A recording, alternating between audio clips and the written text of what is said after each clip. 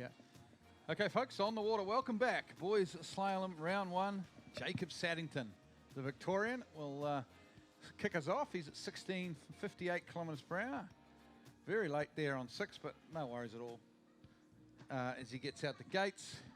And straight into the boys slalom round 1. 2 round added to get the tournament. Important you get off to a good start. 17 slalom skiers in this event. I'm calling it the greatest junior MOOMBA boys slalom field of all time. And I don't think I'm too far off in that. Absolute jam-packed full of superstars of our sport as we watch this event, which will unfold over the next couple of hours. Of course, we do have a 11:30 transit, so we're going to get through probably 4 or 5 skiers. Then we'll have a transit to let people down the river.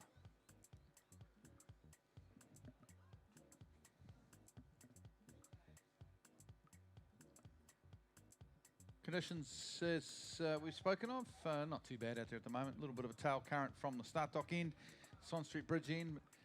It's not too bad. Conditions fairly stock standard kind of MOOMBA. High tide this morning, just a little bit after 8 a.m. We're now a little bit after 11 a.m. So we're 3 hours. Well, probably bang smack in the middle, aren't we? Between pretty much between high and low tides. Here's Jacob Saddington now. This is the 14.25 metre line. And getting it done here at the moment. Across to 5 ball. And 6 boys. I'm joined in commentary by the great Rob Wing. Yeah, g'day, Glenn. It's good to be back. Just having a bit of a look at the water conditions. Very typical of MOOMBA. It's a little bit of a undulation here and there, the slight roll, and just something that the skiers need to adapt to and cope with. And Jacob Saddington did a pretty good job there on the 14-metre line. I thought he had a roller or two coming out of Boy 3, but wasn't a problem for him at all, and good to see him complete that pass. Absolutely. So I'm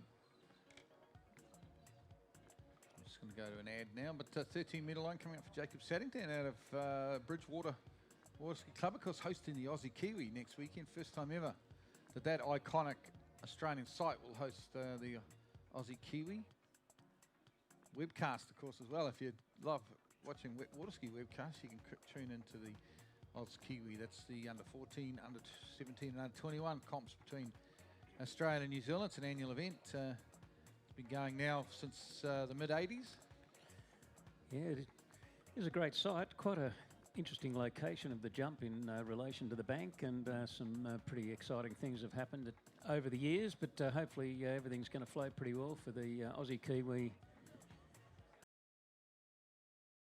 being held at Bridgewater. And of course, Glenn, I'm sure you'd concur with my thoughts of all the best to the Australian team onwards and upwards, and hopefully we can take it out. I hope Australia can in a bit of a boil over. Could be a boil over, but you never know. We're in with a chance. Okay, back on the water now. Here's the 13-metre line now. This is 32 off. If you're watching in the United States, getting a little bit down course here. Jacob Saddington, he's fighting hard. He's late for 4. He's got her out of 4. Can he get to 5? I think he will, and he should run this pass. And he does. 6 boys there on the 13-metre line. Well, that was a pretty hard-fought pass there, Glenn. He probably didn't get the greatest start and was pulled a little out of shape at 2. Now, we're just having a look at the replay now, and as you said, down course, and he was a little out of shape out of 2, but he just would not give up, and still fighting all the way out of 4 and 5, and in the end, successfully round Boy 6. Making sure he was nice and safe around 6. The ski just reared up a little. He was on his back foot a fraction, but he's going to shorten to 35 off the 12-metre pass. And glad you mentioned that, yes, if you're watching in the US, that was the 32 off pass. And if you are watching, hope you're enjoying the coverage. It's a great time of the evening to be watching in the USA. And those who have joined us, a big welcome. He's coming back, Jacob Saddington, the Australian competitor. Number 1 in the under-17 boys slalom round 1, coming back at 35 off the 12-metre rope length. As we remind people throughout the day, from the centre of the course to the turn, boys, so it's getting pretty tough once you shorten down to 12, and we might see a couple of the guys coming in at 11.25 even as... All right, here he comes through the gates, Jacob Saddington. Pretty good start around one. Let's see what he can do. Oh, he's way down course and can't handle the speed into buoy 2, but 2 on the 12-metre line will be the final score for Jacob Saddington from Australia. Zack took a little sneaky look at the jump ramp. He'll be featuring, of course, in the jump event later on this afternoon. Got himself, if you watch the replay here, got himself a fairly close look at that magnificent MOOMBA jump ramp. He came around 2 buoy, and not a bad score, I guess. Solid sort of stock standard score for him. He's capable of a bit more, but I think he'll take it. Yeah, well, because he had to have a kind of a second bite at the turn and put him a little late, and he flew in with so much speed into 2, he just really couldn't turn the ski, and but got around the buoy and back to the wake to get that extra half a point, so 2 at 12. A handy score there for Jacob Saddington.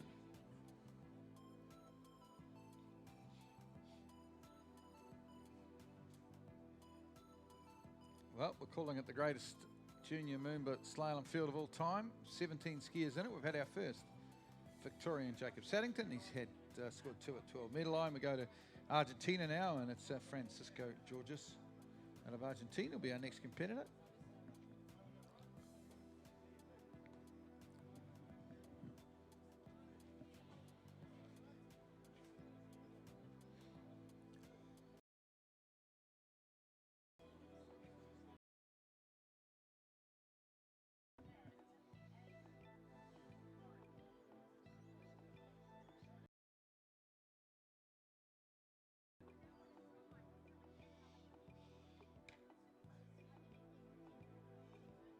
Starting at 16-metre line, it's Francisco Georges.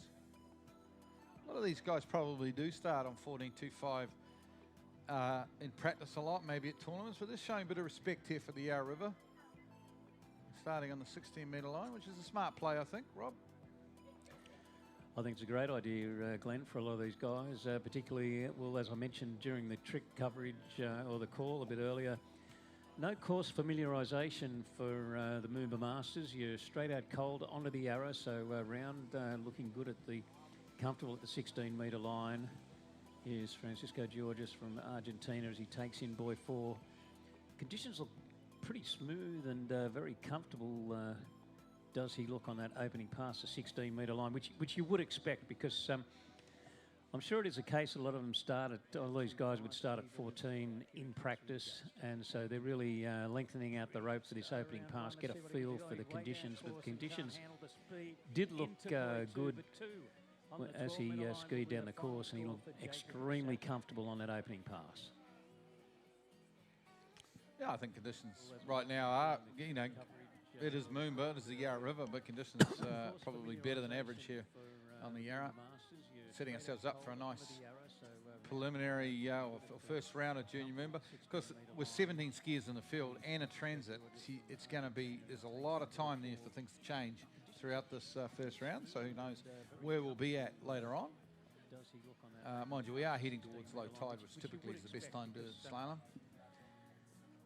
Yeah, and I'm thinking as well, Glenn, with the bit of an overcast, although this river's very seldom affected by wind. I don't think we're going to get much breeze, so it should be fairly consistent. But throughout the world, you do find events that take a long time, like nationals with big food. The first skier compared to the last skier have totally different conditions, and hopefully that won't be the case here today. As Francisco Georges, Argentina, back on a 14.25 metre line from the city end. Slows the ski nicely into 2, turns around 3. Well, so far, so good. Very much has this pass in his keeping, and no dramas there as he negotiates buoy 6 and without a problem in the world out through the gates and 14.25 metre rope length. As you say, Rob, no worries at all there on the 14.25. Under the Swan Street Bridge he goes, and be back in on the green. Watch the replay here. It was 14.25 from the city end. Pretty simple stuff for the young Argentinian. I'm not sure if he's still young enough. Hopefully he is to compete at the Junior Worlds next year. But Rob, you've been around the sport a while, but first ever World Championships coming up in Argentina. Easter next year, the Junior World Champs and the 17 World Champs will be held in Argentina. So we look forward to that.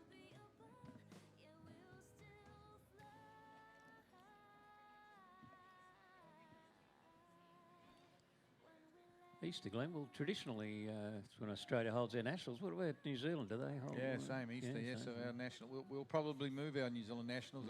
You wouldn't want to clash with a Junior Worlds. Well, it'd sort of be Sophie's choice, wouldn't it? You wouldn't know which one to go to if you were the skier. That's right. If you're the skier, I think the skier would go to the Go Worlds. to the Worlds, you think? Yeah, I think so.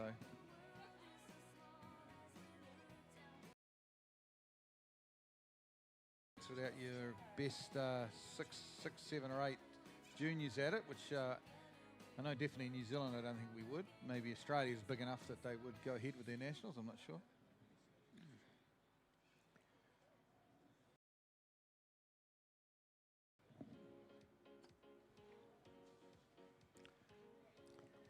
Okay, so Jacob Saddington's laid a bit of a platform with 2 at 12. We're expecting the lead scores to be higher, but remains to be seen. But Francisco Georges, he knows he needs to run 13 to have a crack at the lead, and plenty of excellent skiers still to come in the field, but he's back in now on the 13-metre line with 32 off. There he goes, out of 1. Nice start on 1. He's on time and early for 2. The Argentinian, Francisco Georges, is getting it done at the moment. Round 4 he goes, across the 5. That's a nice pass, no worries at all, as he runs the 13-metre line. The Argentinian.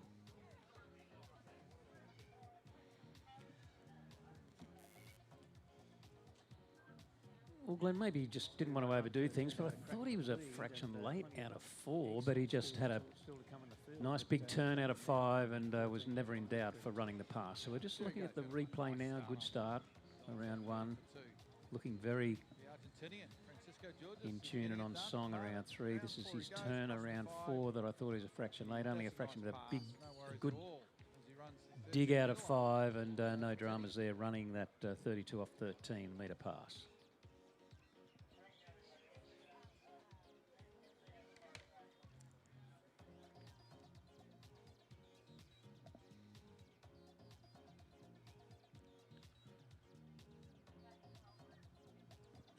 Metre line now for the young Argentinian, Francisco Georges. Current lead is 2 with Victoria's Jacob Saddington on this pass. Francisco, they'll be looking to run it, I believe. He's going to have the slightest of head currents here. And although it's a little movie, as is the way here on the Yarra, it's not too bad.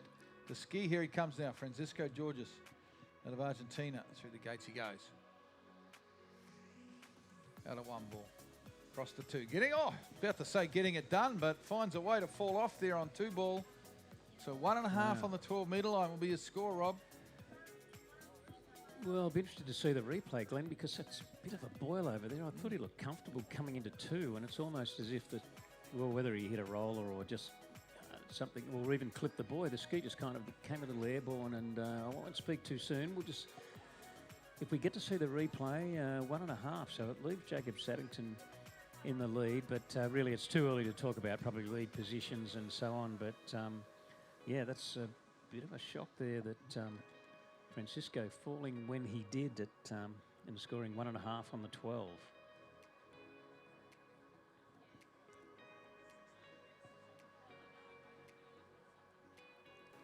I guess from our live vantage point, you miss little bits when some of the flags slightly obscure our view, but he definitely looked like everything was on song. Oh, look, I thought he was on time and early. Looked like he was going to run the pass, and then somehow found a way to fall off. Like you said, there's the odd roller around at MOOMBA. He might have hit one of those, or maybe he clipped the buoy. But 1.5 at 12, not the score he was looking for. But Glenn, at MOOMBA, like, you're always going to have a little bit of movement in the water, and the current doesn't seem like it's doing much. There's no breeze. So conditions for MOOMBA are what we generally see on the Yarra are quite favourable, I would think, and conducive to some pretty good scores. And I think I did hear, are we coming in at 16, Oscar McNamara? Yep, correct. 16 metres. Oscar confirmed. McNamara, the Aussie, he's going to be 58.16. 58 k's because the maximum boat speed. Maximum rope length in slalom skiing, 18.25 metres. They're starting on the first shortening, which is 16 metres, because we shorten the rope to increase the degree of difficulty as the skiers complete a successful pass until they do not complete a pass successfully.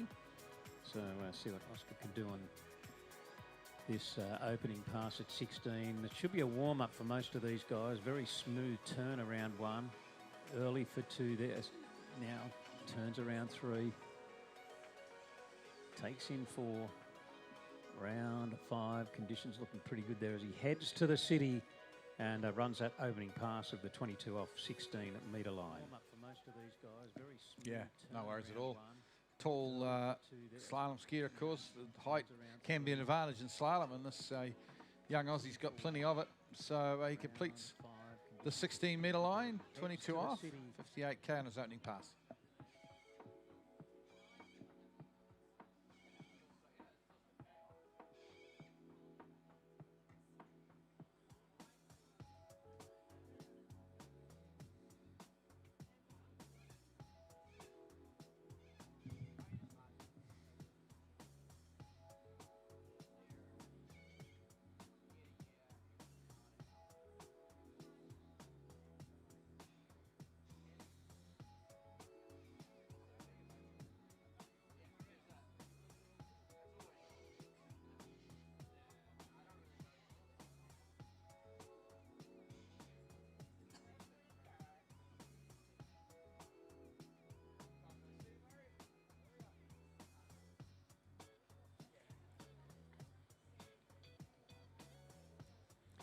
Okay, so Oscar's going to need to be on his game here in this boys, under 17 boys slalom round 1 as he comes back on the 14.25 metre line from the city end into the 12, I believe, his personal best as he gets around 2 turns.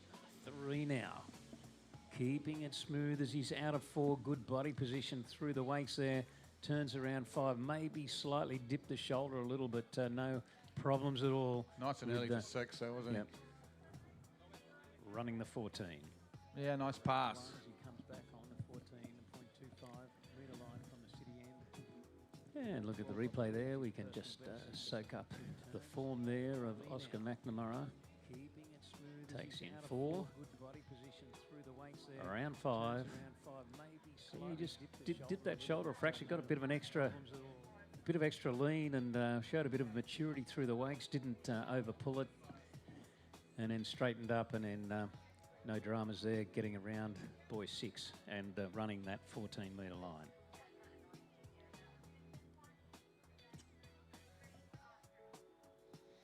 Okay, onto the green shortening now, the 13 metre line.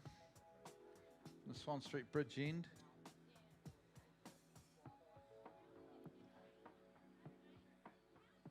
Amazing field here in this boys slalom. Obviously, we've spoken about it. Oscar McNamara on the water. He's followed by another couple of Aussies, Hayden Bickerton and Fletcher Green. Then BG Bickley out of the United States, Zack Bainbridge of New Zealand, Bryce Smith of Australia, Finn Mitchell, Matias Gonzalez, Sammy Bainbridge from New Zealand, Jake Abelson, Landon Stisher, Dylan Wright, the Aussie, the big Aussie hope, Bautista Ahumada of Argentina, and then the Eid brothers, of course, Damian and Jaden Eid. So it's an absolute who's who of junior boys slalom skiing.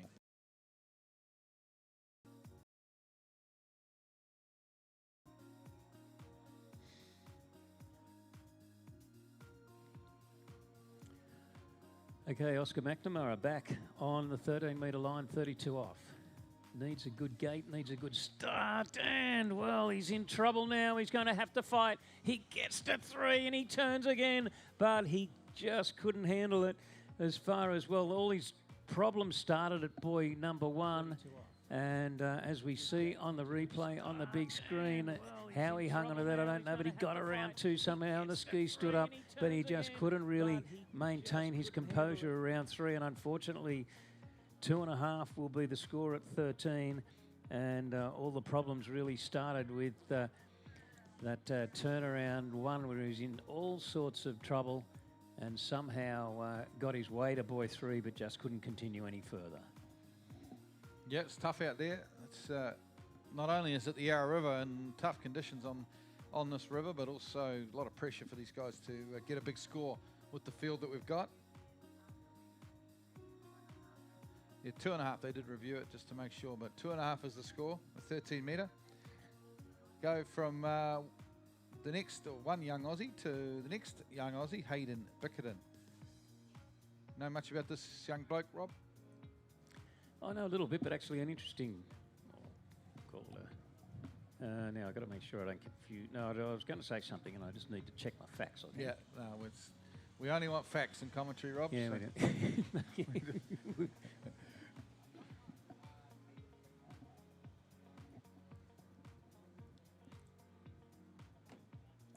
Okay, I've checked the facts in my head. Excellent. I'm thinking I have to just sort of run through another family that starts with B and it's not them. Okay, so the Bickertons actually, it's going to be exciting times for New South Wales water skiing.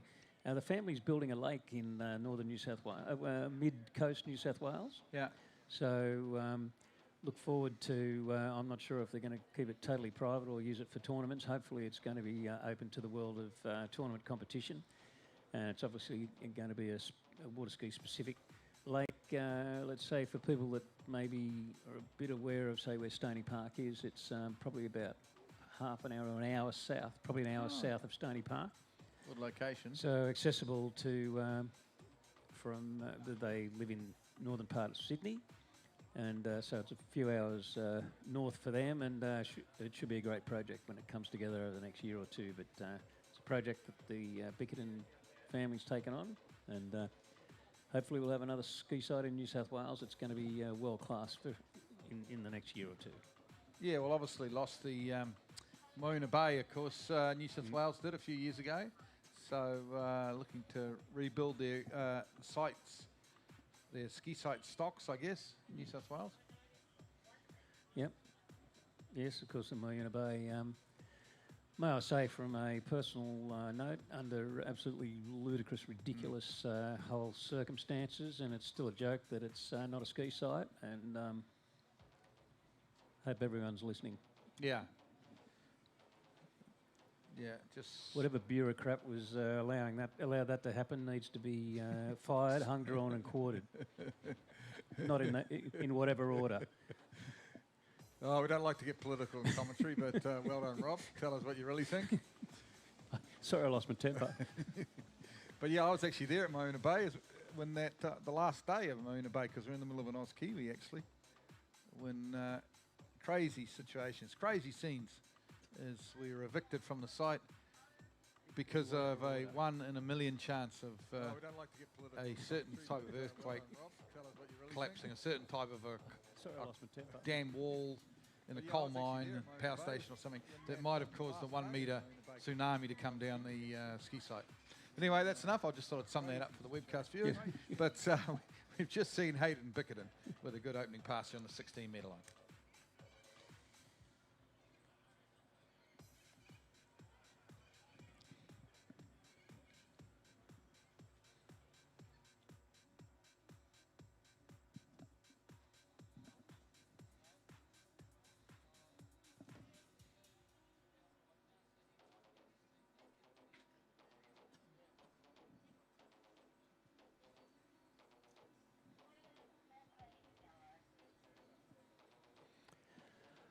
It was good to see Hayden get that 16-metre pass under his belt, and a lot of these guys, as we mentioned, starting at the 16, they'd feel very comfortable at 16, but it gives them a feel of how the water's feeling and how they're feeling and just how the conditions are, and then to come back at what is kind of somewhat, probably not too testing for a lot of these guys.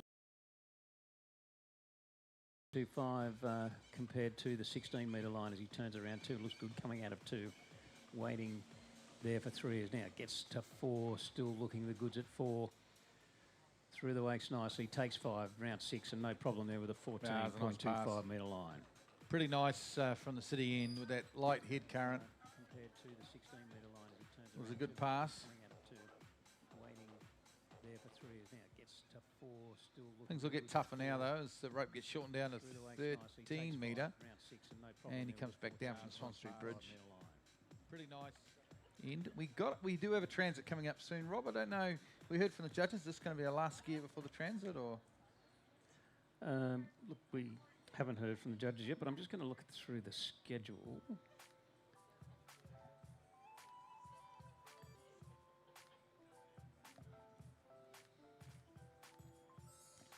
I'm looking for this river transit. You're right, there you're isn't referring to. I'm no not seeing it on our run sheet. I must admit, I didn't look at the run sheet. I just was going back from 25 years of MOOMBA commentary experience, and there's normally a transit at 11:30. But you're right, it's not on the run sheet, so there is. That's an imaginary transit. So as far as 25 years experience, it's a trap for young players, isn't it? Really? Yeah. So there is, I think, one at maybe 1 p.m. Is that correct? Yes. Well, according to our run sheet. Yeah, so there will be a transit transit we don't really look PM. at too much, but you know, we've just had a look at it now. So apologies. So we've the good news is we're going to continue on.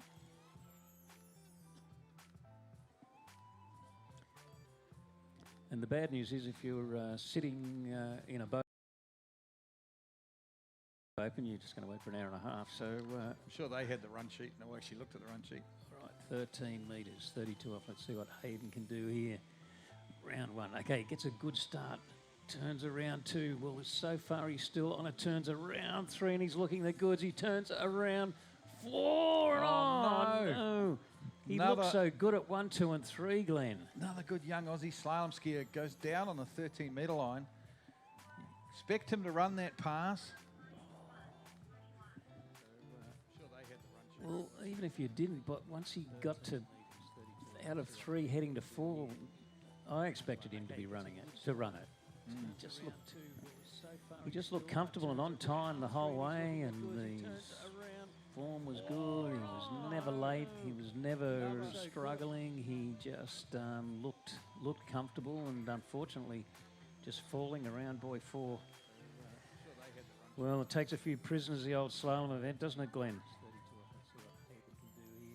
I don't know if the webcast boys can get a shot of it, but just watching out on the jump ramp at the moment, Rob using the DeWalt leaf blower, just to, what are we doing out there? Are we cleaning the ramp? Are we heating it up, ready to wax it or something? We could be heating up, ready to wax it, I think. I think they're going to wax it. Geez, those DeWalt tools are magnificent, aren't they? They are. Well, they go all day, like the battery life. Yeah. And I think he says I'm forgetting, there was some technology that was pretty awesome. Well, I think sometime during the weekend we should get the DeWalt boys in for a bit of an interview. I think it was a couple of years ago. I think they had a security system that no one can knock off your batteries. It's only your battery that can like code it to your tool and your charger. And but they were looking for a couple of junior boys with a bit of brain power to help wax the ramp, and I think there mustn't have been any available because they've got the course guys doing it.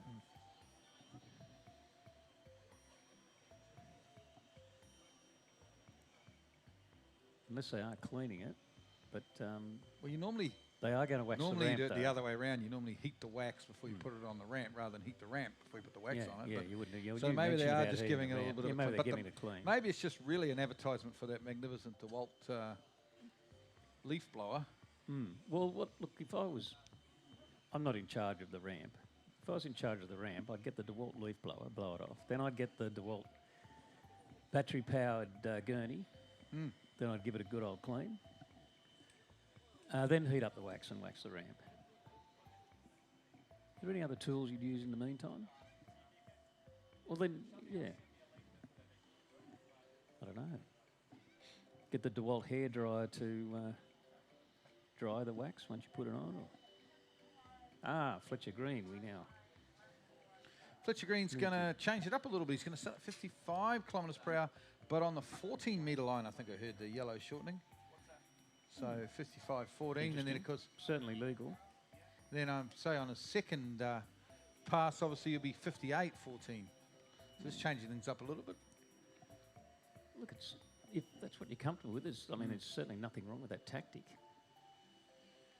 And if all these guys are normally starting training, it fall pretty deep out of one, but settled himself back down quickly and now turns around 3.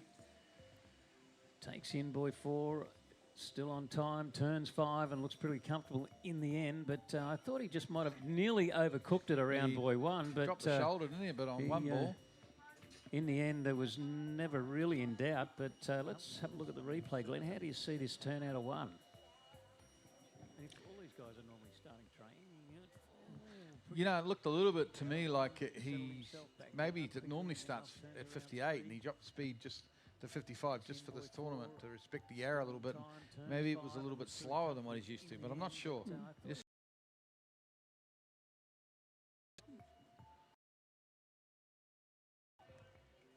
I'd certainly take that on board, I reckon.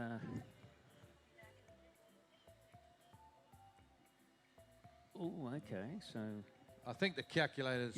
Yeah, someone's 58, given us 14. some wrong information. Yeah, the calculator on here said we were coming back at 58.16, but we're not. We're 58.14. So he's probably given his official score would be 68. Sorry, 6 buoys on the long line. No, he hasn't gone 58 yet, has he?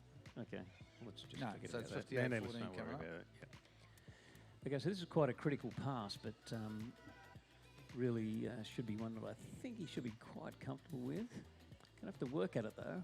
From the city end, 14.25 metres. Fletcher Green from Western Australia. Got a smooth turn around 1. Still looking good around 2. Waiting there for 3. The line nice and tight. Turns around 4. As he gets around 5, I think he's going to do it. He runs that 14.25 metre line at 58 kilometres per hour without a trouble in the world. Yeah, nice pass from Fletch there. Beautiful pass, controlled, on time and early. Just what we want to see from the young Aussie from Western Australia. Waiting there for 3, the line nice and tight. Turns around 4. He'll be back in on the 13 metre line coming up next. Back from under the Swan Street Bridge.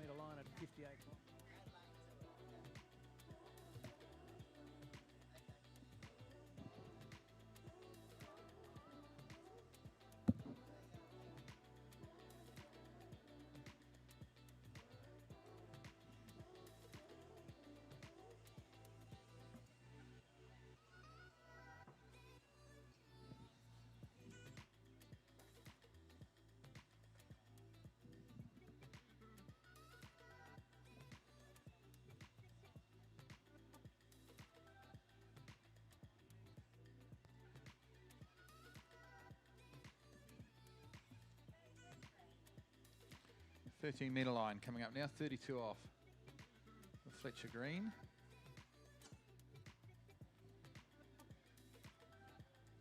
Take a little bit after Fletcher, take a little bit of a break from the Australian skiers, and we go to a few internationals. Australia, then New Zealand, and then of course we move back to some Aussies.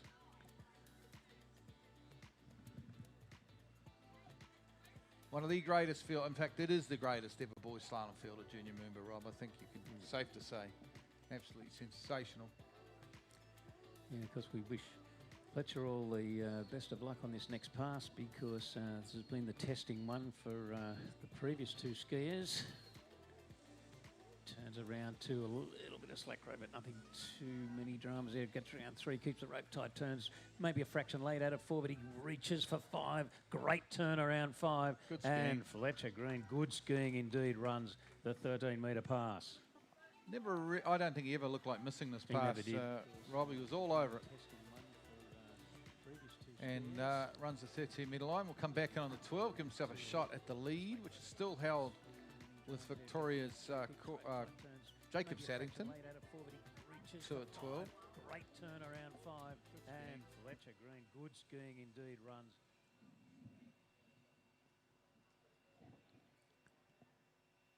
Well, Glenn, now I've just had a re-look at that on replay. I'm prepared to say, look, he can go, I don't know what his PB is, we might have it here somewhere, but I reckon he can go pretty far into this 12 metre pass. And I'm just basing that on how I thought he looked. Well, his seating as well, where he's seated. He's obviously, if he hasn't run 12 before in a tournament, he's obviously run 4 or 5 at least to be seated where he is. Yeah. But where the I don't know if you can read that because Jared's put all these colours in the background of the it's a wonderful spreadsheet that sits in front of us. And it's so wonderful that there's coloured background that you can't read his PB. But is it 3 or 4 at 12? Or? Yeah, it's 3 at 12. I thought it might have been a little higher than that, but I reckon he can get 3 here today. Why not get a PB on the Yarra? Comes into 1 ball. Not a bad one, actually. Pretty good start. Cross to 2. Oh, he's all over this. He hits the 3. Come on, Fletcher Green. Can he get down 12? He's got a PB, and that's sensational. 4 on the 12. That's a personal best here on the Yarra from Fletcher Green. And look at that movement of the fist, let's call it the mini pump. That was a score that he's pretty satisfied with, the 4 at the 12-metre pass. Gee, Glenn, I'm with you. If things had have gone a little different for him, he may well have been able to run that 12-metre pass. Gee, he looked good around 2 and 3. It was a great start on 1 as well. It was a great start.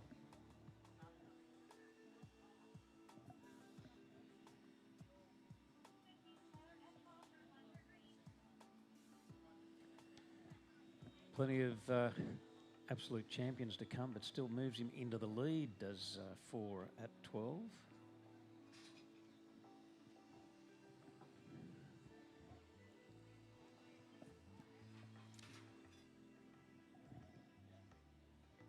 I'll tell you what, Glenn, if he could have done around 4 what he did out of 2, he would have been around 5 and home and hosed. Oh, it was a good pass. To get a PB on the Yarra is magnificent.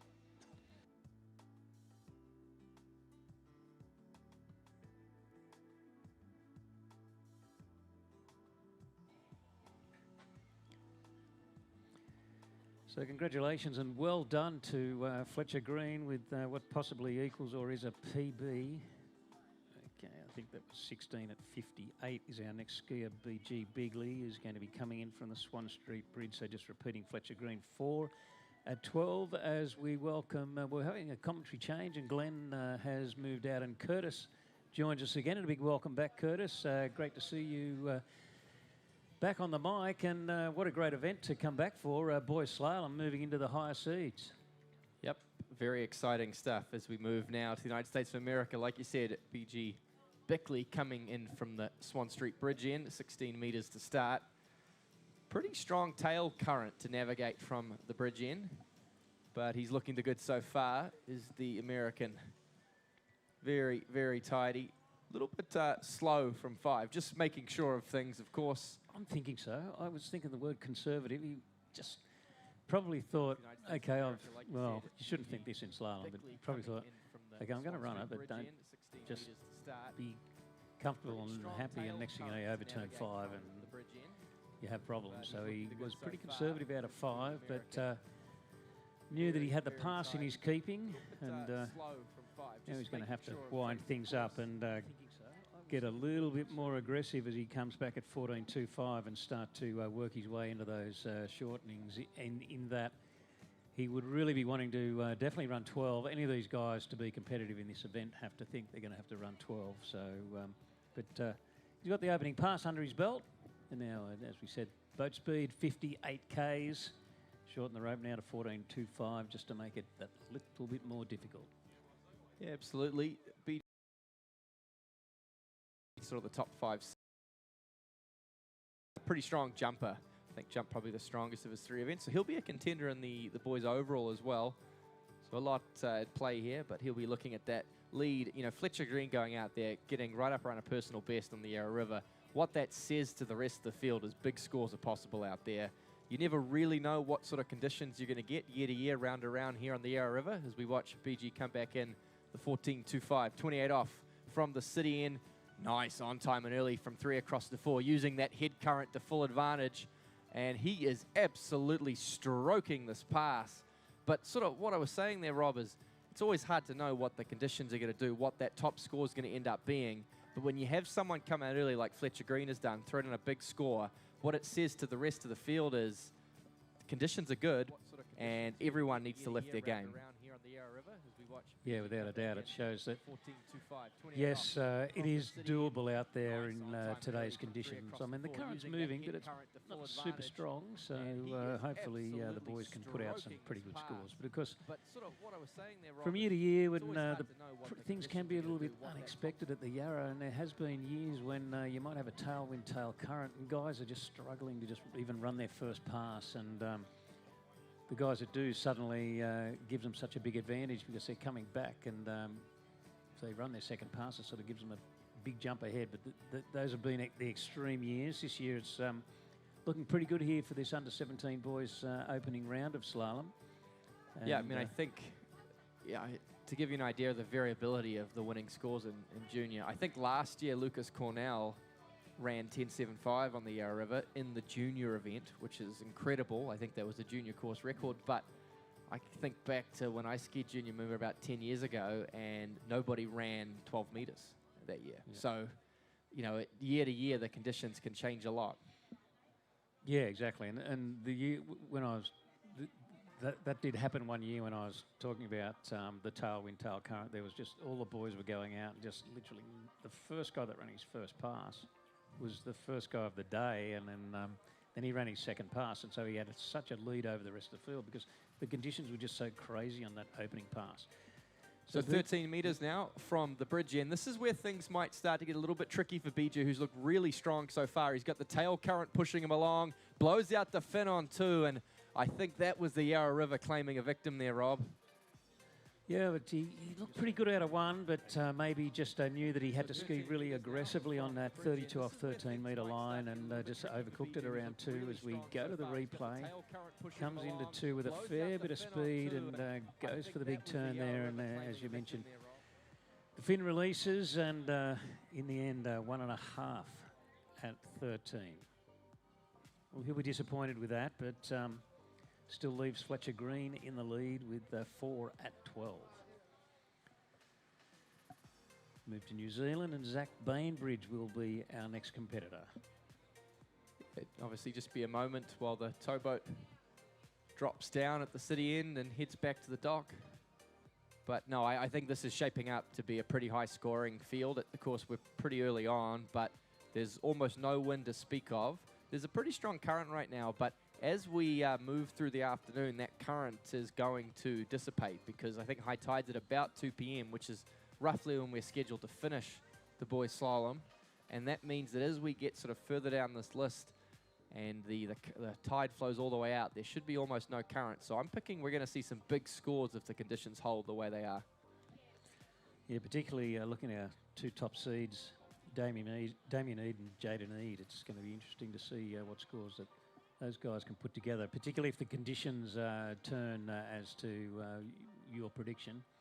It could be some conditions pretty conducive to high scoring. It will be interesting to see what develops through this event, because we still have 10 skiers to go.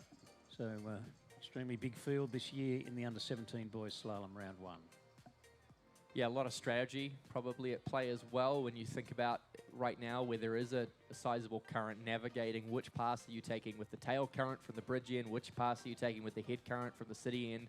Generally, you'd expect it's easier to ski with the head current. We saw you carry a lot of speed with that tail current. We saw it get BG unstuck there, just blowing the fin out. At a pass, he'd usually be the goods to run. Whereas likewise, Fletcher Green, he got his hard pass from the city end, and he was, I mean, he looked like he was on course to run a big PB and run 12 for the first time. He was so on time and early at each buoy.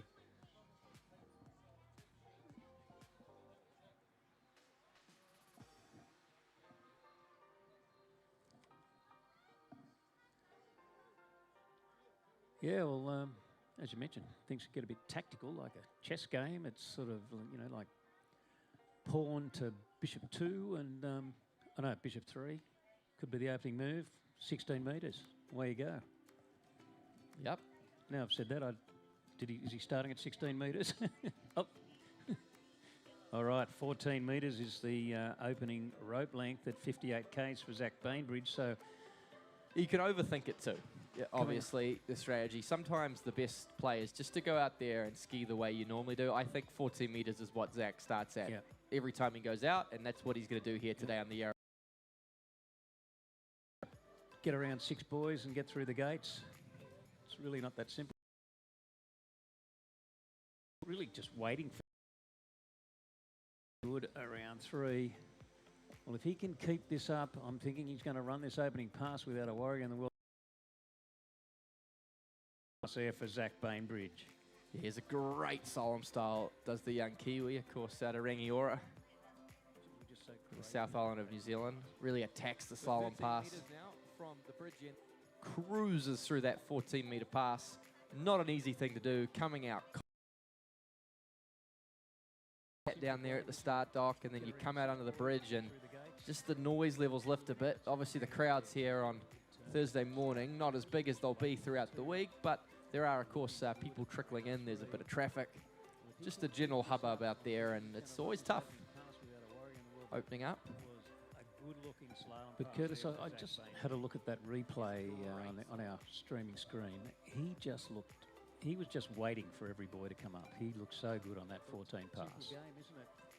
Yep, very impressed. It's really not that simple when you're out there, but he got a good turn, a good start. Just waiting for 2. Looking good around Zack will be jumping as well. Didn't feature in the trick event this morning, but he's opening up. A lot of these skiers have had the advantage, I suppose, of going out there in the trick event, kind of settling the nerves a little bit. It's nice to get out there on the water, kind of get something under your belt, but this is Zack's first ski of the week as he comes in now from the city end, 13 metres. Well, gets a good start around 1, slows the ski down nicely into 2, good shape out of 2 turns, around 3, so far so good, gets around 4, nearly breaks. He turns 5 and now 6 and runs the 13-metre pass. Looking the goods is Zack Bainbridge. Well, he had to work a little bit harder at that 13-metre pass compared to the 14, but in the end, running it without a problem. 6 boys on the 13-metre line. Comes in now from not the biggest skiers, these Bainbridge brothers, but pretty strong, pretty scrappy out there. Not a bad sporting pedigree. Their uncle was an All Black halfback, Andy Ellis, for those who followed the All Blacks sort of in the earlier 2000s. And they certainly show a bit of pluck out there on the water, do the Bainbridge boys. We saw his older brother Sam tricking earlier, and Sam will be slaloming later on this field as well. Look, I thought he lost a bit of position out of 3, but he really kept strong. He must have a lot of power to weight ratio. Must be pretty strong, Zack Bainbridge. I thought he dropped his hips a bit out of 3, but kept it together and running that 13-metre pass. So now he's going to come back at 12 with a chance to move into the lead of this event. Yeah, this is going to be pretty tough, though. He's going to have that strong tail current behind him. Just the challenge, of course, you can get across course very fast, and that is nice, but it's really hard to shut down speed in the turns. It's pretty tough slalom skiing. You know, you're sort of accelerating and decelerating several G-force several times throughout the pass, and that can be the challenge, is just shutting down enough speed to get the turn right, to get the ski to stay in the water. So here he comes, the Kiwi from the bridge end, 12 metres. Well, this will be a testing one for him. Turns around 1, the ever-important boy 1, and unfortunately falling, so half a boy on 12, just overcooking it. You need a good gates, everything has to be timed to perfection. You've got to get a great start out of 1 to set yourself up for the rest of the course. And unfortunately, Zack Bainbridge overturning, couldn't hold it, couldn't hang on to the tow line, and half a boy at 12 leaves Fletcher Green still in the lead. Yeah, and I think he was always in a difficult situation, starting at 14, having to take 12 from the bridge end, which is the tougher gate setup. It tends to be pretty movie on the gates, and with that really strong tail current that's ripping through there. Now, he may have done that to try and set himself up for the best possible score at 11 metres, but it was a pretty risky move from the Kiwi, and it hasn't quite paid off today.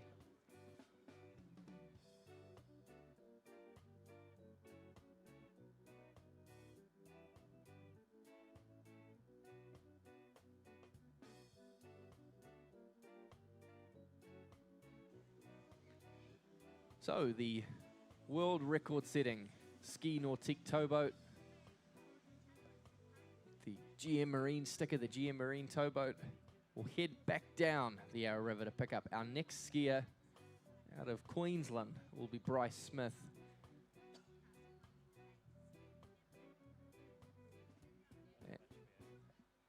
And what I will say is we do appreciate particularly the Australian and New Zealand skiers for giving us nice, easy names to pronounce, Rob. Keeping things easy for us here on the first morning. Yeah, I think that's how you pronounce it. Smith, isn't it? Some of those New Zealand water ski venues you've mentioned have, to me, fairly complex sounding names. I'm just trying to look at Bryce Smith's PB. Can you see what that is with that purple highlight that Jared's put behind the... Yeah, it looks like 3 on the 11. Ah, okay.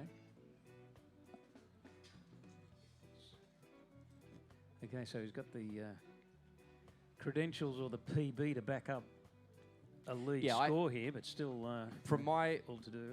My uneducated sort of backseat slalom skier vantage, I think the smart play for him, someone with a personal best 3 at 11, is to start at 16 meters and give himself 12 with the head current. I think he's going to really struggle to run 12 with that tail current at the speed it is right now. But he is going to start at 14 meters. He's not. No, well, that's why he's out here there on the water, and I'm just up here. And it's tough, right? Because these skiers will be looking at some of the names on the dock, and they'll be thinking, for me to have any chance in this field at sort of picking up a medal or potentially winning the event, I need to get myself mid or deep down the 11 to stay in the hunt. And so he's probably thinking, I have to back myself to run 12 meters with the tail current and set myself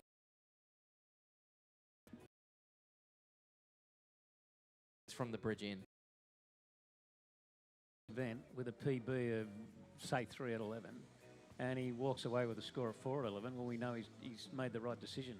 He's opening up on the 14-metre line, looking pretty comfortable too, and no dramas at all with that opening pass. Looked pretty comfortable, skied quite aggressively, which you need to do coming off the dock to set the scene for the passes as the degree of difficulty increases.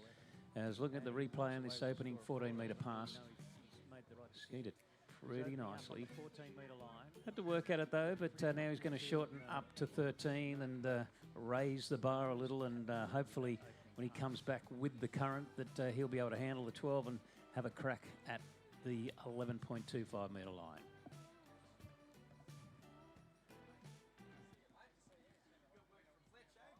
Fair of our American viewers at the moment on live streaming, well, first of all, a big welcome, but 11.25, and we talk about 11 metres, it's 38 off, so one of the tough ones. So Bryce Smith ran that opening pass of 14.25, 28 off. He's going to come back on a 13-metre pass, the green shortening. Yeah, that current's ripping out right now. I think it's got a fair bit of speed to it, which is going to mean he shuts down speed pretty quickly. I think he'll navigate this pass pretty easily. 13 meters now from the city end. You see that ski nautique roaring into course at 58 kilometers per hour. Bryce Smith, strong start on 1. He hooks up well on 2. He's not expending too much energy out there. He's staying still, composed. This is good skiing here from the Queenslander. He cuts from 5 into 6. He got touchdown course maybe at the end. But boy, he never hit the panic button, and in the end, ran a pretty nice 13-metre pass.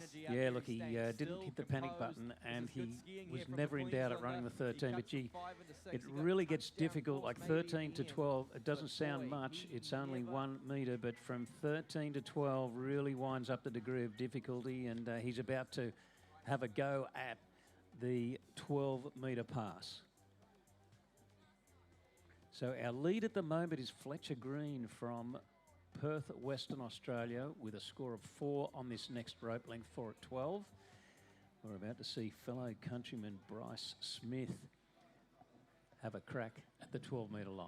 Yeah, look, if he can run this 12-metre line with the tail current, he is going to set himself up to potentially really throw down that big score. And that's what he's thinking is going to be. He has to back himself to do it from the more difficult end. But like I said, that current is probably at the strongest it's been all morning, and it is not easy out there. We've seen, our last two skiers, we've seen fall basically at one and two ball this pass, and pretty similar falls as well.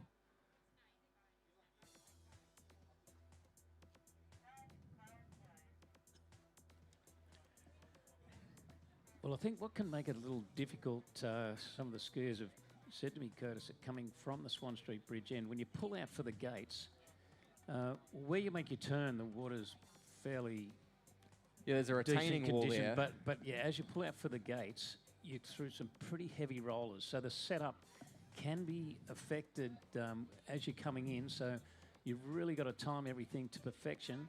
Yep. As now he is coming in on his 12-metre pass. So that opening turn is critical, and he gets a pretty good start. Leans now around 2.5. It's a carbon copy, you'd have to say, of what we saw from BG Bickley. Of course, BG was at just 13 metres, but the last two skiers trying to tackle 12 metres, their sort of hardest pass from the bridge end, and getting unstuck in that tail current, which is ripping out there at a great rate of knots right now. Well, you can see him floating and down I think the next couple skiers need to seriously consider starting at 16 metres. It's one of the hardest things to do in the sport of water skiing, is to come in from the bridge end, which, like you said, Rob, has a very rolly gate setup. There's a retaining wall, basically, across from your gate glide, your gate turn in from the bridge end, and couple that with a tail current, and running a pass that direction with the current ripping out is never easy.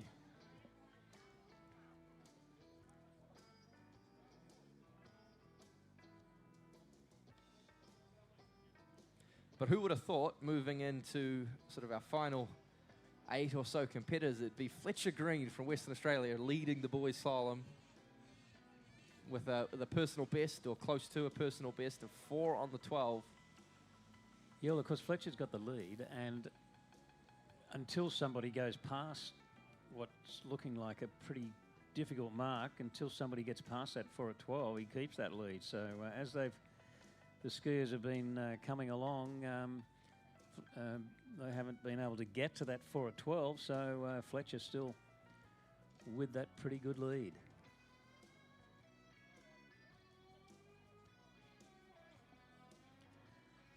Okay, now our next competitor, also from Australia, Finn Mitchell, will be our next skier. He's from Bedrock in Southern Australia. Yeah, let's have a look at his, we've got a PB there. Looks like 2 at 11, so he's clearly got the chops to run 12 metres, and he's gotten some starts at 11.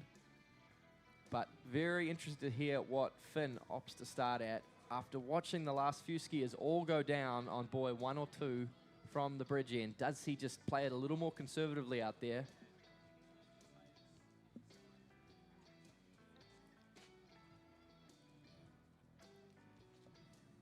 Look, Curtis, it could be a coincidence, but 3 skiers in a row, I think I'd be going the conservative route myself.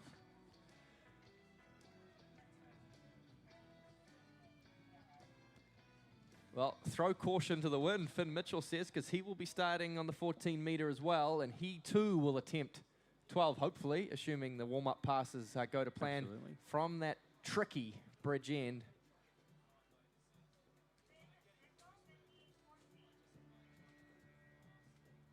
For a skier who we're told has a personal best at 2 at 11, that this is a pretty gutsy way to do things, to tackle your hardest pass from the hardest direction.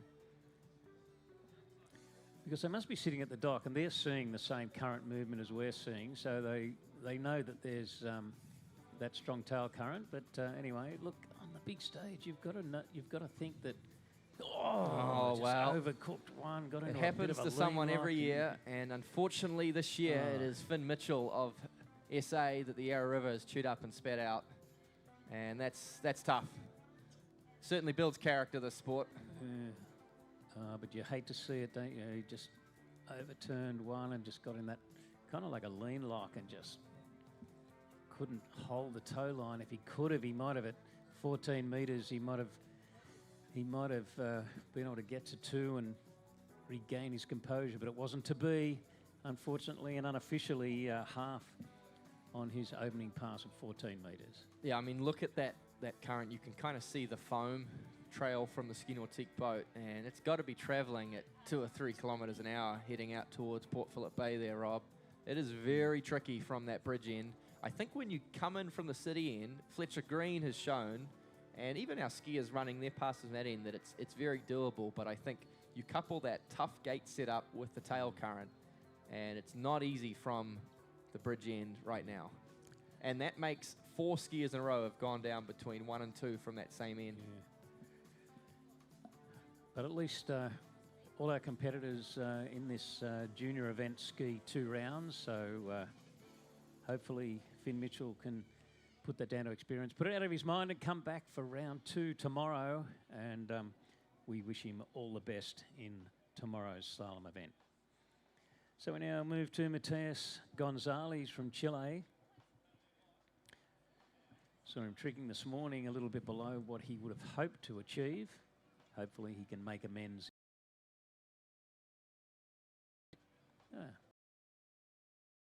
think we've just This cracked in. afternoon. Yeah. I made that by 6 minutes. Yeah, like he said, young Matty out of Chile, we think of him primarily as a trick skier, and that's where he is one of the absolute best in the world, but he's pretty handy on a slalom ski as well. It's pretty hard to find a good tricker that doesn't know their way around a slalom course or a jump ramp. That sort of foundation of balance always tends to carry over pretty well. And Matty's got, I think, a bunch of scores into the 11-meter line. Looks like we got a personal best listed for him of 4 on the 11. So, yeah, he's got some real talent, real skill on the water. Experienced campaigner too. Obviously, no stranger to high-pressure situations.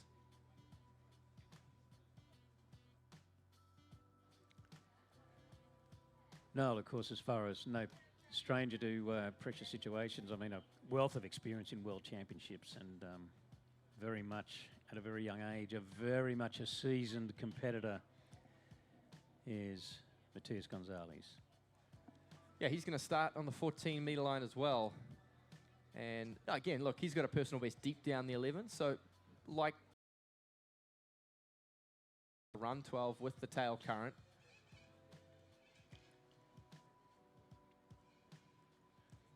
And again, that probably is a little bit what I'd call the Eid brother effect, because they're looking down at the start list and they're thinking, well, we know we've got some serious talent still to come. And they're thinking that a score sort of, let's say you set yourself up, you run 12 meters with the head current and you only get 1 or 2 at 11. They're thinking that's like bringing a knife to a gunfight, basically, with the Eid brothers on the dock. Yeah. This is 14 meters from the bridge end for Matias Gonzalez, and he is making it look very easy indeed. What tail current, he says, as he runs that pass.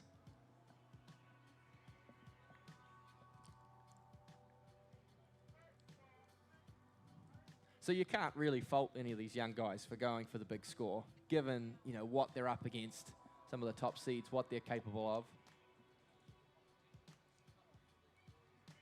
Yeah, because if you're trying to post a PB at a local tournament, well, you might sort of be a little bit more conservative. But really, when you look at the field and who you're competing against, and that's the benchmark, you've really got to put it out there. But one of these guys is going to, I wouldn't know which one, but one of these guys is going to probably start at 14 and run that tail current 12 and get deep into 11 and really show the field that it can be done and put down a score that has to be chased down. Absolutely.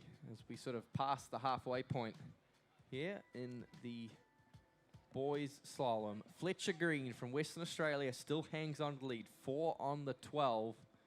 Feels like an age ago. And it is Matias Gonzalez of Chile on the water right now, who's about to come into course 13 meters from the city end. Well, as whether it's either end, the gates are pretty critical, and so is the first turn. He gets good angle, looks pretty wide around 1. Good start, turns around 2. Does Matias Gonzalez now gets to buoy 3, looking good around 4, a fraction late around 4, but I think he's going to do it. Turns around 5. Well, he's back on time and turns 6 and out through the gates, and in the end, pretty comfortably running that 13-meter pass and looking pretty good as far as setting up for the 12, unless the current's really having an effect on them, you would think that Matias Gonzalez is going to make a pretty good fist of the 12 metres based on the look of that 13-metre rope length. He's beautiful slalom technique, doesn't he? The way he sort of really uses his hips to turn that ski around. I'm sure really using all that balance honed through years of trick ski practice to full effect. And he did make that look easy, Rob, but I think pretty much everyone coming in from the city end has made it look pretty easy out there. I think it is this next pass that is going to be tricky.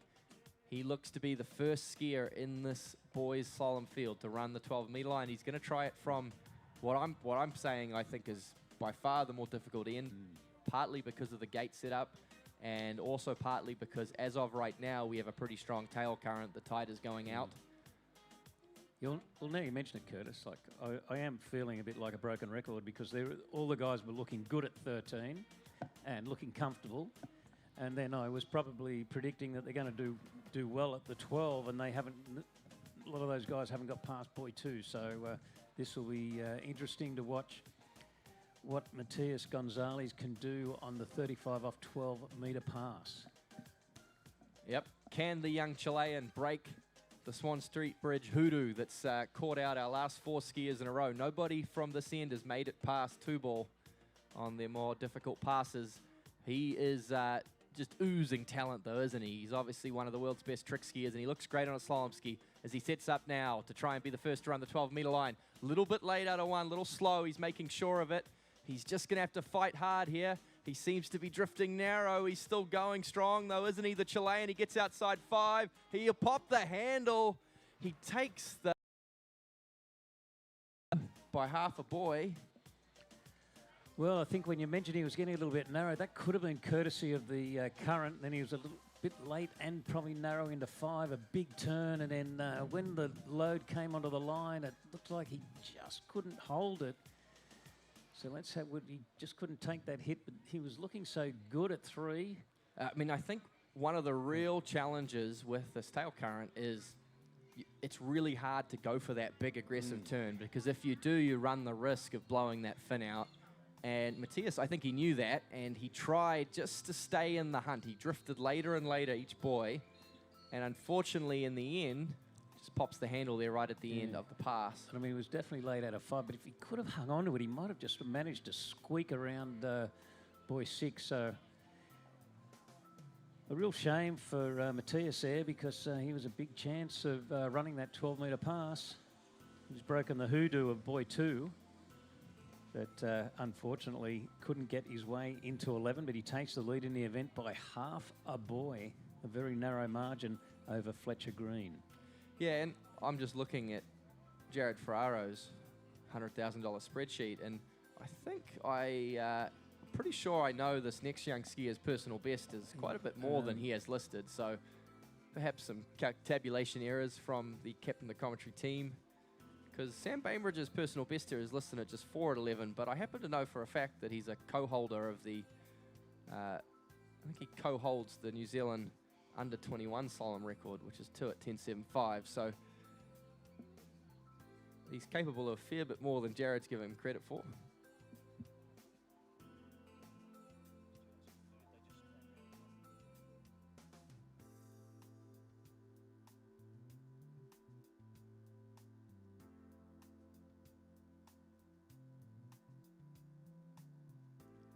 So just 7 skiers left. Or 6 skiers, is it? In this boys slalom field. The lead, 4.5 at 12 meters. Still yet to see that pass completed.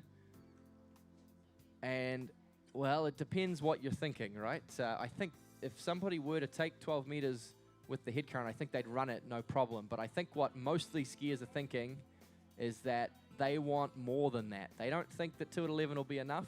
They think they need to get deep down the pass, potentially run it. And it's the Eid effect, the Eid brother effect, I'm calling it. These skiers are all sort of going very aggressive out there, thinking that the top score is going to be very high. And Sam Bainbridge, he will stick with it at 14 meters.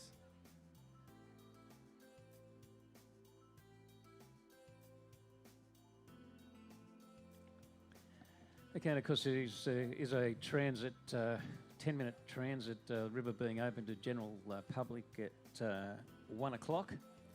But regardless of whether we're a couple of minutes early or I think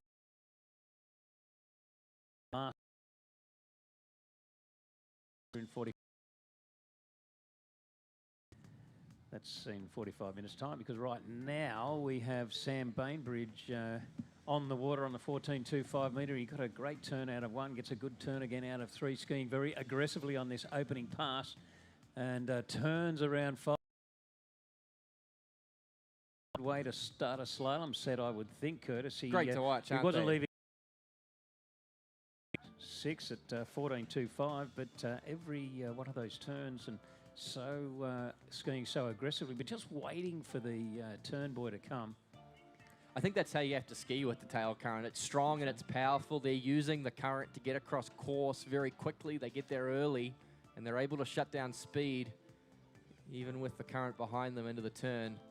But really enjoy, obviously, his younger brother Zack skied just a few skiers ago. They have similar slalom techniques, but I love the confidence, the power, the aggression with which they attack the slalom course.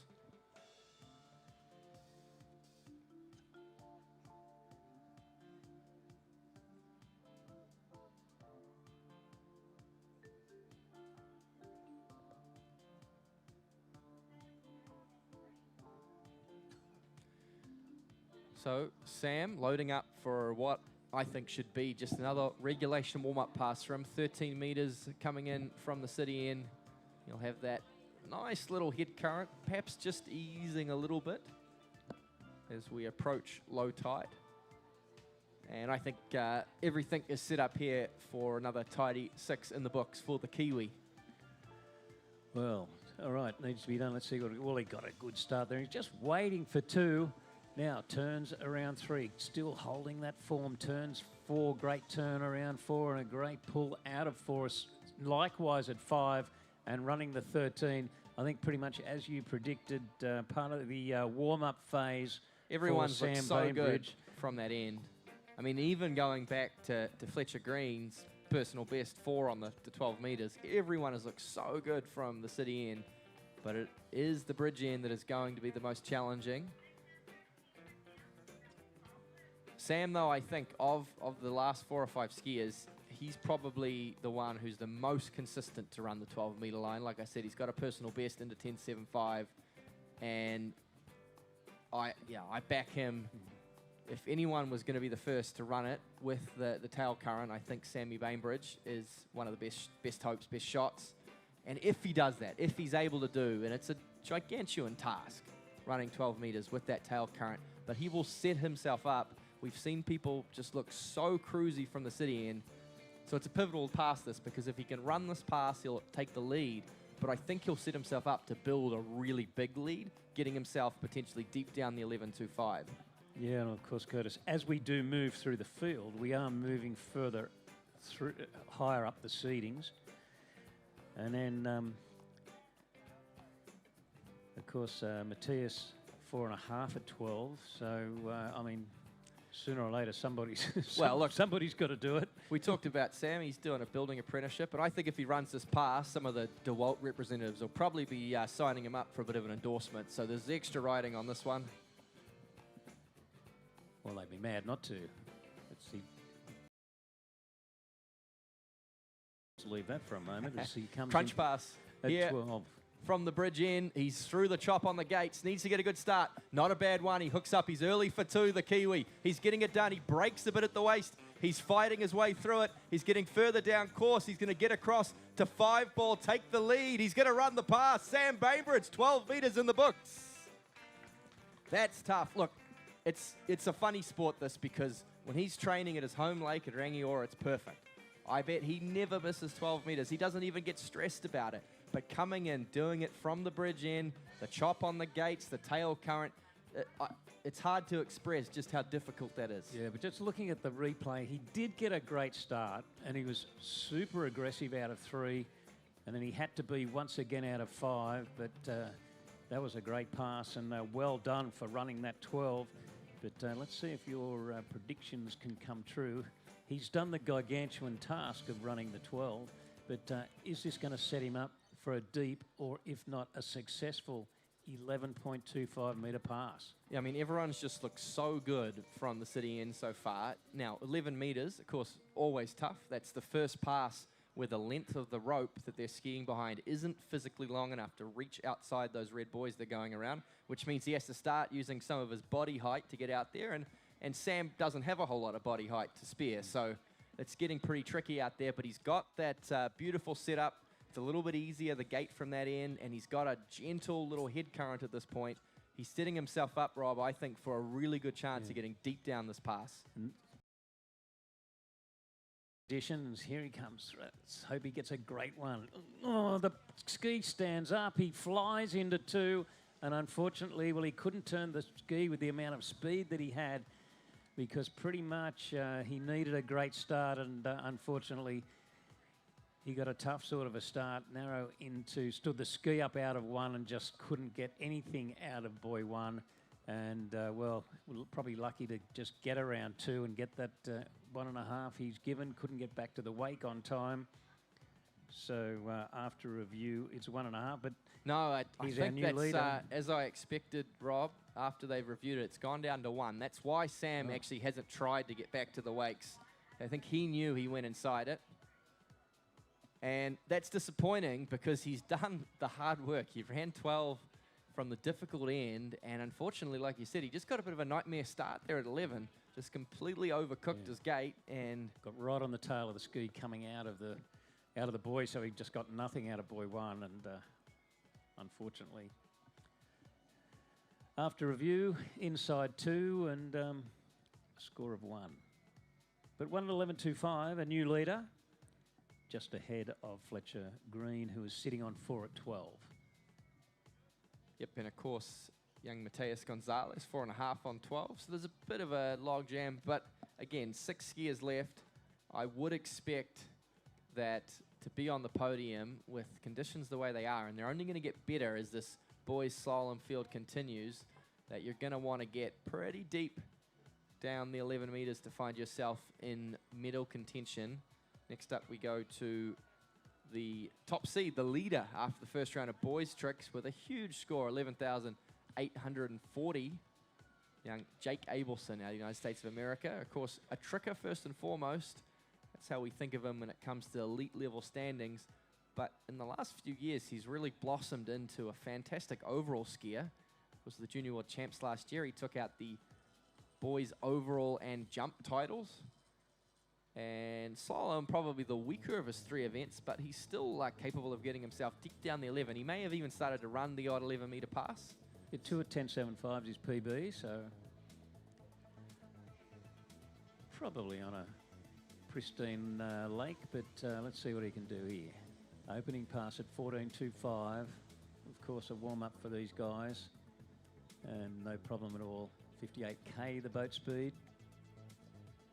And heads to the city end with a successful 14.25 opening pass to his name, and going to shorten up to 13.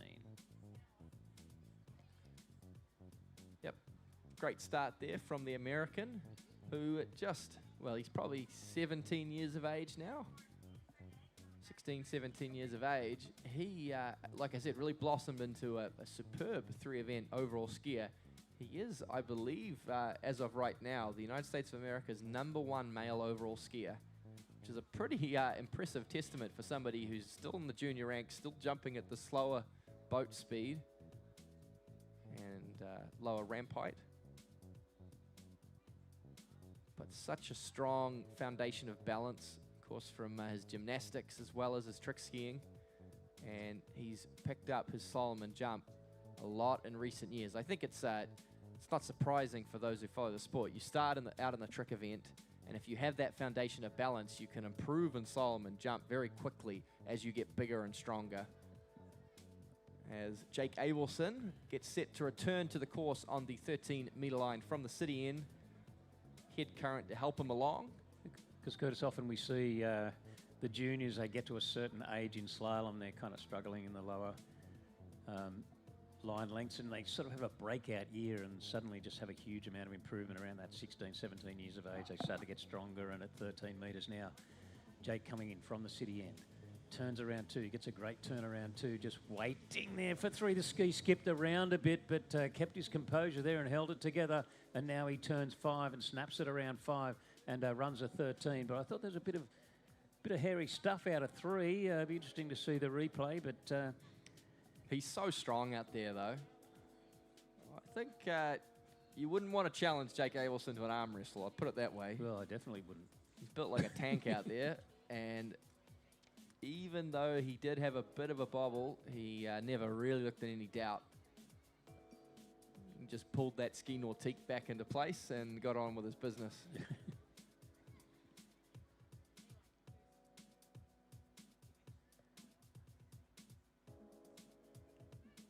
Plenty of power, though, in the 6-litre engine. You wouldn't be moving that around too easily, but of course, if he's somebody that I don't want to arm wrestle, well, maybe they're strong enough to do something with the 100-year anniversary ski nautique and 25 years being the official tournament towboat for the MOOMBA Masters. Well, it's sort of a gentle beast, isn't it, that boat? Because we really get it aggro and revved up for the jump event, but in the slalom event, it has the ability just to be so smooth and soft for the skiers. Softest wakes on the market, thanks to Nautique's innovative micro-tuner technology, the only boat on the market with those fantastic micro-tuners.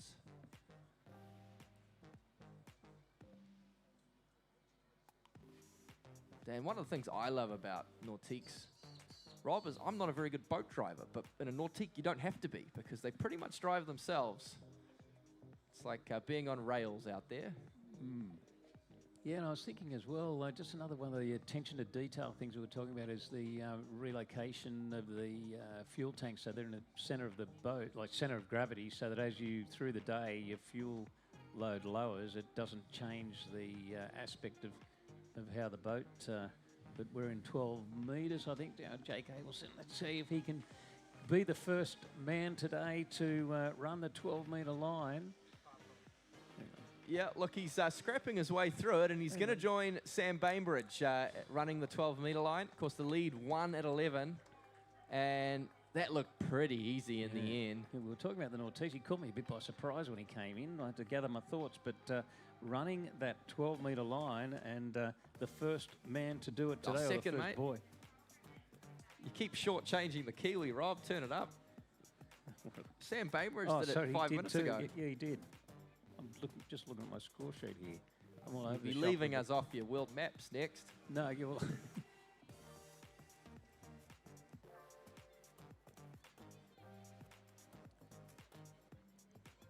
Well, I got engrossed about the fuel tank location in the Nautiques. Then he came in from there, and I just can't think of 5 things at once.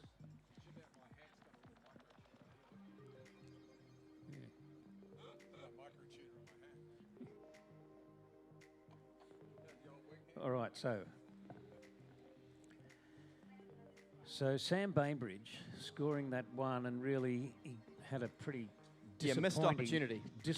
Missed opportunity for how he got out of one. For how good I think conditions are, you know, glass calm, there's really no wind to speak of. You've got a head current, which tends to be more favourable, and that is the better end. I think missed opportunity for Sam Bainbridge.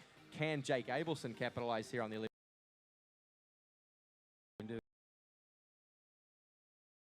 One gets a good start around one. Gets to 3 and can just get back to the wake. Well, he was pulled right. Couldn't really get a good turn around 3, but 3 at 11, a good score with only 5 skiers to come. 3 on the 11.25 metre line. Yeah, and Jake, of course, the presumed favourite in the boys overall as well. We'll sort of keep you abreast of that throughout the week. But 3 at 11, paired with 11,840 points and tricks, seems to be a pretty good start for him. It's going to be a tough one to beat. He could probably just take a gentle single and he'd sew up that title. He won't have to jump too far to take overall, but still, it's remains to be seen. So Landon Stisher will be the last skier before the transit break. Yeah, I wonder if we should confirm that, because it was scheduled for 1 and it's only going to take us to Need to confirm when the river's going to open, but I definitely did hear the chief judge say that. Might just be giving some extra time to the traffic. It's probably building up. They're sitting behind the stop-go man at the far end of the river, waiting to be let through. So.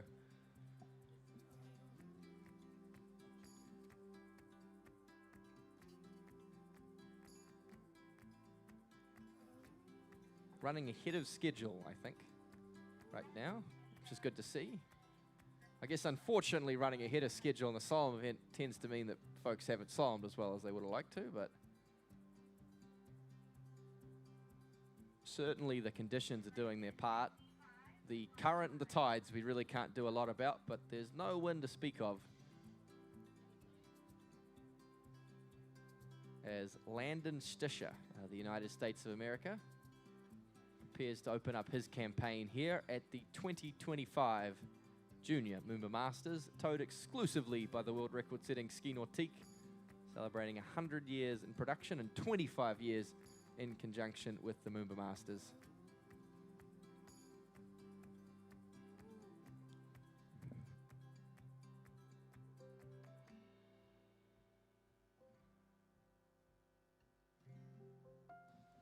So here we go, the young man out of South Carolina, the United States of America, Landon Stisher, opening up on the 14-meter line. And looking fairly tidy as he makes his way through this pass.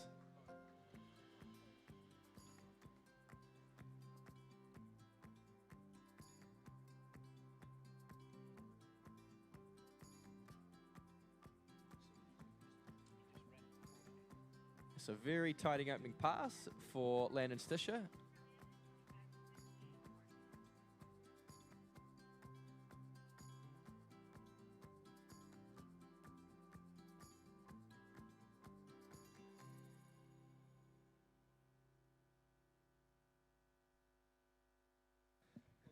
Perhaps some confusion around the start speed. We'll try and confirm that for you. But it was 14 meters, I know that much, because I can see that from my vantage point up here.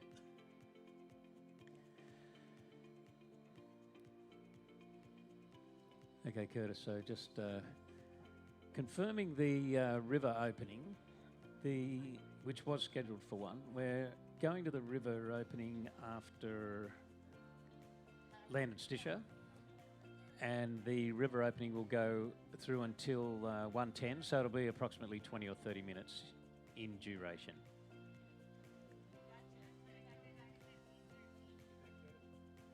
Yeah, so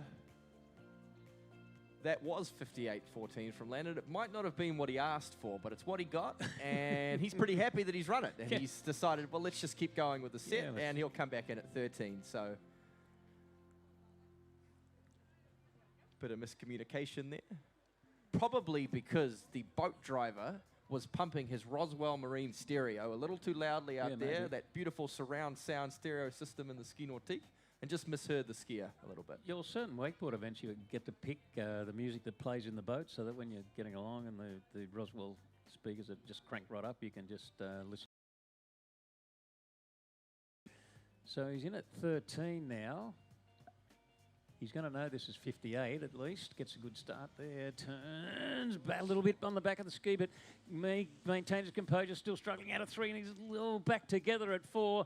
Turns around 5. Hard the mouth stuff, but Landon Stisher runs the 13-meter pass. I love it, Rob. Everyone's just looked too comfortable out there. They've been running passes with such consummate ease. Slalom skiing's really hard.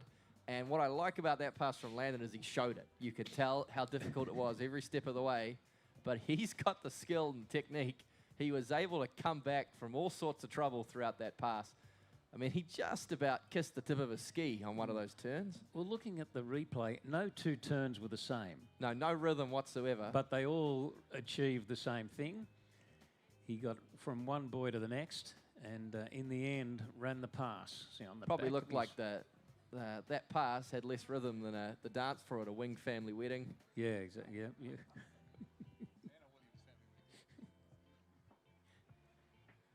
He can't believe it himself.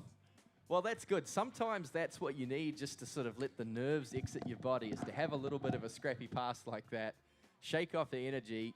Got a bit of a laugh, bit of a smile on his face, and he'll come back in on the 12-meter line and he'll kind of feel like he's playing with house money. Everything he gets from here on out is bonus.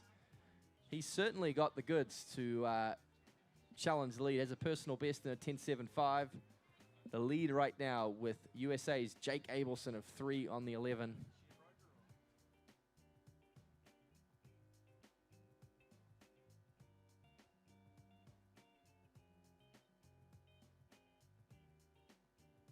So shots there of the ski nautique towboat under the iconic Swan Street Bridge as it gets ready to bring Landon Stisher back into course on the 12-meter line from the bridge end with a little bit of a tail current behind him. It'll be tricky, Rob. It will be. Okay, so for the third time today, can we see 12? Landon Stisher, all to do. Turns around, one doesn't get the greatest of starts. Can he get it back together? He turns around, two, little bit of slack rope there, leans into three. He's way down course now. And, well, we'll wait for the judge's decision, probably 2.5, but unfortunately with all that speed into 3. But the troubles began, as we have seen so many times today, probably well started at buoy 1, and he just couldn't get it back together.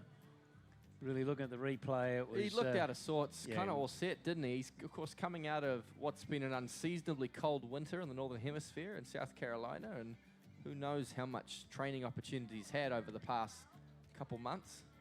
But every turn was different. It was licorice all sorts out there for Landon Stisher, and he'll be disappointed he was not able to run the 12-meter line. And, of course, that means we're now going to be taking a break for river transit. So we've got 4 slalomers still to come, 4 of our top seeds, but it's not a bad time to nip out into the background, get yourself a coffee. I think the MOOMBA merch is for sale if you're interested in getting yourself a very smart t-shirt or a hoodie. It's a little cold today, so if they're selling MOOMBA hoodies, they might turn some business. Absolutely. But we'll be back underway at 1 p.m. Yeah, I I'm glad you understand. mentioned the merch. Yeah, you got to remember about the merch. It's plenty of T-shirts and other items. I think after the river closure, we'll report back with what's for sale because I'm about to go and check it out right now. So we'll see you after the river transit.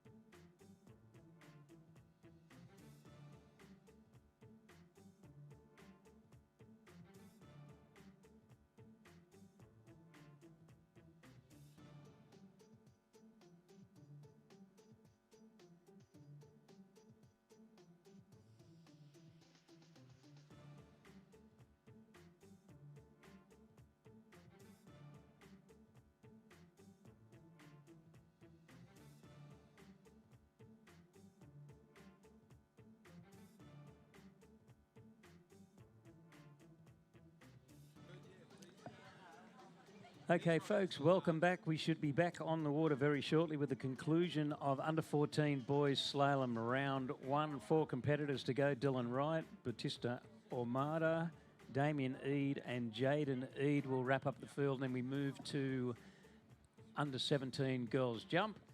And following that, we will have under-17 boys jump. So plenty of water ski action still to come. And very shortly, Dylan Wright from Australia will be on the slalom course on the Yarra for the MOOMBA Masters 2025. We're in day 1.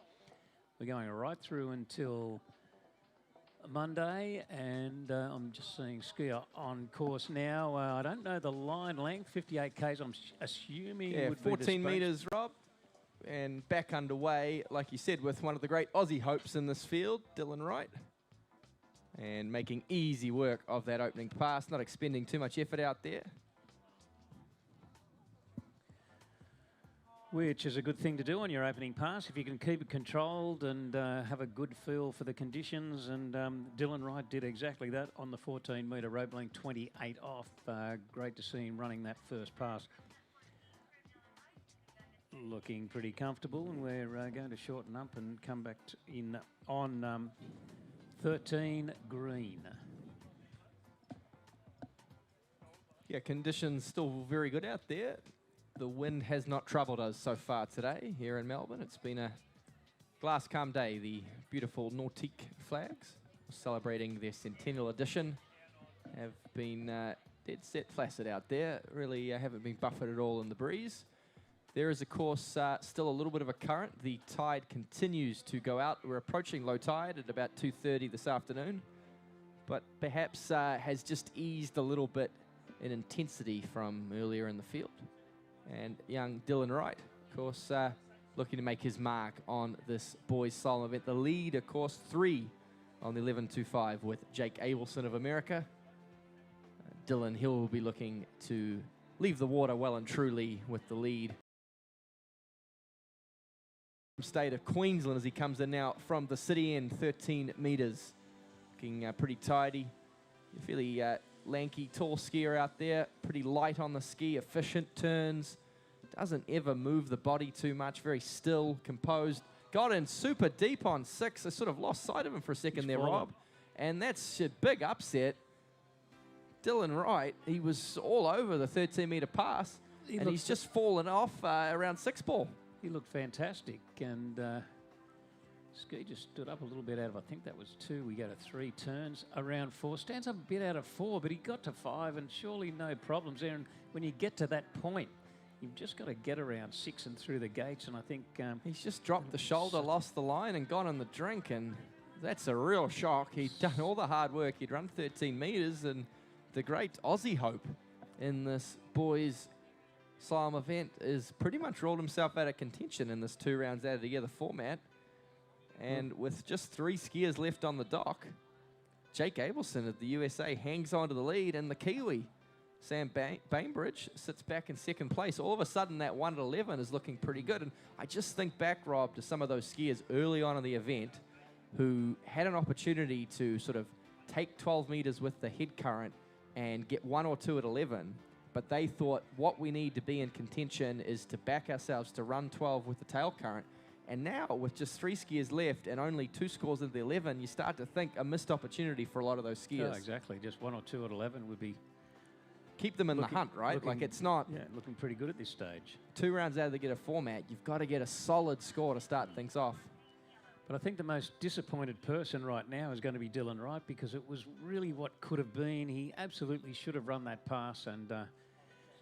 unfortunately for Dylan, it wasn't to be today, so he lives to fight another day tomorrow in the slalom event, but unfortunately 5.5 on the 13 as we await for...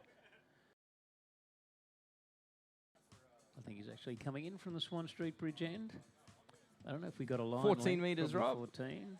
Yep, the Argentinian who tricked so well earlier today. He's sitting right at the top of the standings in the boys' tricks, and he's looking great here as he runs this opening pass. Yeah, just shy of 10,000 points in the tricks. He's sitting in 2nd to top spot after round 1 of the tricks event, and he'd dearly like to recreate that sort of finish here in the slalom event. And the way he ran that pass, Rob, I think he's capable of certainly challenging the lead we have. Look, he did look comfortable. There's no doubt about that. But a lot of work to do, though. With anything could happen, as we've seen through the event throughout the day. So he's got to run 13, and then still has a bit of a tail current to deal with. So he's got to run 12. So he's a fair way from having a crack at the lead. But that opening pass did look extremely comfortable. Yeah, interesting. This last 4 skiers scheduled to take 40 minutes, but as it stands right now, we are going to end up with some extra time, perhaps. Hopefully, we see a lot of passes run from these next 3 skiers. I'm sure the chief judge would like to see it. You've got to keep on schedule. Yeah, well, it's the one event where you don't really want to run ahead of schedule because it means that our skiers aren't having the best of days on the water. So, 13 metres coming up for Bautista Ahumada of Argentina. They are big days, which I'll come back to in a minute, as the 13-metre line he comes in. Oh, gee, looked like he just kind of mistimed and got a little bit out of sorts at 1, but he's looking good now out of buoy 3, turns 4. Comes into buoy 5, no problem now to run past the 13-metre line. And be interested to have a look at replay. I just thought he nearly mistimed the turnaround 1, whether he edge changed a little aggressively, and he looked pretty uncomfortable out of 1, but quickly got it back together, and no problem on the 13-metre rope. Plenty of line for him to play with, but now it's going to get serious as he moves to the 12-metre line. Yeah, and look, Bautista is a skier who is well capable of getting scores, I think, midway, perhaps even deep down 10.75. He's got some serious slalom chops about him, but this is never easy. 12-metre line, it's where things start to get a little trickier out there. He's going to have what is still, you'd have to say, a fairly strong tail current. You can see the sort of bubbles there moving down the river at a decent pace. And, of course, that gate set up from the Swan Street bridge end is infamously hard, of course. There's a retaining wall right across from the gate glide and turn in. So this will be tricky. I think he's odds on to run it. He's a class slalom skier, but he's going to have to stay on his A game. I think the skiers we saw run it, like Sam Bainbridge, got a really good start. He came out of 1 early, and that'll be what Bautista's looking for out there. Yeah, and it seems like the guys who didn't run it just couldn't cope with that opening section of the slalom course, the gates, and buoy 1. They just it was around 1 and 2 that they messed up. So that's going to be the important part of this pass for Bautista when he comes back on course. Because of huge day's event, we've got after the boys jump, we have boys wakeboard semi-final, and then we have ski show and night jump tonight. But on the water now, Bautista, let's see what he can do on the 12-metre pass. Can he run this pass? Gets a good start, locks himself in, just waits now for buoy 2. Gets to 3, turns 3 in pretty good shape where that was aggressive. Heaps of angle out of 3. He turns 4, now he gets to 5, a big turn out of 5, and a great way to run the 12-metre pass. Well, that was aggressive slalom water skiing, but that was great stuff there from Bautista Ahumada from Argentina. Yeah, really strong skiing from him. You know, we'll watch on the replay, but a lot of skiers that turn on 3-ball, when he had that slack line, would have fallen over. But he just let himself slowly fall down into a perfect body position and take that hit. And I was very impressed with that pass from Bautista. He will set himself up to challenge the lead, of course, held by Jake Abelson. 3 on the next pass, the Argentinian. Well, things are setting up pretty nicely for him to have a crack at taking the lead, and I think potentially being the first skier to run the 11-metre line. Yeah, looking at him in turn 4, he looked like he nearly just, or he did break a little forward at the shoulders, but he just so quickly got back into a great position, and then that big turn out of 5. And let's see how far he can get. Well, he's chasing 3 at 11. Once again, critical will be the turn around buoy 1, but he's going to shorten up now to 38 off 11.25 metres. This is where it gets really tricky. Real short line skiing. The rope that he's being towed by no longer long enough to physically reach outside the turn buoy, so he has to start using some of that body height. Does the young Argentinian, coming in now from the city end.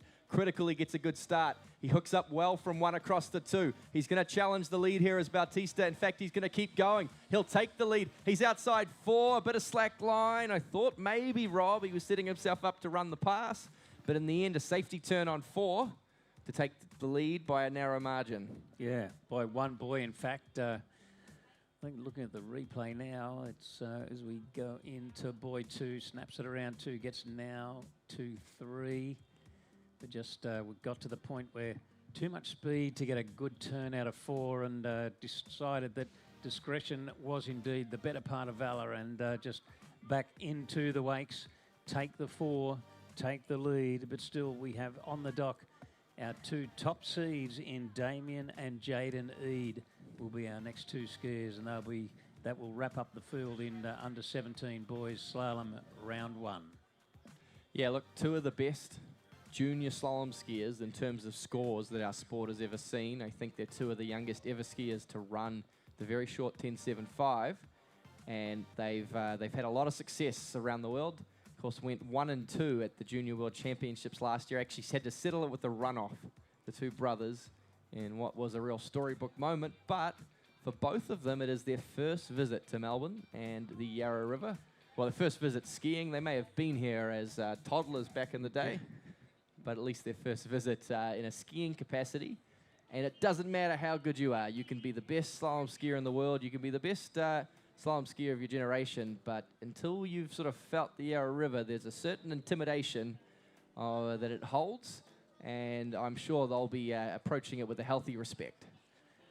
Yes, I mean, part of that respect, but also kind of experience without having the experience would be the dad Kyle would be passing on plenty of experience of the Yarra to those 2 young boys to hope for them that augurs well for their entry into slalom skiing on the Yarra River.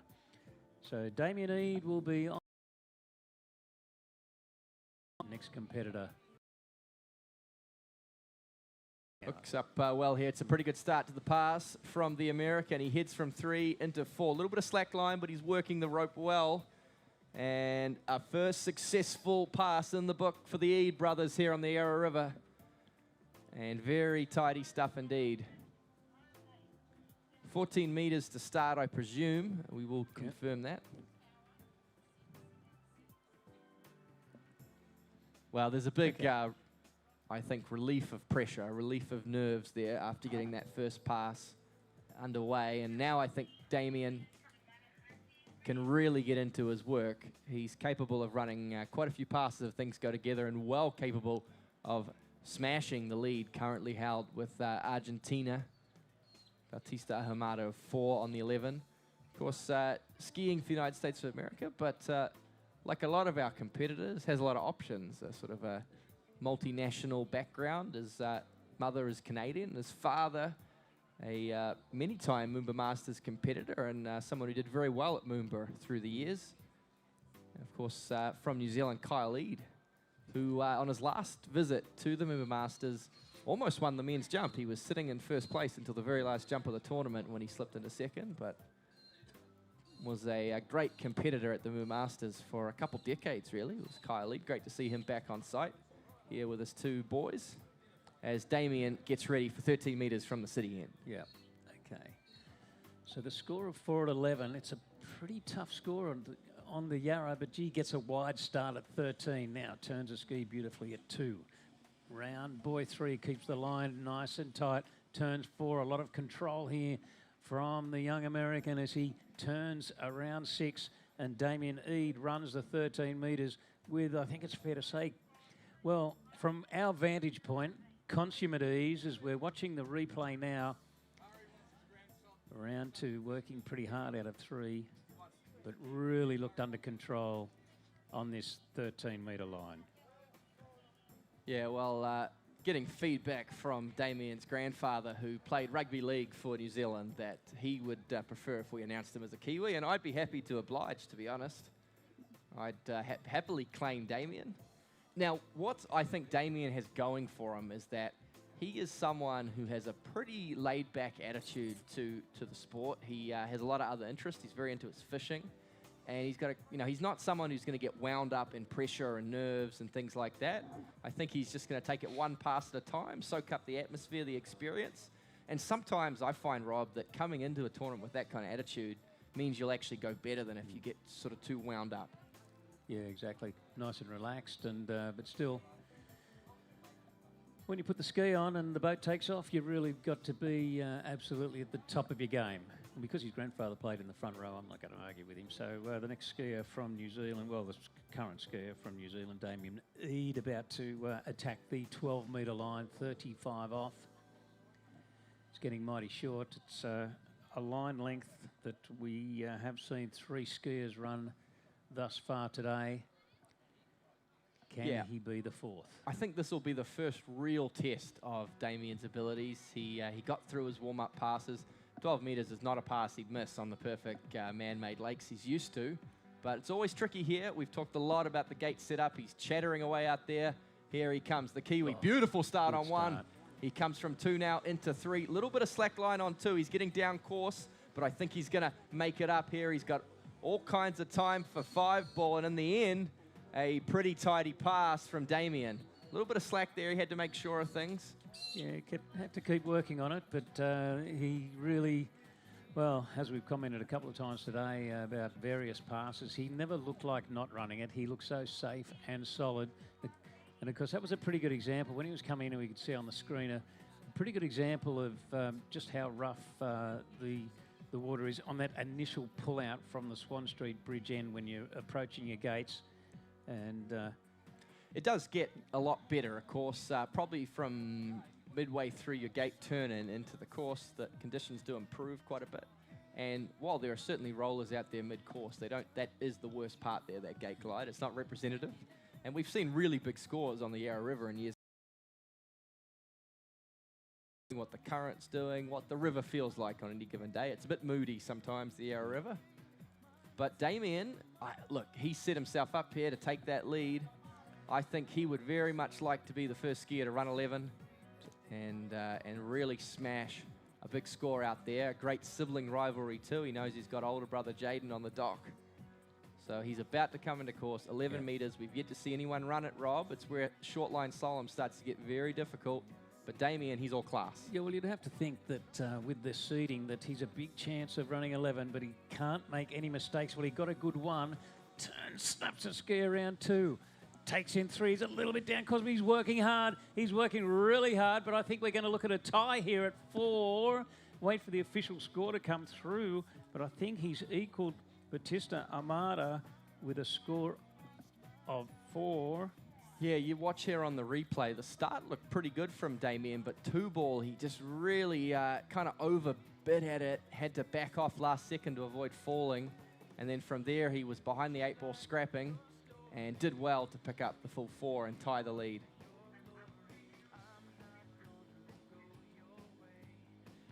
But I think for his first effort on the Yarra, he might feel a little more comfortable in tomorrow's round, but still 4 at 11. A good score considering probably just taking those variables into account, a little bit of current. It's always a little bit rolly compared to those glassy man-made sites. And you take that, don't you, any day of the week. 4 at 11, tied for the lead. First ever visit to the Yarra River. He's done very well, I certainly agree. See what the big bro can do now. Yep, it's a 2 rounds out of the format, so he's going to have a pretty strong score to start in terms of getting himself in that podium position. But you're absolutely right. We go from one Eid to the other. The older brother, Jaden Eid, the reigning junior world slalom champion. Of course, lived and based primarily out of the United States of America, but he's a Kiwi. We're claiming him for New Zealand. And Jaden, too, will be opening up on the 14-metre line. About to come out under the Swan Street Bridge. The first time in his life, but I'm sure not the last. I think Jaden is going to be a name to watch, and I'm sure we'll see him back here on the Yarra River many times in the future. Beautiful shots there of the bow of the Ski Nautica, the city skyline, as it heads into course. And Jaden Eid has his first foray onto the Yarra River. And the rope length, as you mentioned, 14 metres. Boat speed, folks, is 58 kilometres per hour. Turns around 3. Well, this obviously is the warm-up pass for most, if not all, of these skiers, as Jaden Eid, no problem there with running that 14-metre pass. Silky smooth out there, no doubt at all. And he's sort of just warming up into his work, is the young man.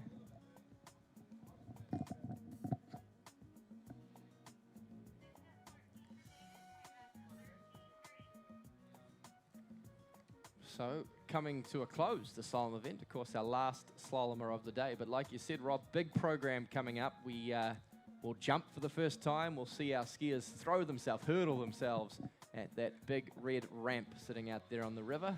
That'll be for the next couple of hours. And then we got some wakeboard coming up as well. Of course, we've talked a lot about the ski nautique, the world record-setting ski nautique. But we got the nautique wakeboard boat, the G23, the #1 wakeboard boat in the world, will be making its first foray onto the river later this afternoon. We've got some ski show action and the night jump to close things off. So a lot more action to come on the water.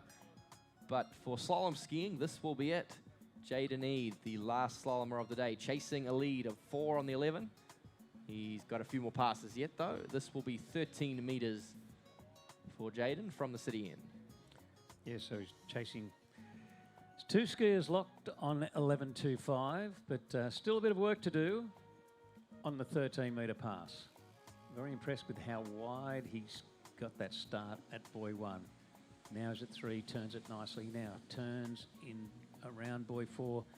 Nearly like he's skiing conservatively and just so comfortably in running that 13-metre line. But as you mentioned earlier, a lot of them coming into the current seem to look comfortable and very much in control. But Jaden Eid, no exception there, looking very smooth and really running that pass extremely comfortably.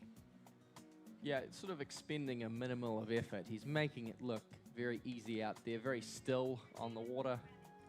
Great slalom technique, as you'd expect from your reigning world champion.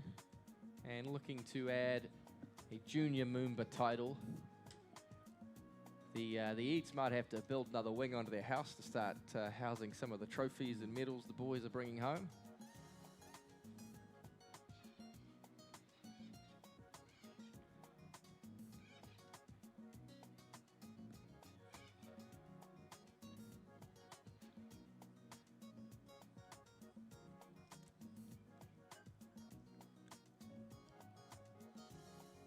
Jaden will be featuring the jump event later on this afternoon. Of course, him and Damian, I believe, jumping. But not featuring in the overall. Pretty high cut this year in juniors. I don't think they quite made it into the trick cut. So this is his first, like we said, their first foray onto the Yarra River. And so far, the Eid brothers are coming up trumps. We talked about the Eid brother effect throughout this field, Rob. I think a lot of early seeds went for pretty risky start speeds and pretty risky setups because they knew of the class the Eid brothers were going to bring to this event. Yeah. No doubt about it, but still. So now we have two skiers locked on 4 at 11. Let's see if Jaden can, can he surpass the 4? But gee, that was a good start at 12, a great turnaround 1. Now turns around 4, looks so... 4 now looks so relaxed and hooks it around 5. And gee, that was a good-looking 12-metre pass to 35. Geez, Rob, do you remember about an hour ago when we used to get pretty excited about skiers running 12? We sort of brought the voice right up to the threshold of pain. It was something to sort of, it was making headlines.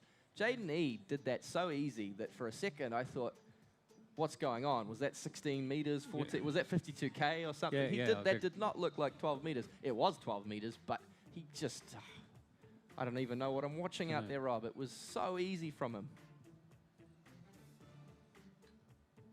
So we know the boat speed wasn't lower, and we know it was 12. Maybe we were just running in slow motion. Who knows? Yeah.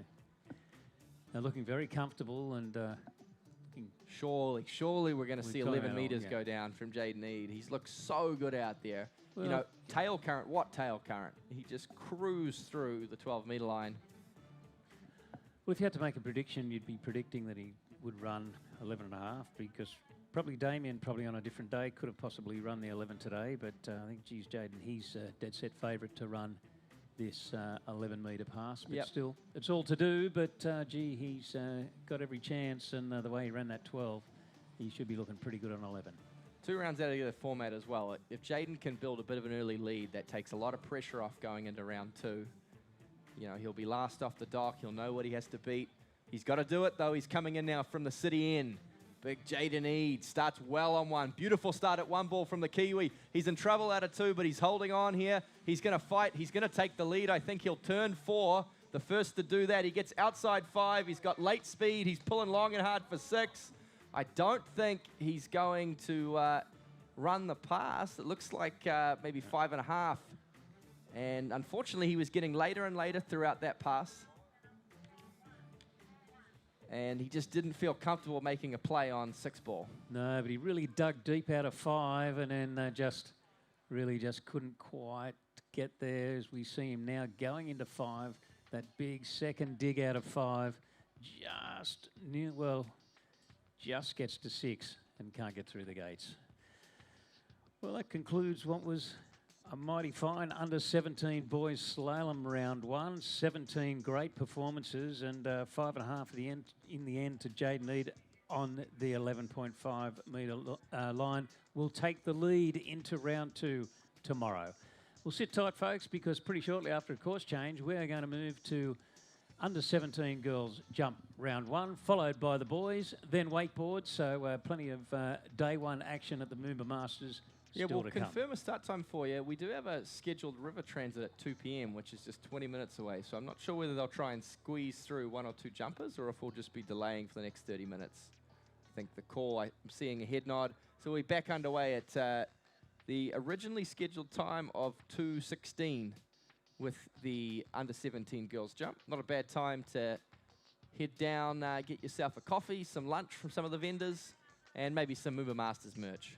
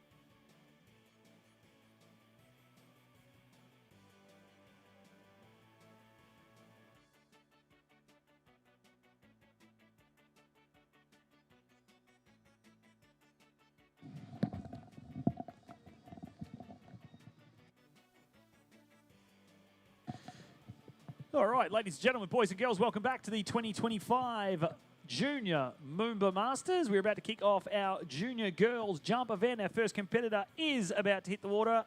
She's taken off from the dock from France. It is Valentine Morale.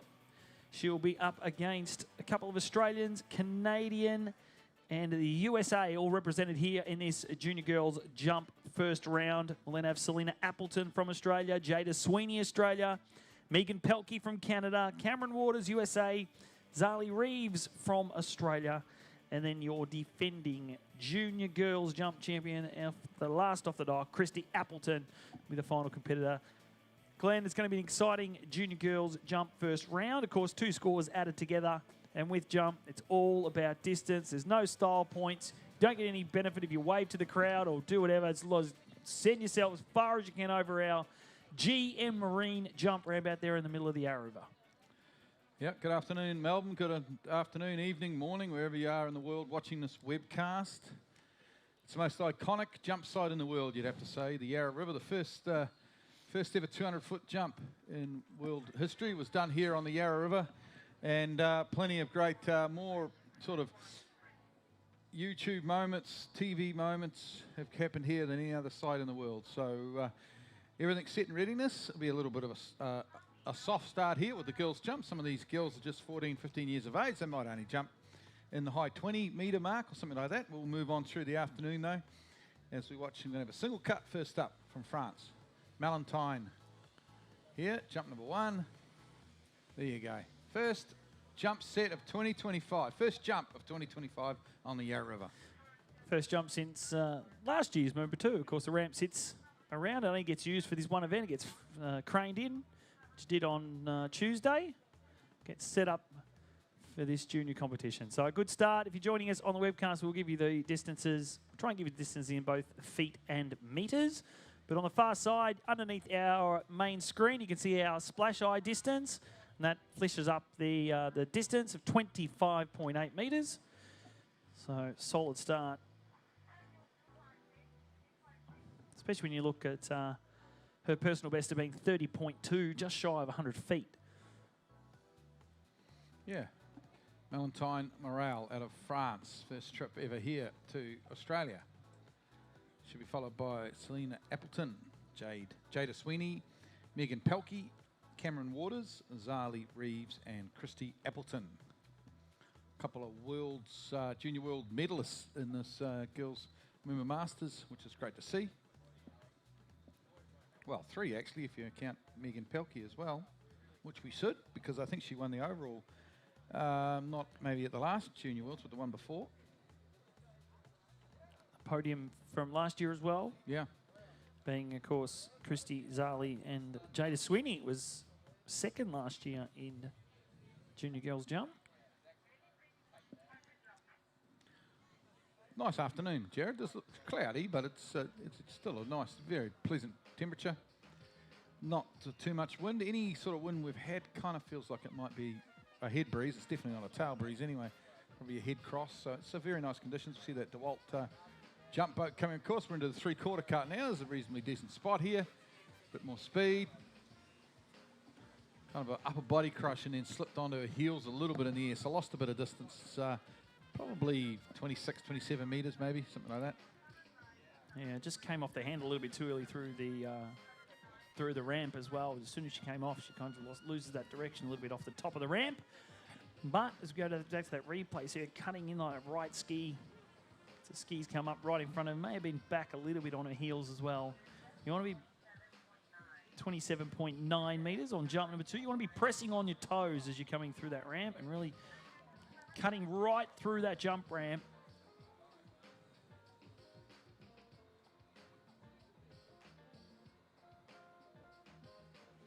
Yeah, as we watch this event, of course, this will be followed by the boys' junior MOOMBA round 1 jump. Then we've got round 1 of junior wakeboard. And then, of course, tonight's night jump later on in the evening. So, kind of easing ourselves in the MOOMBA. It's always the way on the first day, but it's been a great first day so far with some excellent skiing and pretty decent Thursday crowd. I guess most of the people here on site are related to the skiers, but we do have a few locals calling in. Those Few running water ski fans. Yeah, a few water ski fans coming down to the Yarra. It's a bit of a bucket list moment, isn't it? Come along. I see more. I see some Kiwis here every year at MOOMBA that I never see at a New Zealand tournament. They just come to MOOMBA to be part of it. Not a bad city to come to either, Melbourne.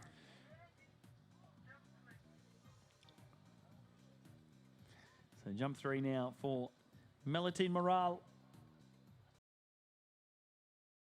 On that left ski, getting as wide as she can towards that GM Marine Tower. Now looking, turns her skis, starts to power on now, building that speed. Nice lift off the top. That is further. It's going to be close to 30 metres, maybe just smidge over 30 metres. Yeah, I think it might be 30. Yeah. Good jump. She'll head back into the dock.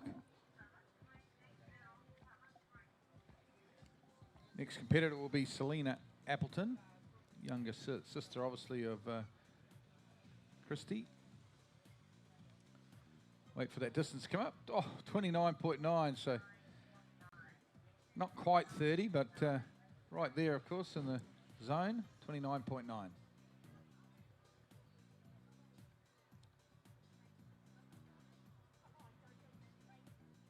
Solid first round score.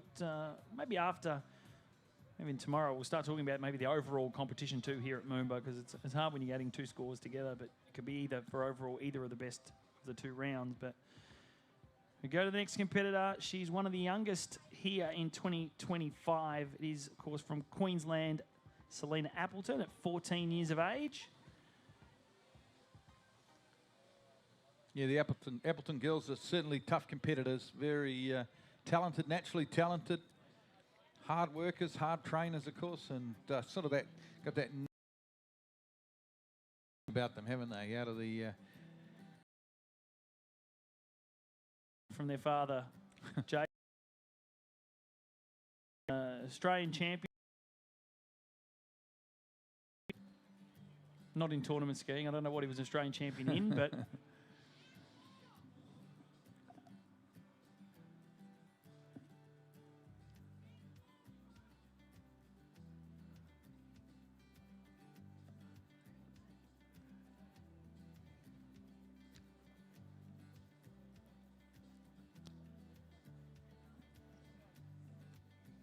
Personal best of 26.9 metres for Selena.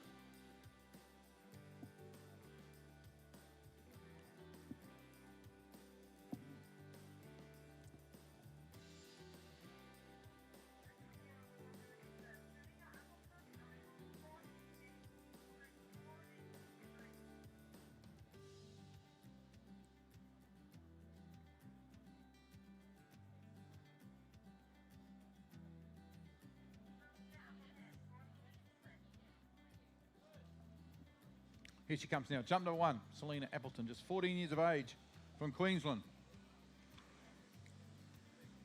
Yeah, just early, lost a bit of speed, and somewhere around that 27, 28 metre mark maybe. I'll wait for the score to come through.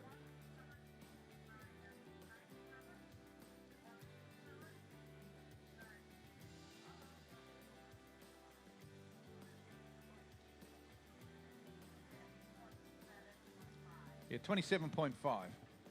27.5 for Selena. Coach is telling her to get wider and cut a little bit later, bring it on down the course.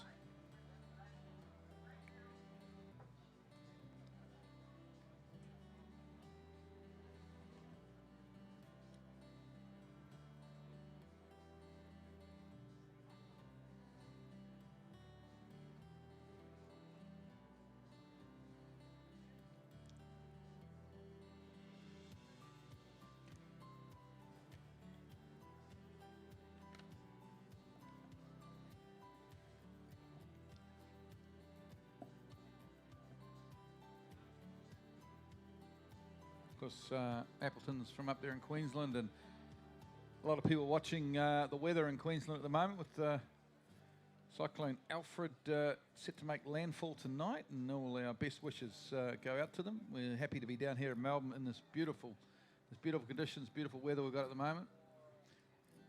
Hopefully all our water ski friends and family remain safe up there in Queensland.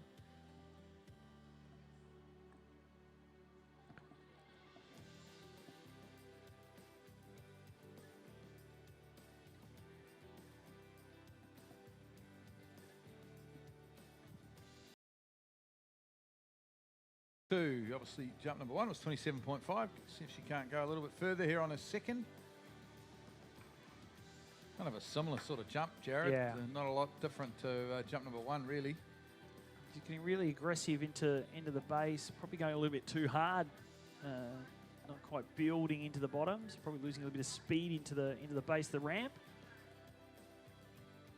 Starts off nice, then really starts to dig in. Going to get a few more coaching tips down there for the big Scotty Reeves. We'll see him out there over the weekend at 26.4. Jump number 2.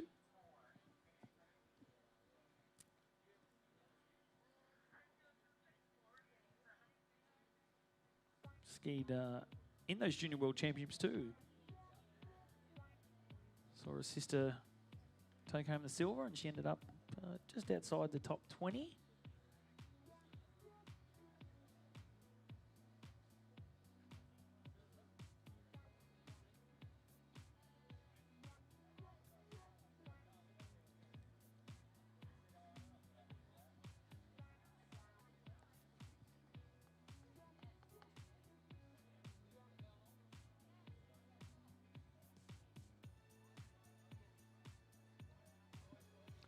Okay, shouldn't be too long, and we'll have back on course for jump number 3, Selena Appleton.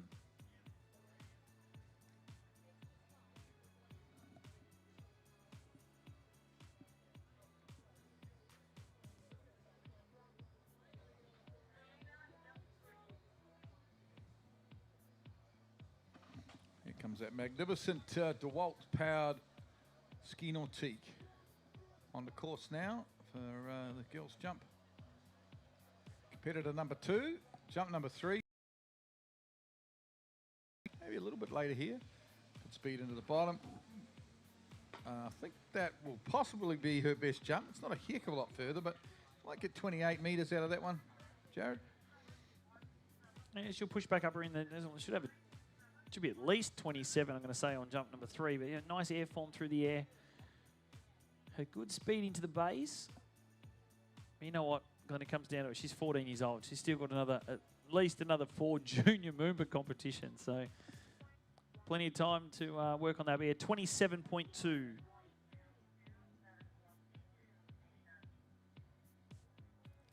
Or 89 feet. Longest distance was 27.5, which is just shy of 90 feet.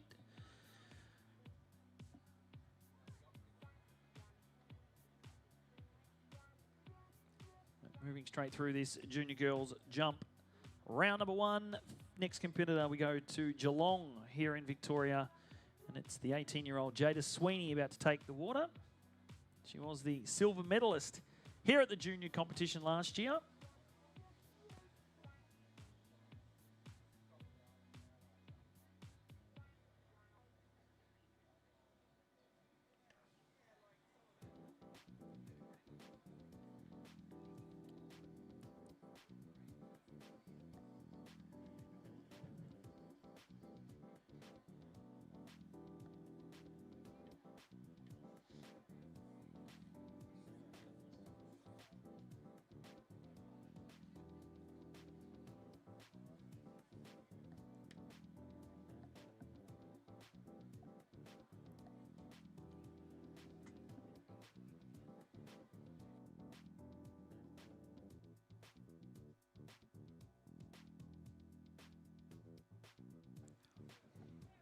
Yep, Jaden Sweeney just had a successful University World Championships in Auckland. Skied very well in all 3 events. As you said, silver medalist last year at Junior MOOMBA. Great 3-event skier, really quite balanced across all 3 events. I think still, I don't know where she's going to university, but originally a Victorian, of course, from down there in Geelong, I believe.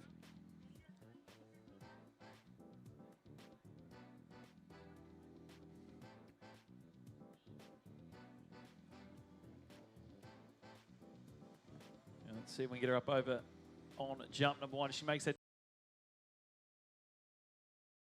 nice, a little bit back on the heels, but definitely further than what we saw from Selena. That could be our first 30-metre jump here this afternoon. I reckon it's going to be pretty close. Yeah, I think it'll be for sure. Could even be 31. solid cut. Didn't give too much up at the jump ramp. Too bad a lift. Because these jumpers don't get any practice here. They don't get any familiarisation. They just get straight out there in the tournaments. So quite often takes the first jump just to get their eye in. Yeah, 31.7, 31.7. Of course, all of our juniors, especially our Australian juniors and New Zealanders, will be over to Bridgewater here in Victoria next weekend. Got the Oz Kiwi. The Kiwis are a little bit lackluster this year. Oh, I wouldn't say that, mate. We're just, yeah, a couple of injuries and maybe not quite as good a team as we'd normally send it, just with a few top-line skiers injured, retired. So, yeah, but looking forward to that. We're watching for the first time ever, Oz Kiwi's going to be webcast. So yeah. Sit at home, Jared, and listen to you and watch the webcast on I think on the Saturday and the Sunday.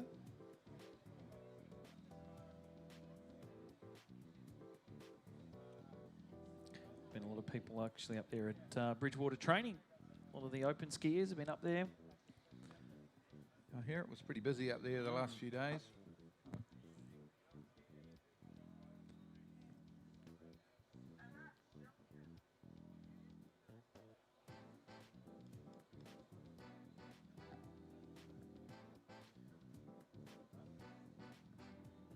Jump number 2 coming up now.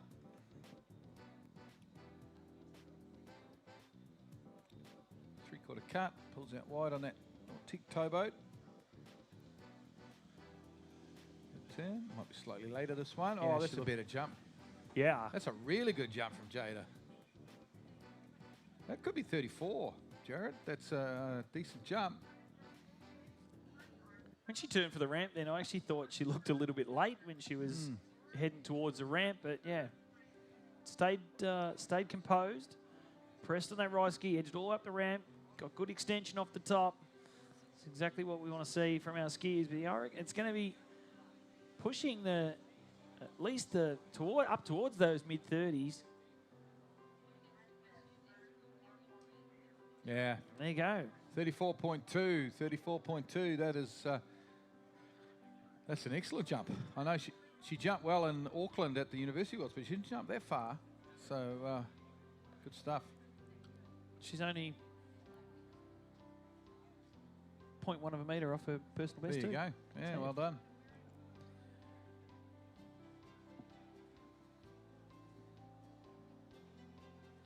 Yeah, back to the old Oz Kiwi, obviously pretty dear to me.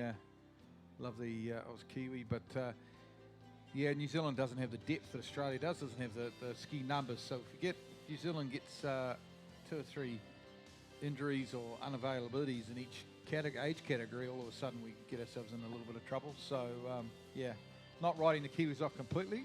There's some good skiers in amongst there, but it's going to be a tough battle at the Oz Kiwi coming up in Bridgie. Great to be at one of the old traditional Aussie sites though, Bridgewater. I love the concept, I love that idea. It's great to see. Iconic home of Glenn Thurlow, Sue Lipagos, the Shears, of course. Corey Saddington now. All right, here we go. Third and final for Jada Sweeney. Getting now. Just going to want to edge into the base. Nice lift again. Pulled her hand a little bit. It may have been a fraction further. Yeah. But unfortunately, she's not going to be able to ski it away. Oh.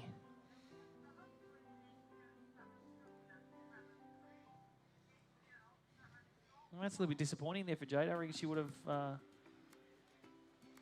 ridden that jump away. It just sort of got tripped up a little bit.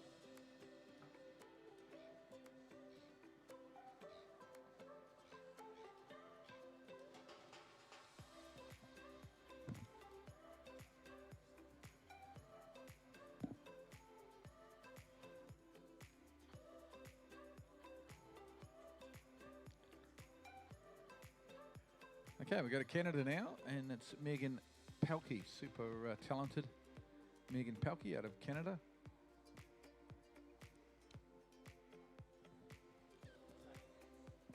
Very solid 3-event skier.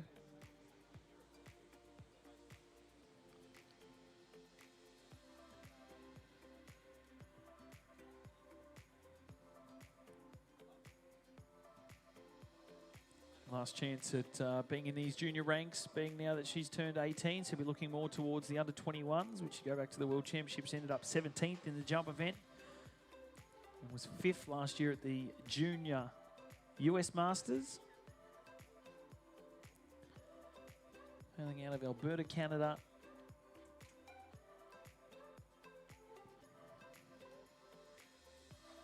See if Megan can chase down the score, currently held with Jada Sweeney's 34.2. And if you're just joining us, we've got a 27.5 from Selena Appleton and Melantine Morale. And still 4 skiers to come. Megan Pelkey, Cameron Waters, Azali Reeves, and then Christy Appleton to round out our junior girls.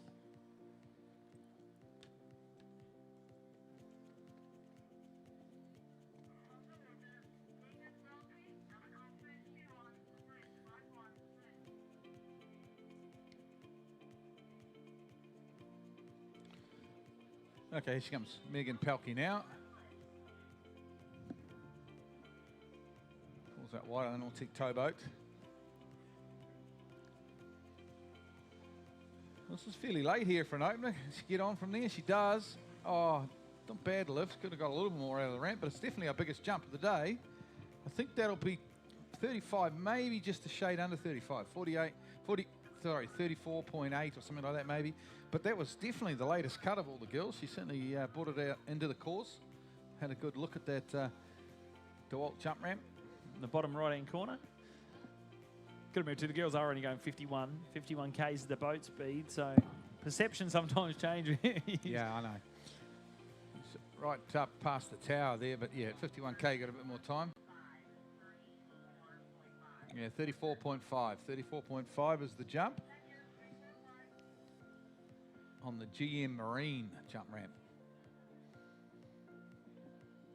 Got the DeWalt Nautique for jump, and we're jumping on the GM Marine jump ramp. Both brand names speak quality and power, don't they?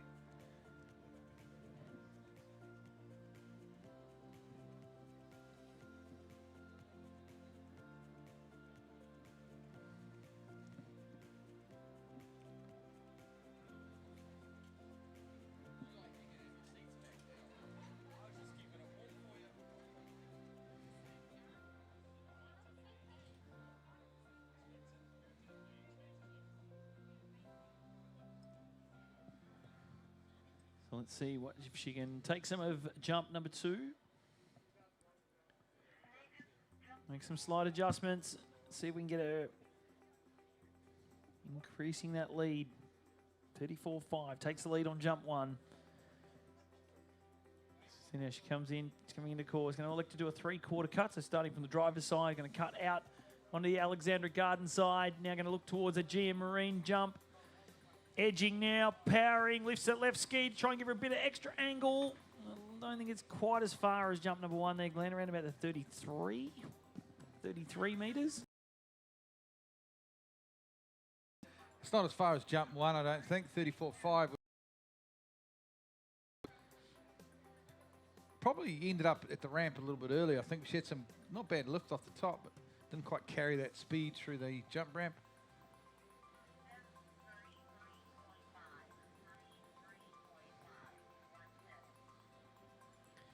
33.5 or 110 feet.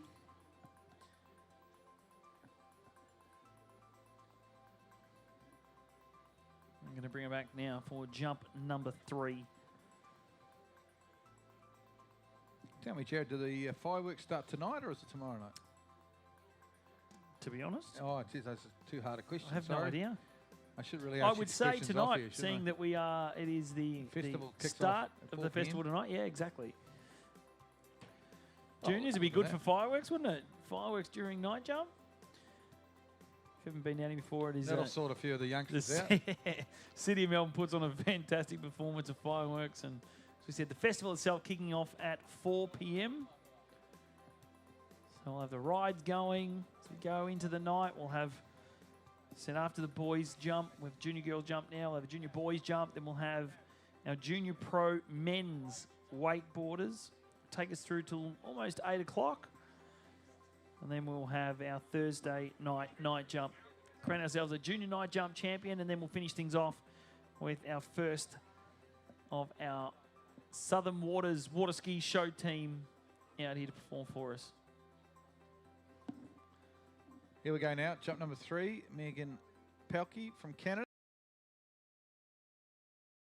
Best. Let's see what we've got here. This is fairly late from her. She's coming bad out the back there. That's got to hurt for the young lady. She's given a bit of a wave. I think she's okay. But those ones hurt. Yeah, big wave. Because not clapping for the crash, of course, but clapping that she's okay, and brave young athlete. And yeah, could have been a nasty one, Jared, but she seems to be fine. Yeah, I don't know if we go back to that replay, but yeah, it just looked like she was a little bit late into the bottom corner, and just as she hit the bottom, she sort of just stood up, pushed her back on her heels, and that's where the skis come flying out in front of you. But she looks okay.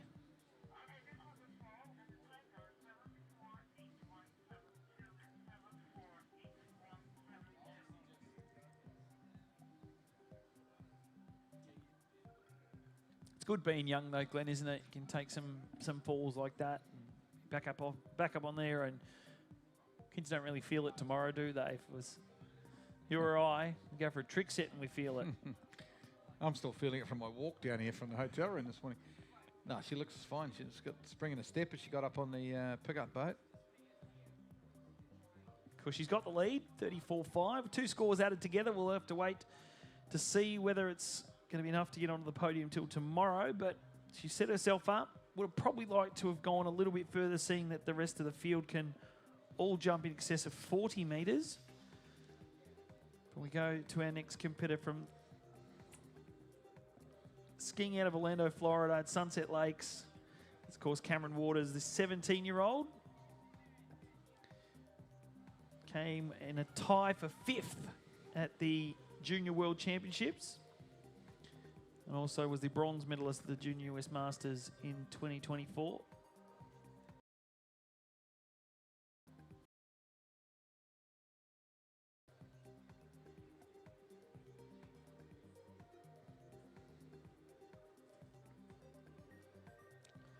Well, the last name like Waters, and being a water ski family, you could actually come up with some kind of decent first names to kind of have a nice ring to it.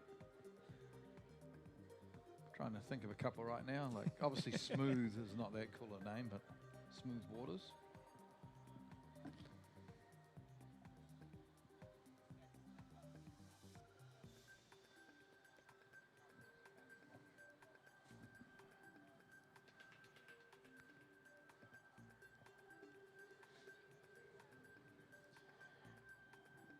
I got a feeling here Cameron's best jump, you've probably got it there, Jared, but I think it's probably around that sort of 36, 37 metre mark.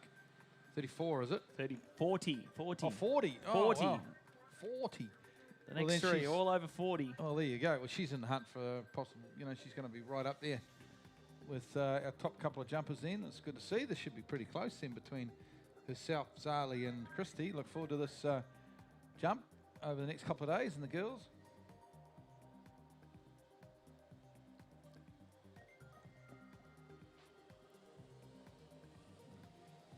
Oh, nice.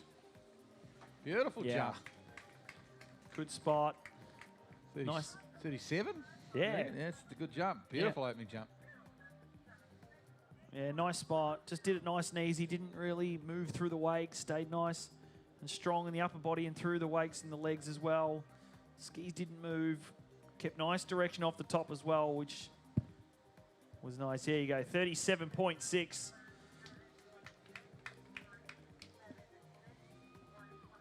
Yeah, good on her. Straight out there at Moomba. Not used to the site.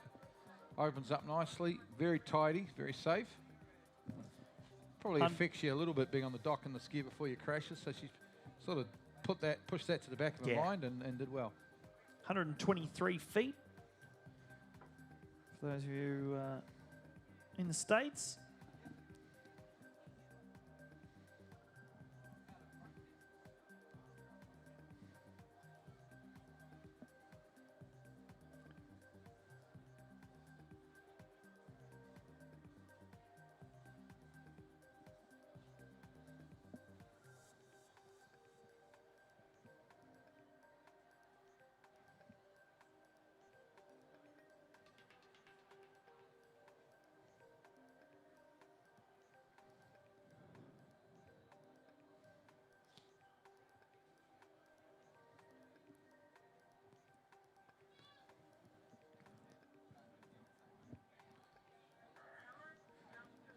Developing into a very nice afternoon here. Sort of a temperature. Not much wind at all. There's the MOOMBA Festival just an hour or so away. Here's Cameron now, jump number 2. Open. Nice spot here. Better lift off the top. Yeah. Fractionally further maybe, Jared. Very tidy jump. Yeah, fraction further. Even had a chance to give some fans over the other side away. Did you see chair. that? Yeah. She got a great chair over there. I think it's just a few people walking past, to be fair. Giving a bit of a cheer. Great to see the crowd getting involved. Maybe some happy punters over there. Oh, good jump. 38.5.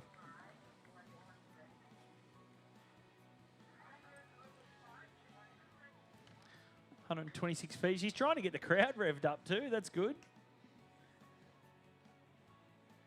She's doing a better job than you and I are at the moment, Jared. Geeing up the crowd.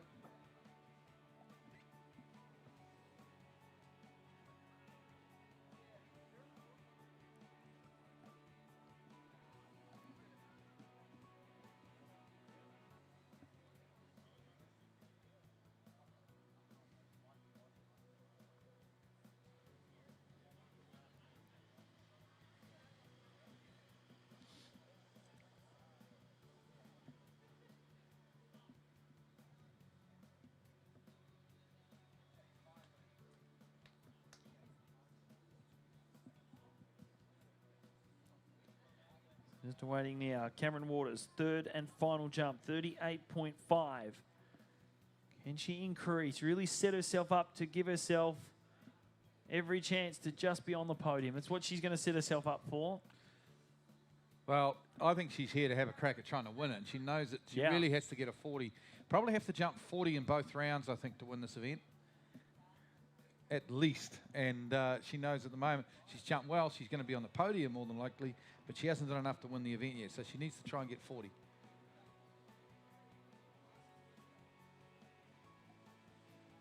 This looks nice. Fairly late cut. She's got some good speed. Decent kick. Oh, jeez. Oh. Is she okay? She's waved. Wow, just teetering there, wasn't she? And kind of saved a little bit. She did land on her skis, but still right on her head. It was almost to a point where I reckon she thought, oh, I might be able to save this. Yeah, she was on the brink of saving that. And then, of course, the water came pretty quickly. So go back to that replay. We see her as she comes off, just pressed over those skis. Kind of pressing out for a headwind that maybe wasn't there. I'm not sure. There is a little bit of a head cross there. But, wow. I don't like seeing crashes, Jared. I sat for 5 days at University Worlds in Auckland. We didn't have a single jump crash, and so far this afternoon we've had a couple already. That one could have been a lot worse, though. The fact she landed on her skis is good because it saves the ankles and the knees and that sort of thing. And you're falling straight out. As you're landing, you're falling straight out. But, yeah. But, geez, good on these girls. They're pushing out there, which is great to see. It is a MOOMBA Masters. They want to... You've got to push for every inch you can. Exactly. Fight for every inch. That's what we want to see here.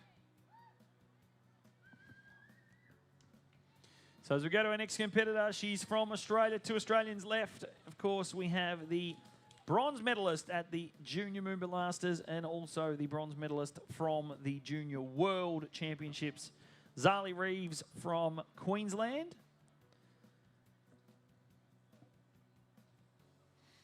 It was a bit of, you said earlier, a little bit of a surprise for her to be up there in that Junior World podium, but hats off to her. She's put in a lot of effort and a lot of work to get where she is, and her jumping is really coming leaps and bounds. And how could it not with a father like Scotty Reeves? Right. Puts everything on the line, doesn't he? Everyone on site wished they had a father like Scotty Reeves. He's 55 years old, and he's jumping out there with the best. He's 55 and now he looks 35. Amazing. We'll give him 40.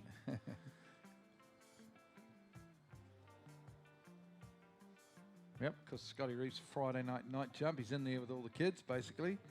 He's going to take them to school, take them to jumping school.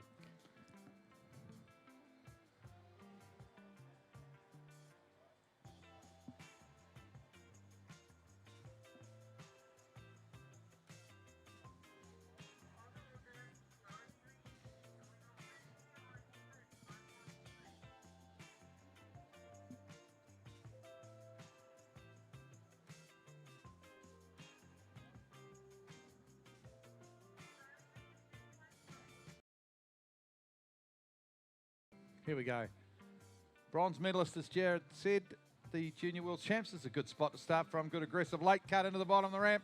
Big boot off the top. Good jump. A little bit out of control there, though, Jared, but she gets away with it. A little bit hairy on the ramp, I think, and off the top, but she gets away with it, and not a bad opening jump in terms of distance. A little bit squatted, sort of through the wakes and off the top, trying to create angle, but you've got to be able to stand up. To be able to get up and over those skis, you can't really stand up if you're in that squatted position. You've got to sort of be hips over the tops of your bindings. Still a solid jump, 39.2 metres. Really big jump to open with. Also, she let go with one hand right off the top, so and that is a sign of being a little bit out of control. It's a bit of a safety mechanism. So hopefully she can get it together here on the second jump, and if she can go 39.2 off that jump, I'm sure she can go over 40 for sure. I do that every jump. Yeah, mate. Well, that's not how you do it. That's wrong.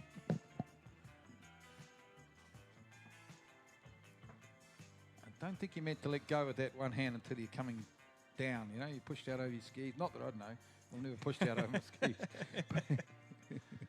Not that I could land a jump now, but when I could land a jump, when I was 15 kgs I still can't believe you're a 1,500-point tricker.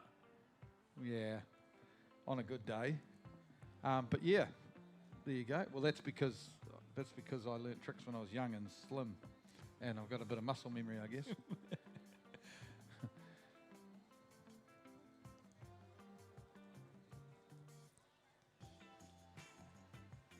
Recapping those scores so far, Azali Reeves 39.2, Cameron Waters with a 38.5, Megan Pelkey holding on to third place at the moment with 34.5.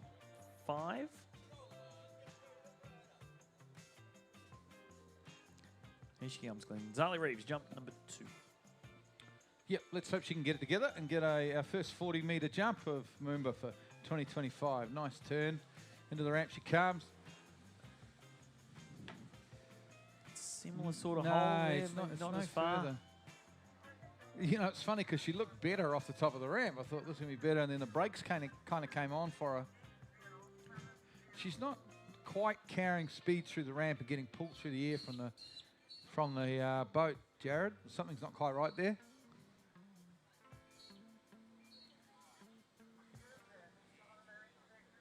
Yeah, Dad's just telling her to relax a little bit. Relax. Get the handle low and go through the ramp. So look, a lot of people try and do is you come through the ramp, you want to try and give yourself that little bit of extra pull off the top of the ramp. You really want to let yourself, and Scotty saw Scotty as he was just sort of shaking his arms out, trying to tell her to relax her arms a little bit. But then keeps your skis moving across the ramp. Keep your direction off the ramp, and that's where the pull comes from the boat off the top. 36.9, 39.2 still her longest, and the lead. She'd love a jump over 40 metres. Push around that personal best of 40.6.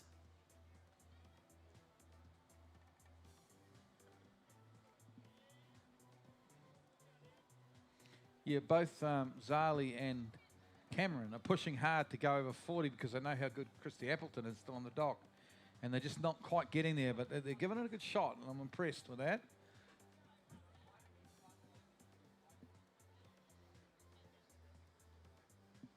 Because I am reasonably certain that the winner of this event will jump 40 both today and tomorrow. So yeah. So it's up to Zali here. You got to get it together on round 1 and round.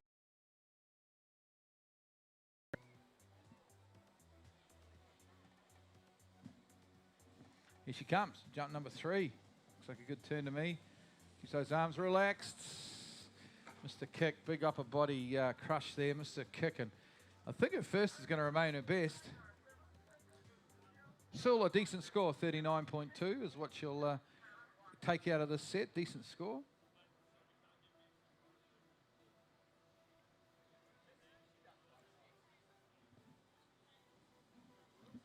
You just kind of let up a fraction, as we saw just on the replay, just let up a fraction into the base, which again, you're losing that direction, you go back onto your heels. Which that's when the skis come up in front of you, but 37.4 with one jumper to come. This junior girls jump. Are they going to go straight into junior boys? That'll take us through. We'll have a river transit break in between, somewhere in between the junior boys jump. We've got 15 jumpers in the boys division, but final competitor in the junior girls, Glenn, is of course Christy Appleton. She's your defending junior MOOMBA Masters jump champion. She was second, taking home the silver medal at the Junior World Championships. She was fourth in the open MOOMBA competition last year, which is phenomenal from a 17 or 16-year-old last year. Of course, she's also the defending US Masters jump champion, Christy Appleton. See if she can get up over that 40 metres, cement her spot in this jump event and go. Of course, two-time World Junior silver medalist, 2 Junior Worlds in a row. It's a good achievement to finish that highly at your first Junior Worlds when you're only kind of 14 or 15 is a huge achievement. Had a pretty tough illness there for a little while back in August, September with that meningitis diagnosis, and she's sort of been fighting her way back since then, but she looks fit, looks strong. She tricked really well this morning. Slalom wasn't too bad, so she's the favourite for this event. Had some good, brave, hard jumping by the girls today. Megan Pelkey, Zali Reeves, Cameron Watersball jumped well, but I just think Christy, of course, is the top seed for a reason. She's that little class or cut above, so we'll just see how she goes here in round 1.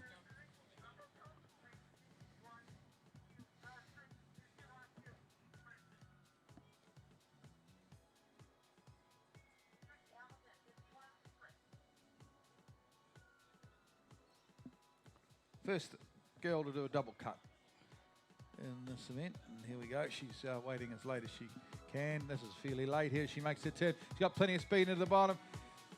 Misses a kick a bit, but still jumps it. Line drives it away to probably 39 metres there. That was a funny old turn there. I don't know if you saw it. We'll see if we can see the... you can't really see it there on the replay. It was like a...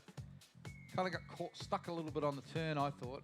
Yeah, and then sort of then had to start moving. Yeah. She was pushed. She was moving down course a little bit faster than probably what she expected. But 40.2. There you go. So she's a clear metre ahead of Zali's score. And I reckon she lost a couple of metres there from ramp work, you know. She just, because of the first jump. I think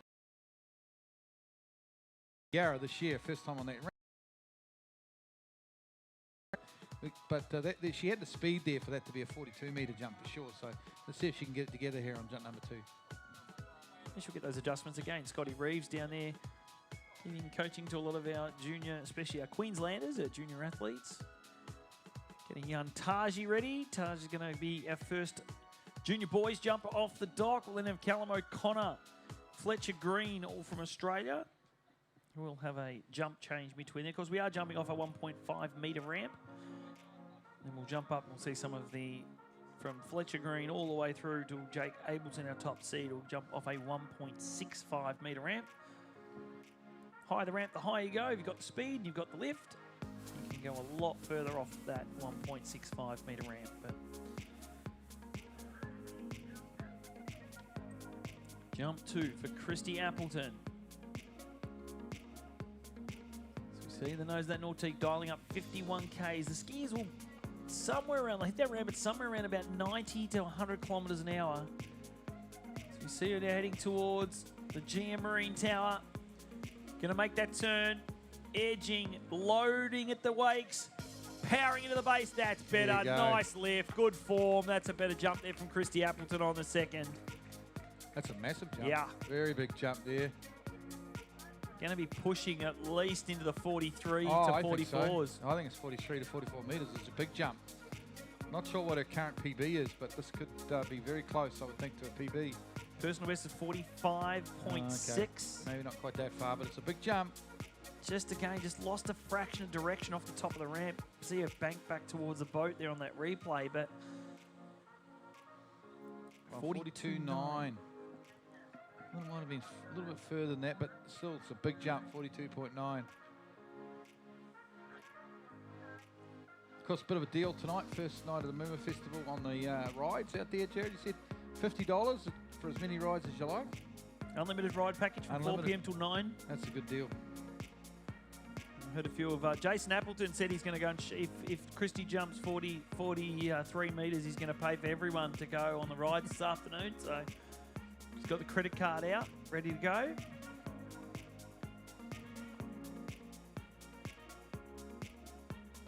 And that really cements her, doesn't it? 42.9. She's 3 full metres ahead of Zali Reeves.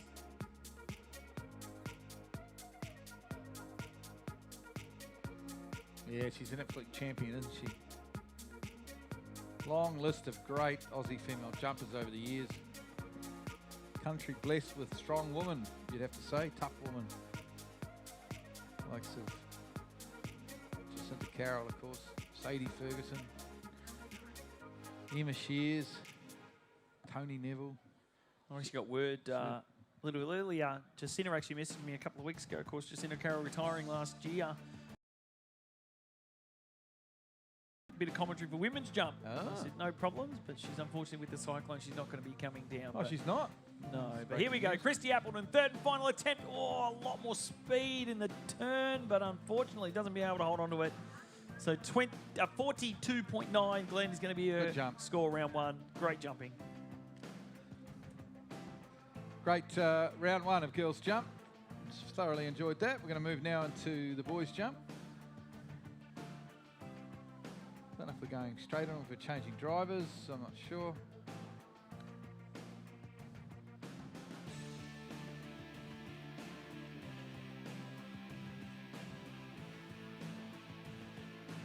We are changing commentators, Jared. I think Bit of a crew, yeah. Rob's just taking the young bride Bronwyn out for lunch, and now he's headed back. He's just made Big call. 50 grand on the stock market. He's diversifying his stocks now, Rob Wing. He's moved into a bit of Bitcoin now. Just ask him. Today might have been a good day to buy on the stock market because I heard it crashed a little bit yesterday. But I mean, Rob will be able to fill us in on all of that. He's got a pretty extensive portfolio.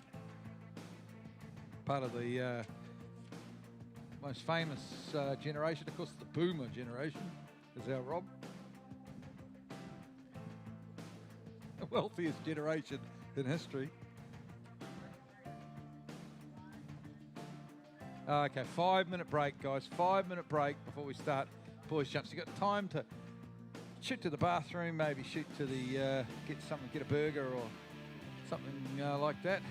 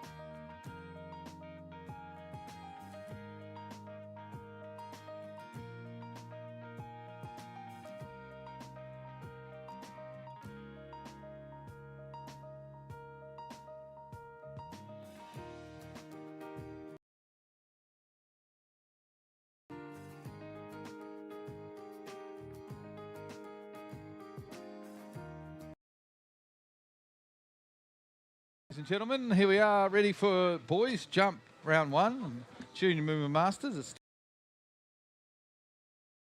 competitor. Junior MOOMBA boys jump, and it's promising, full of thrills. I'm sure everyone's looking forward to it. And I'm joined in commentary by Australian water ski Of thrills and spills. Of thrills and spills, and that's Mr. Robert Wing. Well, thank you, Glenn. Hoping to come back for junior boys jump, and it's always is an exciting event. A lot of them don't hold back, and you know, they're a very competitive group, and it's great to see 15 of them in the field. So I think it promises to be a great event, and good way to start with a young up-and-coming possible future champion from Australia, Taj Reeves. Really weight for age. He's really a great little water ski jumper, and I think probably the best thing, just thinking from watching him jump on a few occasions, is him through to bigger and better large under 7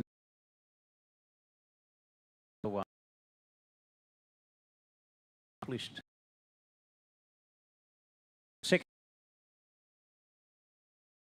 not too long ago, last September, so at the Bautista venue. But okay, here he comes with his opening jump, Taj Reeves.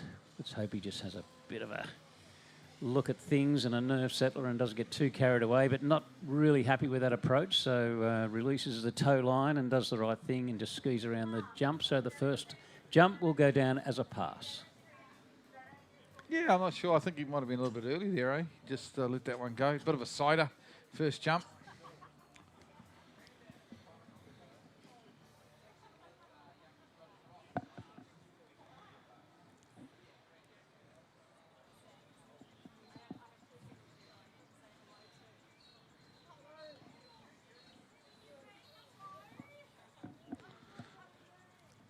Can't help but be talented with a father like Scott Reeves, though. Scotty Reeves. Rob, I bet you our kids might have made something of themselves. Yeah, yeah. Well, they've done okay, but they just wouldn't have been held back the way they were. It's all about genetics. Well, actually, yeah, but just getting back to the over 35 Worlds, I held at fantastic venue, Bautista in Spain, and Ricardo from Bautista is over here. Yeah.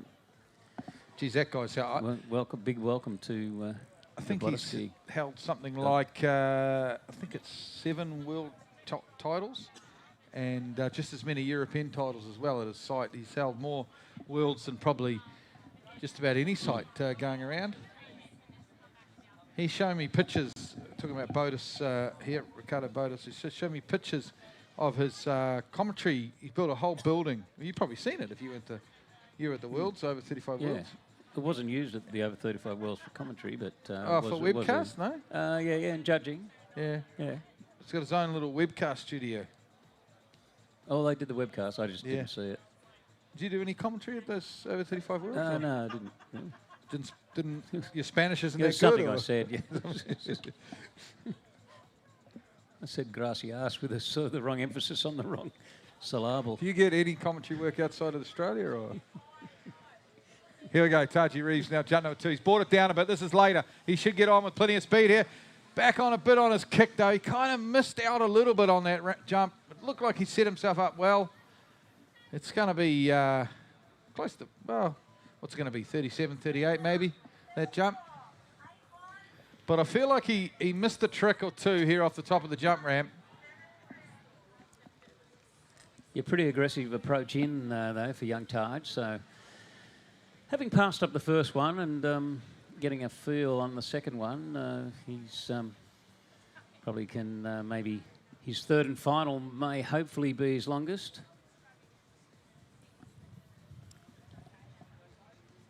No, but in answer to your question, look, I haven't done commentary outside Australia since. Well, I did a little bit at the over 35 Worlds in 2022, and I did such a good job that I didn't do any at in 2024.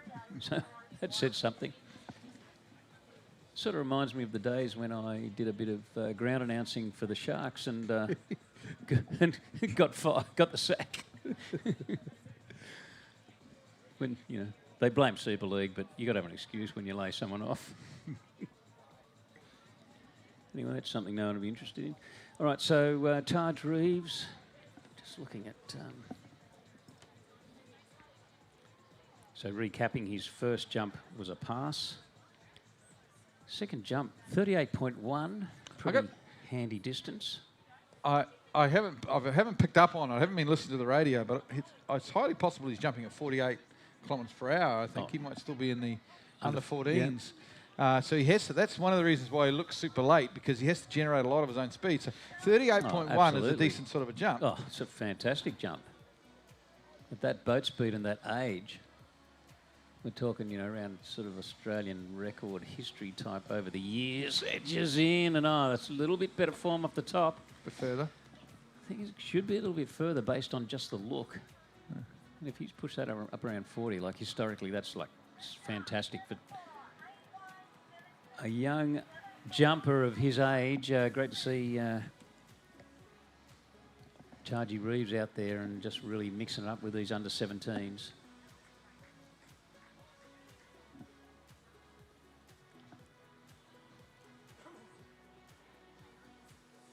So he's got the 38.1 on the board. You called it a little further. I think just looking at his form, he looked like should have been a bit further. Oh, it is. In fact, it was. 39.7, 39.7, just a shade under 40. And the crowd like it. It's close to a PB, I'm sure, if not a PB. So great jumping. And like you say, if that's at 48 kilometres per hour, which I think it was, that's a decent sort of a jump at 48 kilometres an hour. But if we're reading on Jared Farrow's spreadsheet, we're looking at 38 as a PB. Yeah. I don't know how up to date that is. All right, so Callum O'Connor, our next competitor, also from Australia.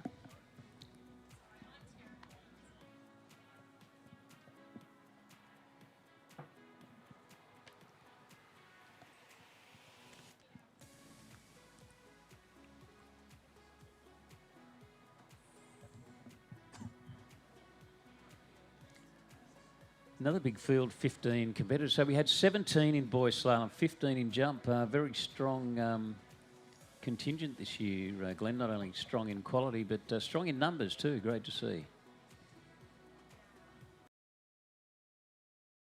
Opening competitor. Of 39.7 and now Callum O'Connor. He'll be followed by Fletcher Green, Sam Bainbridge, Nate Pigden, Hayden Bickerton, Zack Bainbridge. That takes us through to competitor number 7. We have 15 in all. So really big field and a high standard field as well. And of course, this is our last jump before the ramp goes up to the 5'6" height, the 1.65. So that's going to up the stakes a little bit.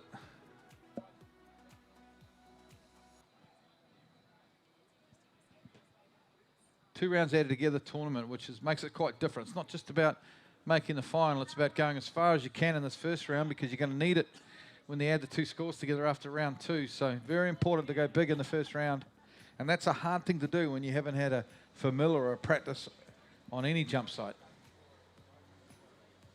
Here we go, Callum Connor now.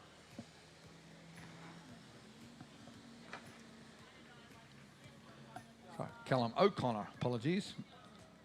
Yeah, not a bad opener, maybe a little on his heels off the top of the ramp. But Glenn, look, can I ask you a serious question? If the ramp height, once you achieve the rating that allows you to jump off the 1.65, raising the ramp from 1.5, 5 foot to 5'6" in the old language, how much do you think it adds to, how much do you pick up instantly by going to that extra ramp height?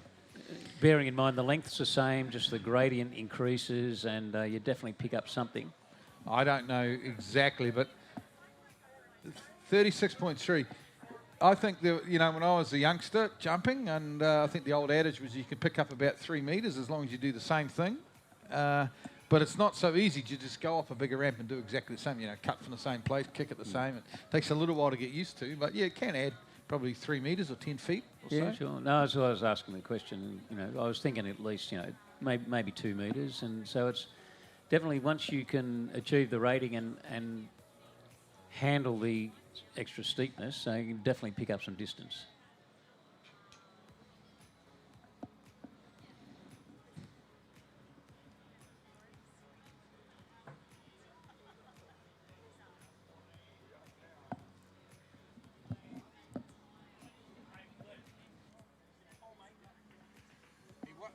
He probably won't have landed yet. Louis there, yeah. I haven't heard. Because he flew out of Auckland at 1 p.m, so. Oh, okay. Probably. Rock solid day, but it's great to see current world overall champion Louis Duplon Freiburg here on site. Big welcome to him. First trip to the Yarra. Ooh. Bit of a line drive there from Callum O'Connor on jump number 2. Fair bit of speed, but not a lot of ramp work. Didn't really go up off the top of the jump ramp. Yeah, I thought he had a bit of extra speed, but just maybe still a fraction on his heels. Just finding his feet out there on the Yarra.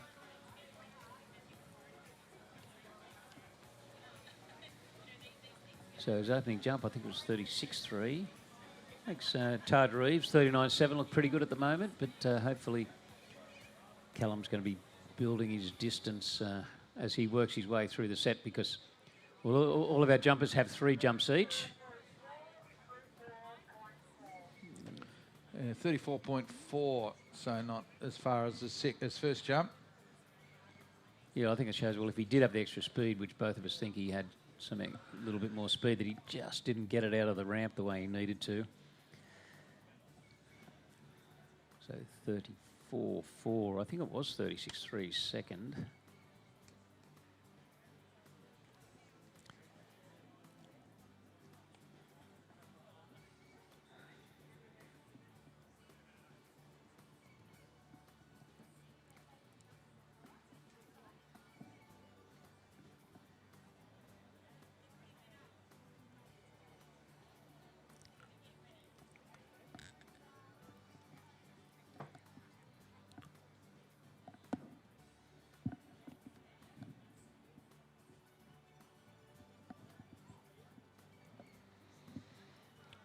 Shouldn't be too long. Any old little tick of the clock, and here we go. I think I see the boat. I do.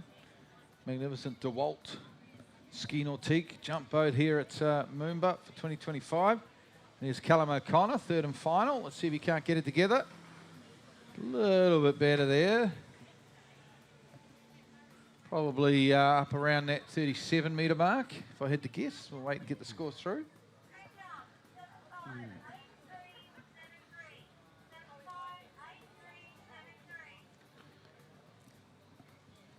Yeah, it looks like Callum, he's getting a good cut, good approach. He just needs to make a few adjustments on the ramp to really maximise the speed that he's generating during the cut. But just waiting on the distance to come through, because his opening jump, so 37.8, that's his longest, third and final. So 37.8 metres. I think he'll be looking to go further in the second round, because it's 2 rounds added together, but you need to lay a foundation in the first round, otherwise you're giving a little bit of distance away when it comes to...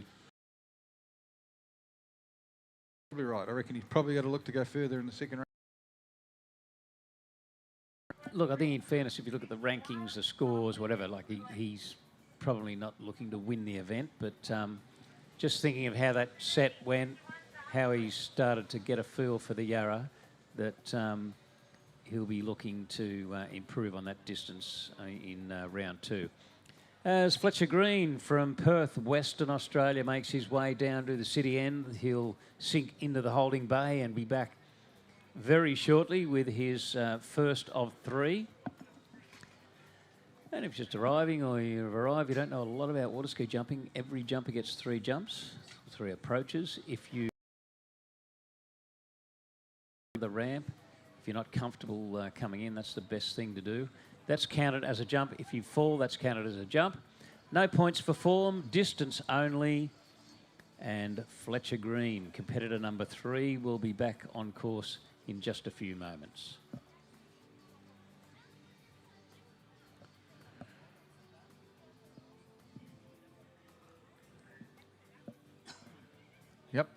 first of our 5.5 foot jumpers. Father Ryan, of course, one of Australia's great men's jumpers throughout the years. He'll be helping his young fella out, I'm sure.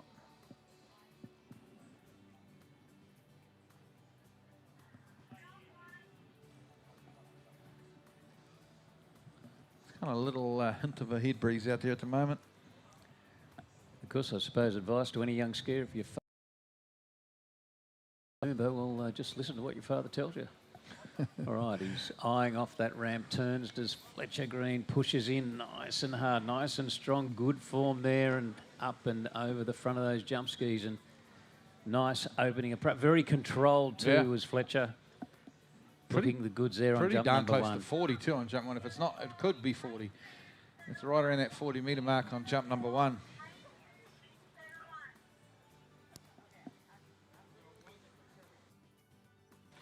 Well, apparently he hasn't been jumping for that long, but of course his other skiing has laid a foundation for the feel of water skis underneath his feet, and picking up the jump event pretty quickly by the looks of things, Fletcher Green. 41 on the opening jump there for Fletcher, 41 metres. It's a good jump. He did that pretty easily, Rob. Really could get a lot more speed out there, I think, cut through the ramp a little more and get more lift. So he's kind of a nice opening first jump, but I'm sure he can go further here.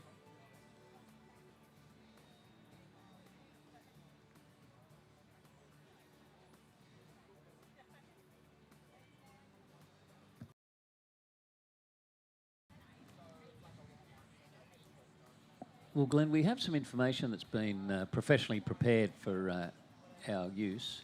I'll say the spreadsheet, the famous Jared Farrow spreadsheet. Now, it does say 38.9's his PB, but if Jared's spreadsheet's up to date, like all these skiers are just coming out and smashing their PB straight off the bat, look, I'm not sure if, you know... I'm not going to criticise Jared's spreadsheet, but there has been a couple of little inaccuracies, I think, so far today.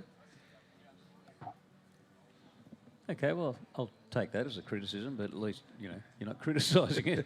It's great to have the spreadsheet and the information. Yeah, PB for Fletcher, though. 41 metres. What can you do on this one, Glenn? Slightly later. He's got a good turn. He's got good speed. I think that's going to be further. Rob, looked like a nice jump to me. Looking nice, though, isn't he? It's fine.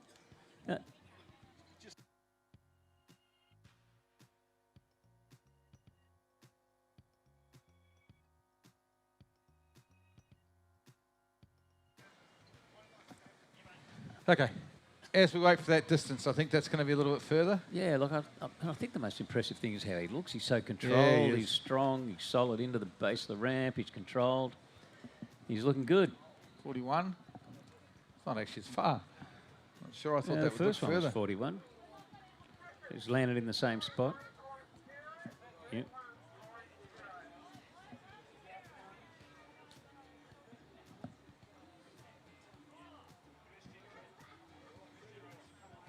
So just in defence of Jared Farrow's spreadsheet, and I don't want to dig myself So further you're into the defending whole... the indefensible. Yeah. Apparently it's based off information that the skiers put in the skiers profile, so it's not Jared's fault. So it's highly possible this has been a big personal best from Fletch, and congratulations to him. Or the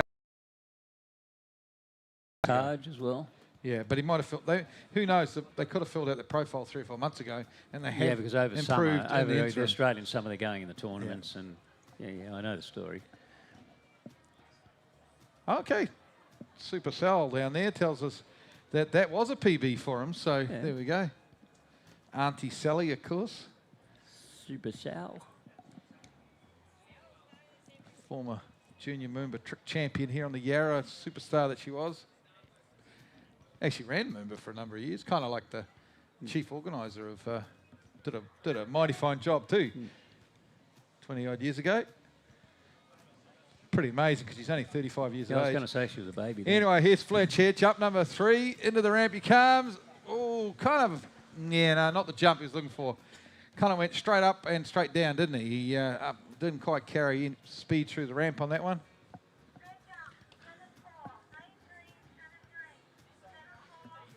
Yeah, kind of just didn't time it off the top. Would just maybe just kind of pulled back a little and then up and forward and, like you said, up and down. And it probably won't be the 41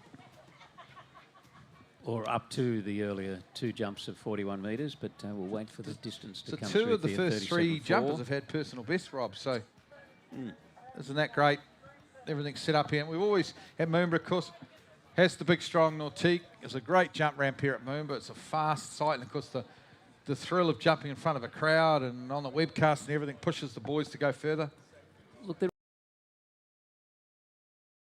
through the Australian summer season, and same can be said for the New Zealanders. And so they go in tournaments and then they go to the junior training schools over the school holidays in January. They're really, probably now with nationals not too far away, they're starting to peak as far as improvements and personal bests and so on. So it's probably not surprising to see them come to an event like this. As Sam Bainbridge from New Zealand leaves the dock, not surprising to see the guys, a lot of these young skiers come and they're all on the improve, so seeing them actually do achieve a personal best. It's only the first round, so they can build and even improve further in round 2 tomorrow.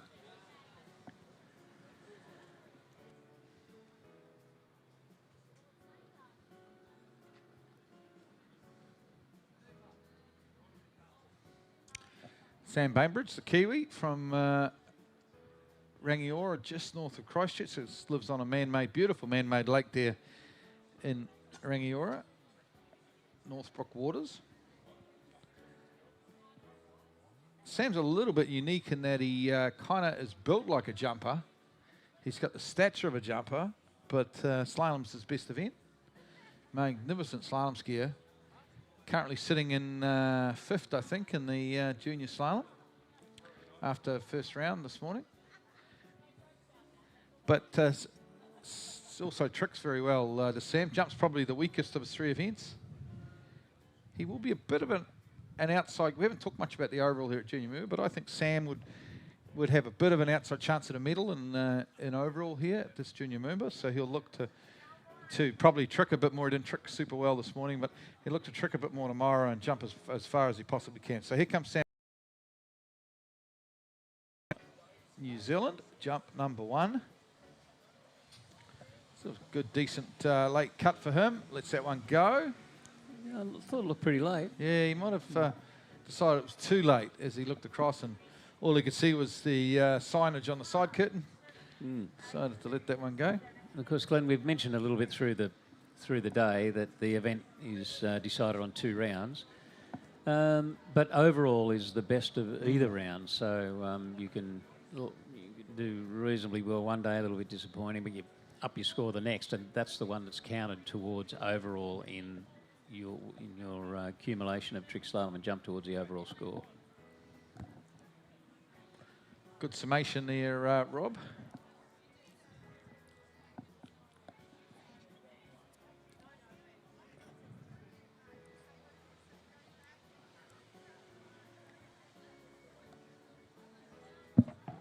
And then for people that are wondering, well, what happens if you trick 8,000 but you jump 50, or, you know, there's a certain formula for each event to award a certain amount of points, and without going into too much into the formula, that's there is a formula which hopefully fairly in everyone's opinion, contributes in each event to give you your particular overall score. So Sam Bainbridge, he's not in a pressure situation yet because he's only passed 1 jump, but he has 2 to go.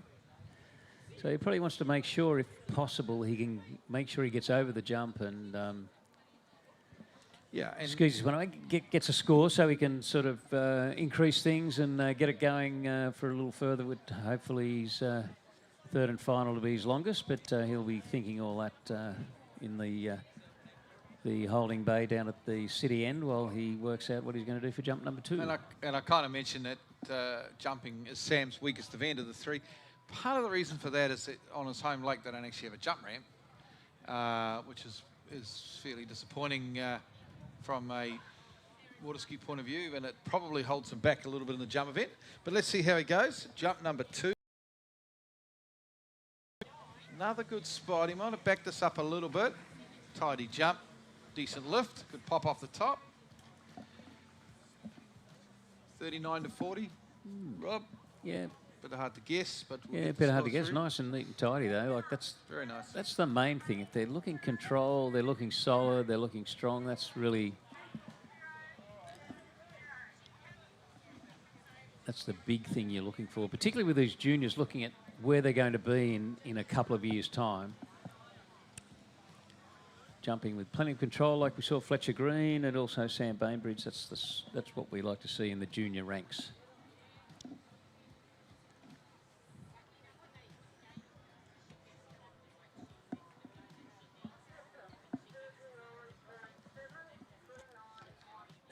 Yeah, 39.7 there for Sam Bainbridge, all but 40 metres, 39.7.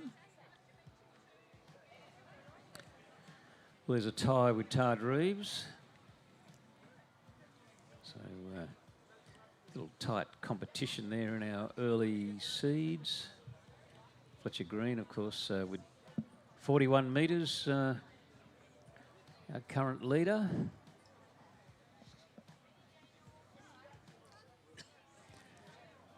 Solid group of skiers still to come until we get to competitor number 15, Jake Abelson, our top seed. So we're going to see some extremely exciting jumping in this under 17 boys jump round 1 throughout the afternoon.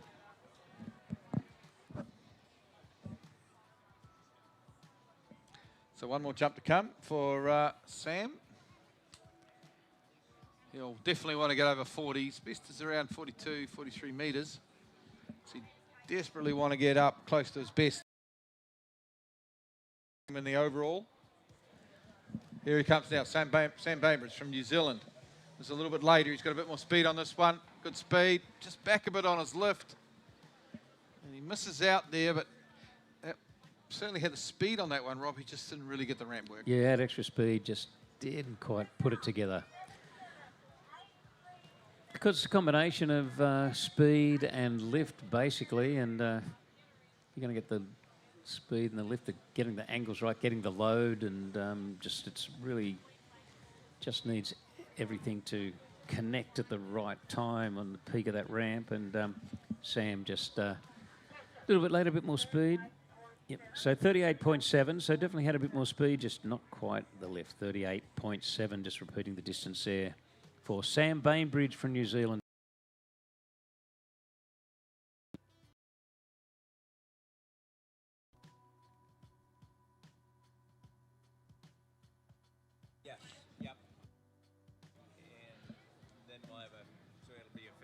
Okay, just catching up with the Chief Judge, Jeff Smith, doing a wonderful job.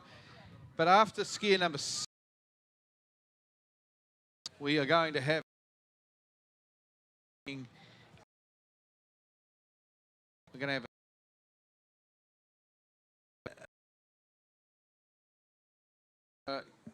going to be a little while yet.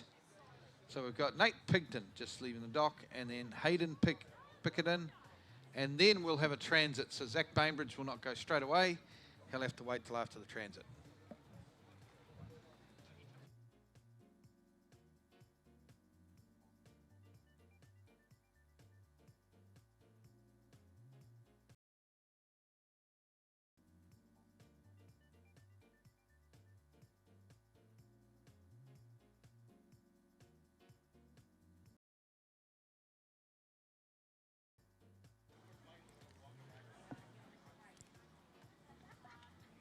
All right, so as we mentioned, these guys improving through the year, but Nate Pigton,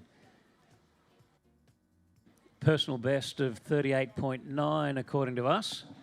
So he'll be looking to jump, I would think, definitely in excess of 40 metres. Conditions looking pretty good though, Glenn, at the moment. Flag's hardly moving. If there was any style or type of wind, it would be a very mere light zephyr that is actually probably a headwind. Probably swirling just a turn. Starts from a very wide position. He'll get plenty of speed. Left, but gosh. Jeez, he kind of put his teetering. hand on the old windscreen wiper and started to open it in there a little bit there. teetering on the edge, I Yeah. think, just towards the end. Started to open the front door. Got away with it, though, and good on him. Yep. Well, it's funny, Glenn, it could be a coincidence, but I started to talk about the wind and whether it's just what it's doing as it sort of funnels a little bit down the Yarra, but heart-in-the-mouth stuff there for Well, I Nate reckon you put Pigden. him off, because I think he heard you down there talking about a headwind, and he thought he could push Well, out. it's just, I'm not saying a word after this. Well, I'm not saying a word about the wind. I'm saying a word. But 36.7, I think, if that's the distance for the opening jump. Because his dad, Murray Pigden, of course, very well-known skier from that Riverina, New South Wales area. Former MOOMBA competitor would have been. The memories would have come flooding back, I think, when he was watching Nate go through the air. Yeah, still flashbacks I have as a youngster watching Murray here jumping. I couldn't guess what year it was. It was probably late 80s. But yeah, had a bit of a nasty fall, didn't he, Rob? Well, I don't remember any specific one, but I remember a few.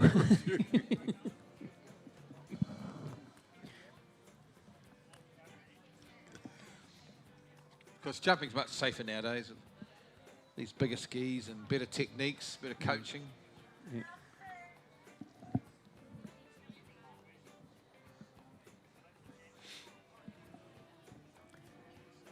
Some of those those coaching tips like go later, they just don't really work these days. All right, so Nate Pigden for jump number 2.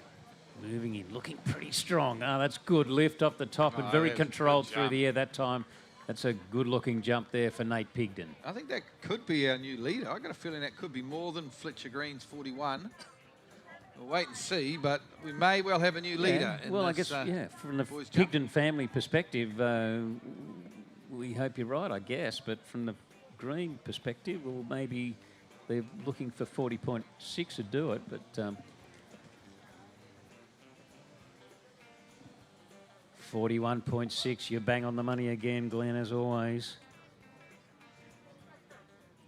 Look, he seemed to go pretty much in the same spot. Maybe, I mean, he's starting nice. The thing I'm noticing, he's a bit wider than the earlier guys, but starts nice and wide, so probably bit of extra time to generate that speed on the first side. Not super late, but just strong and solid into the base, and good lift on that one. So good to see Nate Pigden sailing to 41.6 metres and the lead at the moment in this event.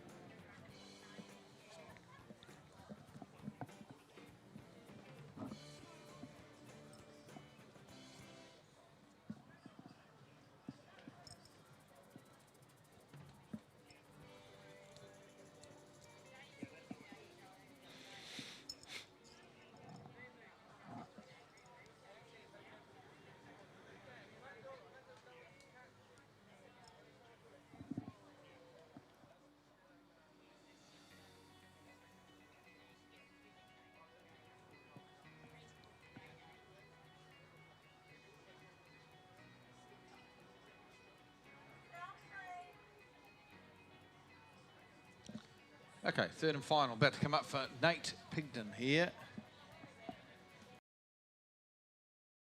Of boys jump at Junior MOOMBA, here he comes. This looks like a decent late cut here for Nate. Good speed into the bottom.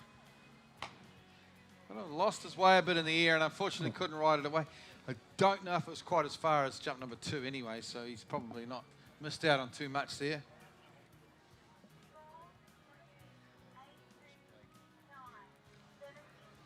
So we'll have one more jumper, Hayden Bickerton, and then we're just going to have a bit of a transit here. Hopefully we actually see some public boats come down the river in this transit, because I'm pretty sure I haven't seen any yet in any of our transits. I'm not being critical. It's still wonderful to be here on this public river, and we do need to be respectful of other traffic, and that's why we have these Transit stops, yeah, because in case somebody wants to transit. Yeah, but it feels a little bit better stopping the water ski tournament if we do actually see someone come down the river. But bearing in mind, Glenn, it's a Thursday, so it's a work day, so today and tomorrow. But like, no doubt over the weekend there'd be some tour boats, some maybe recreational craft going. doing some sightseeing at whatever's up the upper reaches of the Yarra. There's the tennis centre, and once you go further up from there, the only thing I know of, and I'm not trying to be funny, but the only thing I know of on the river, there's the Latrobe, I think it's Latrobe Golf Club. So a bit of greenery and a bit of nice stuff there, and I'm not sure what else is further upstream up the Yarra. But you got Amy Park just over here, though. Yeah, that's what I mean. The tennis centre, you could do. Because just the other side of the river, there's the dock where if you win the tennis open, you win like $3 million, and you throw yourself in the Yarra and I didn't know that. get chucked in. Never seen that. Don't you watch the Australian Open tennis? I do watch a bit of the tennis. Yeah, it's sort of a lead but I haven't seen. It's a lead into this event. Yeah, it is. Because Melbourne has really 3 big events after Christmas.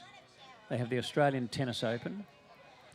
Then that builds to Moomba, Masters Water Ski Tournament, and then you sort of that's sort of and like, then it's a bit of a letdown. yeah. For Well, the that's Formula over One. the yeah. That's sort of you get to the peak of the mountain and you just roll down the other side and have the Grand Prix to kind of roll out.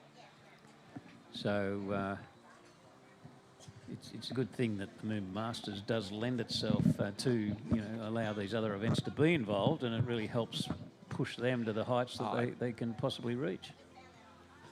I think it's what you're saying is that the Australian Tennis Open and the Grand Prix are only really a success because of the Moomba Masters. Well, I'd say they brings the people in. Pretty much.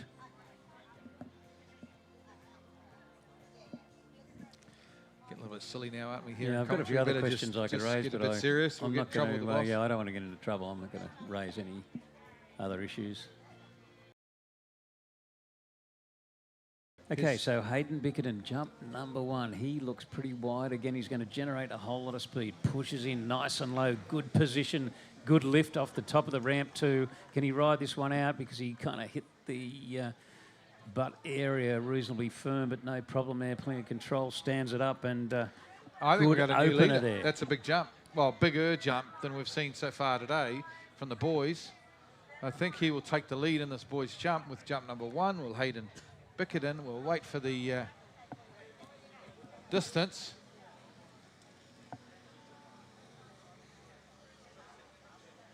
Don't think it's 39.8. Well, there you go, yeah, 42.9, which actually good work. ties with Christy Appleton, of course. So finally the boys have caught up to the girls in this jump round 1.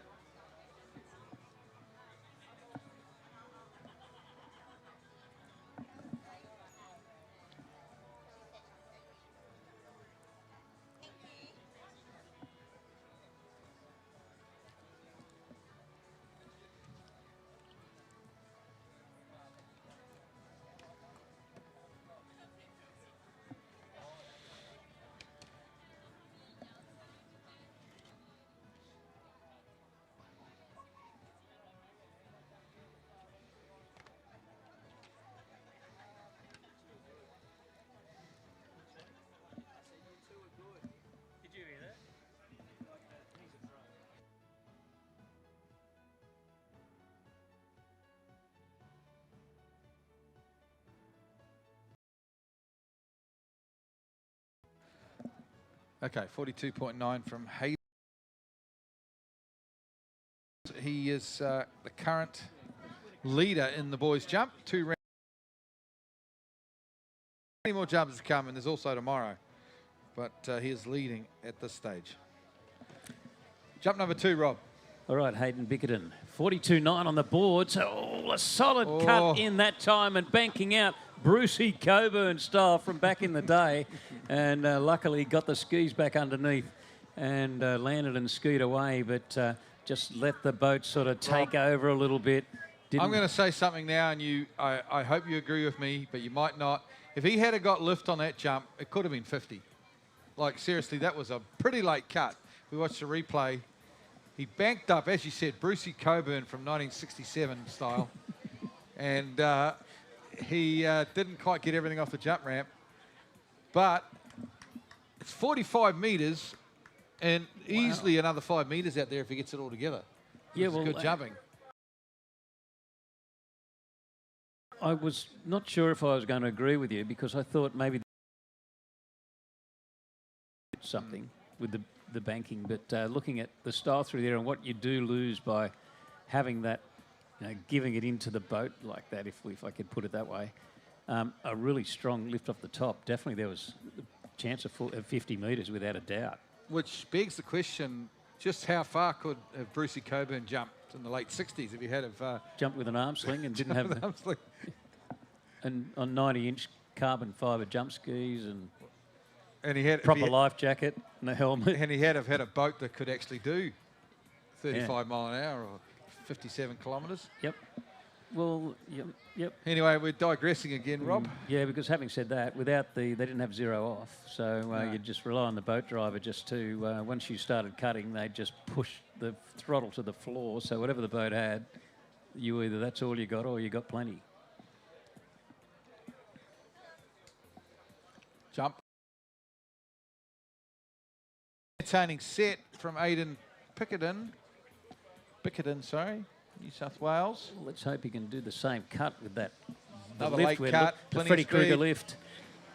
Oh, on his heels. It's disappointing.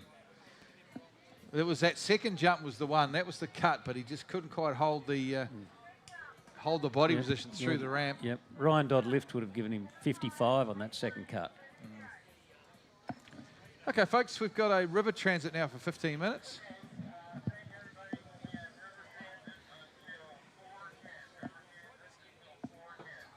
So depending on what time it is around the world, go and make yourself some dinner or begin dinner or breakfast or lunch or midnight snack. put the kids to bed. Not sure. Do whatever. But we'll be back in 15 minutes with our next competitor, which of course is Zack Bainbridge from New Zealand. In Australia somewhere, you're still at work, so you just have to. After another hour, you can clock off and go home after you finish watching MOOMBA Masters. We'll be back soon, folks, after the river transit.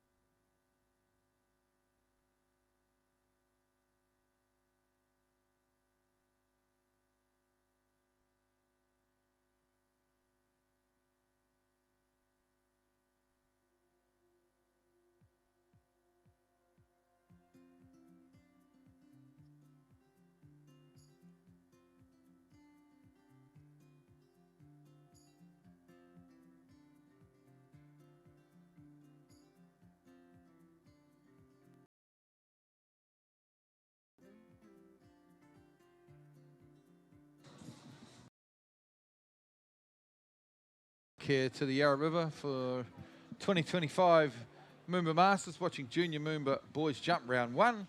We've just had a break for river transit. I can update you on the river transit. Really not a lot happened there for 15 minutes or so, Rob. We didn't see any boats come through, but we thank very much Melbourne City Council for letting us... we can put a score out for the transit. Transit 1, boats 0.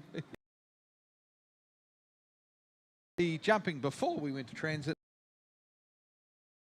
personal best, he was first up, 39.7. Callum O'Connor, 37.8. Fletcher Green with a PB of 41 metres. We had a 39.7 from Sam Bainbridge. Nate Pigden went 41.6. And then our current leader, of course, Hayden Bickerton. 50-metre cut. He did. It was a big Pretty cut. much what you said. As we said earlier, resembled Bruce Coburn in 1968. He banked up quite horribly off the top of the ramp, but geez, he had some speed. So we're going to resume now this boys jump with Zack Bainbridge out of New Zealand.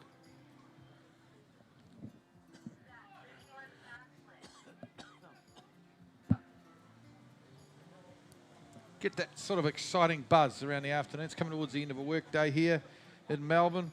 We have just kicked off 12 minutes ago the MOOMBA Festival for 2025, officially open. Have a first fireworks tonight about 9:30, so about the time we're taking one of our last jumpers in the night jump.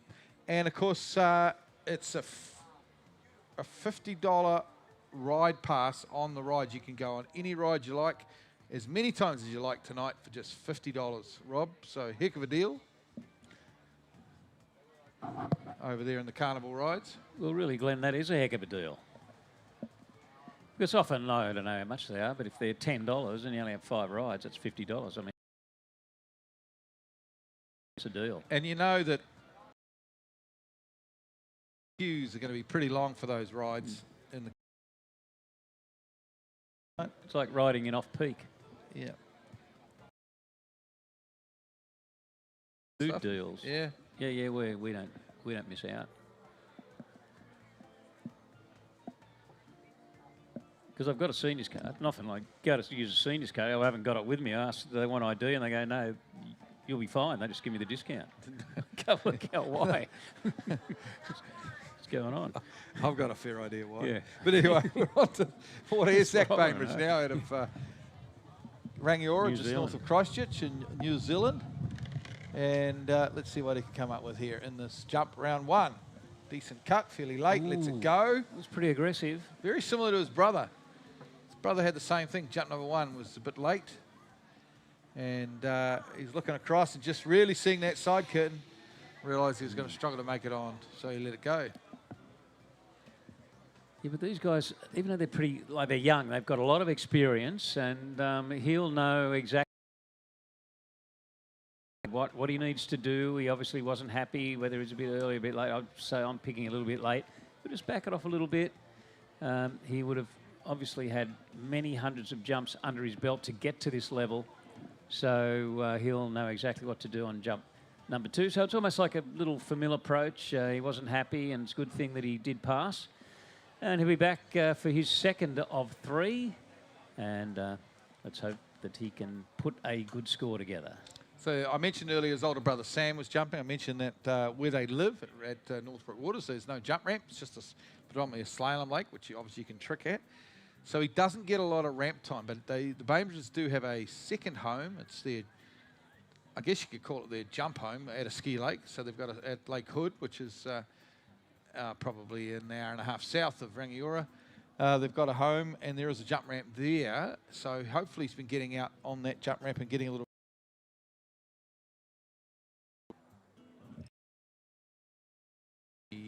at Easter, Okay. Rob, down at Lake Hood. Yeah, well, I mean, if he practices on his home lake, well, really an hour and a half is not that far to go. You could, and then just go down and jump. He's got plenty of chance to do a bit of ramp time and just hone his skills on the home lake. I mean, he's really got a lot more opportunity than a lot of skiers, and a lot of those skiers that have reached pretty high levels by just having to travel and do the travelling and use the facilities that they have at hand and, yeah, hone their skills whatever way they can. And, yeah, many skiers have done that over the years. So let's see what Zack can do. So pass on his opening jump. Hopefully he knows what to do on this one. I think it's a fraction earlier. He pushes in a bit happier this time on his heels, though, so he won't be happy with the distance. Ooh, I don't think it's 40, Glenn. Oh, no. No, it's not, definitely not 40. It's about 35 or 36 yeah, or maybe something. 36, 35.5, something like that. I think it was a little bit early there. He went from being too late to too early, and then when you're early, sometimes you tend to drift back onto your heels and maybe pull your arms in a little bit. That makes you even further back. Decent sort of a headwind starting to funnel down the river at the moment, which is great to see. 0.7 opening jump for Zack Bainbridge.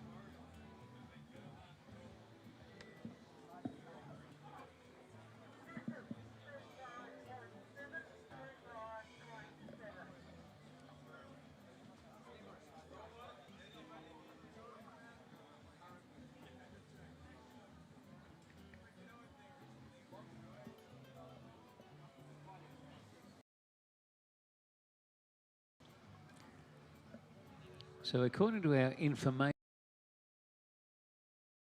is his personal best. So obviously he'd be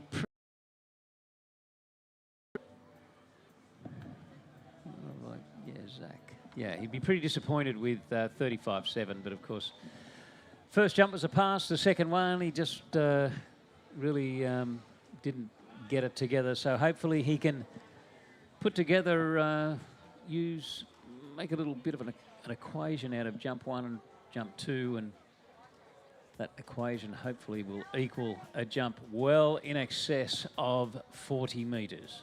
Yeah, I think his cut needs to be somewhere between the first two jumps. First one was too late, second one was a bit early. Let's see how he goes here. He's made his adjustment. This is fairly late from Zack. He's got plenty of speed. Into the ramp he goes. It's going to be further. Missed his kick. It was a bit of a line drive, but still, it may well be 40. Right around that 40-metre mark.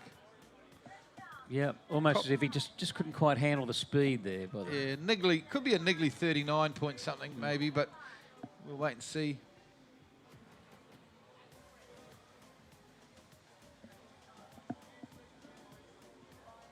While we're waiting for the distance, our next competitor will be Bryce Smith, followed by Damian Eid, Jacob Saddington, Corbin Pearce, Jaden Eid, Francisco Georges, BG Bickley, and Jake Abelson will wrap up the event of under 17 boys jump round 1. We have a distance of 38.5 metres for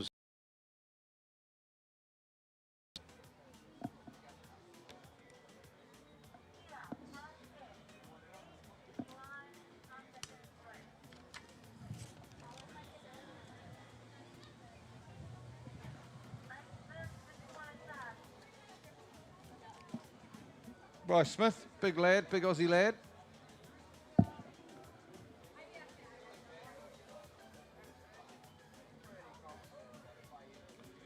Hayden Bickerton still leads with 45 metres. So we've got Bryce Smith on the water now. He'll be followed by Damian Eid, Jacob Saddington, Corbin Pearce, Jaden Eid, Francisco Georges, BG Bickley, and Jake Abelson. What a field. 3 or 4 or even 5 jumpers here that have been over 50 metres at the slower boys jump speed of 51k. Some absolute quality in this field.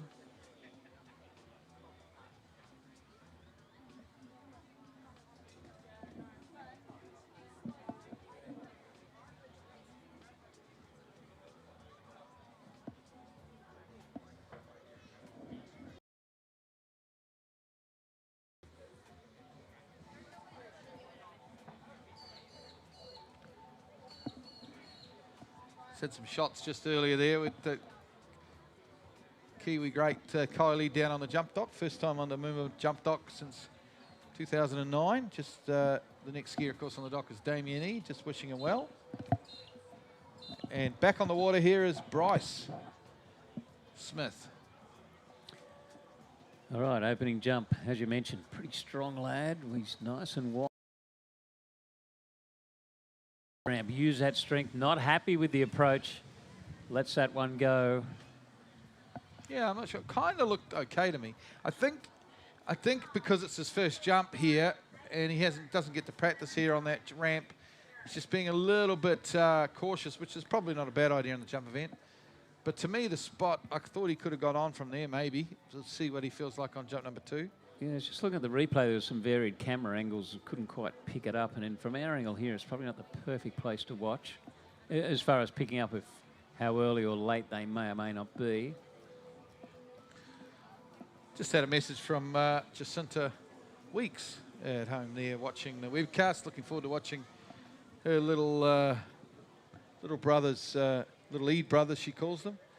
Actually, I think Jared mentioned earlier Jacinta was going to come and help us with the special comments with the jump webcast over the weekend, but unfortunately the cyclone has meant she's going to stay home.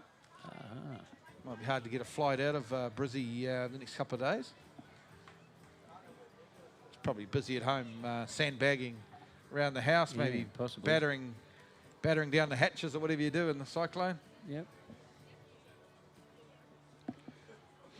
Yeah, well, I know a lot of schools and businesses obviously closing, well, today and tomorrow. The cyclone expected to hit overnight, so we wish our Queensland brethren all the best during the cyclone. Hopefully it turns out to be a little bit less than what's feared, but you've got to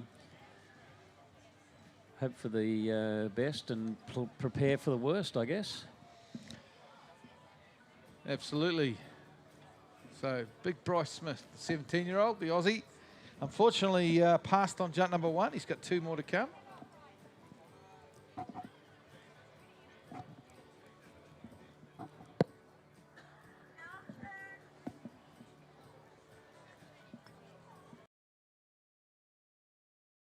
This one over, I'm sure. He'd be disappointed that he passed on the first. This looks to be the same spot to me. He's got plenty of speed. Oh, nice tidy jump. Quite 45, but I think it'll be around that 43 metre mark. Rob, put him in second spot, maybe. Yeah, I'm thinking it's in the general direction. Just looking at the replay. Good approach, and as you speed got onto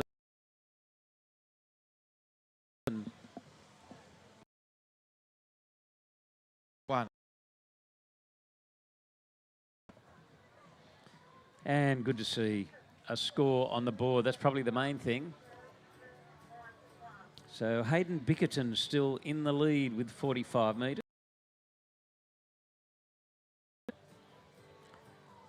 Bryce Smith would dearly love to move that 42-1 up in the vicinity of 45 metres, I am pretty sure.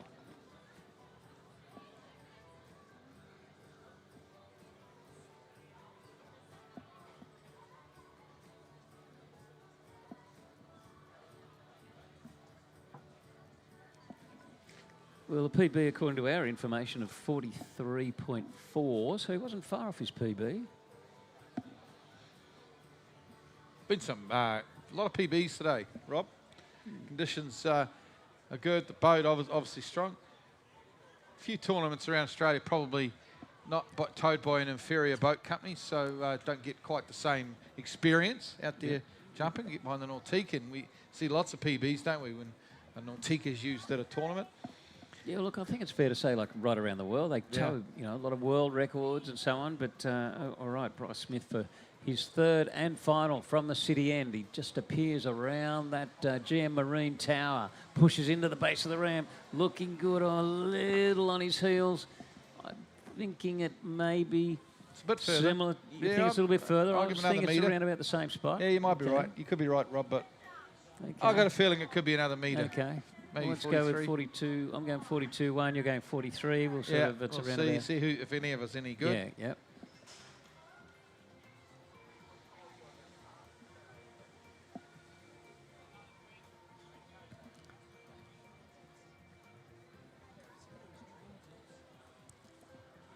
42.6. Rob, it's right in the middle. I don't know what's closest. You were 42.1, I was 43. Maybe I just took it by 0.1, but Well, maybe you did. right in the middle. Look, I'm humble enough to give it to you. Yeah, you're a good man, Rob. Thank you. There's no prizes, of course. No.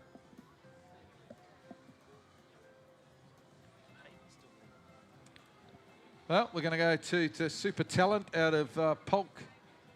Well, he actually lives in Claremont, but trains in Polk County down there, Polk City. It's Ski Fluid, and it's Damian Eid.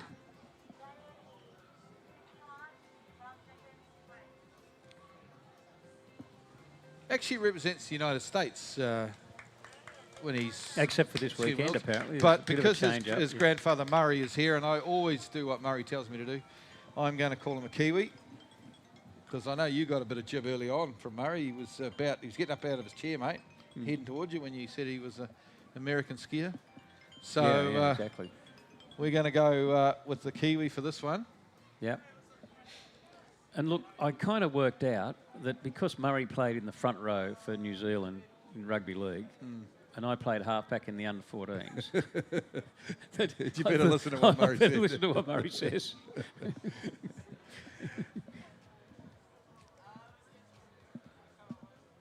I think Damian's personal best is around sort of 48 metres, if I had to guess. Have we got something there No, we don't. on the spreadsheet? Yeah, they've taken the spreadsheets. Gone to Gowings. They've gone away. Pretty relaxed sort of guy. His main sport is actually fishing, bass fishing. Any kind of fishing, really. So water skiing is his second sport. Competitive fisherman. Actually looking for a, although his older brother Jaden's taken up a water ski scholarship with Munro, with ULM, I think... But I'm getting a PB. I think Damian might be going to take up a fishing scholarship at a leading fishing college. I'm getting 47.8 as a PB Yeah, from my information with here. That about 48, yeah. 47.8. yeah, resident expert who's provided the Excel spreadsheet with the information on it. Well, really good conditions. Damian Eid's first jump here Yeah, on the wish him the Yarra, and the best. conditions are just perfect for him. See how he goes. Nice and wide. Good turn into the bottom. Oh, Good beautiful looking jump. opening leap. Well, you Jeez, can I see tell why you he's what. got a PB of 47 plus. That's over 50. Wow. That one, I think. Well, it's knocking on the door. I reckon it's over 50. Yeah, look. Surely not. Could it be? Be a big PB if it is. It was a great jump. Well, Geez, he looked like his dad too, I thought, I'm through gonna the year. Well, look, it just all looked good, didn't it? That approach, the cut, That's a the beautiful jump. form through the air. I mean, I'll just go with 50. You're saying above 50. That was a good jump. Well, Beautiful good work, Damo. Well, he certainly likes the Yarra River, doesn't he? Jump number one. Oh, 48.2. I got a little 48.2. bit carried away, didn't I? But it is if our information is right. His previous personal best was 47.8. Well, if So he skied- 48.2 is a and if he PB. skied for USA, he wouldn't get called Damo, so No, he's that's got to right. be a Kiwi. That's a good jump. Young Kiwi jumper. Damian Eid. Look, I think this weekend, if he's skiing for New Zealand, he's got to be Damo. So young Damo, 48.2. Did it easy too. So Looks so good. That there's looked no, good. well, you know, there's plenty of opportunity here to go even further.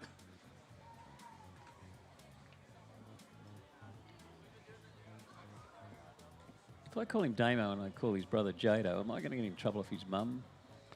I you don't think- know. You think so? Or? Karen I won't don't be think too so. worried. She's pretty laid back. Okay, good. All right. 48.2, but awesome leap.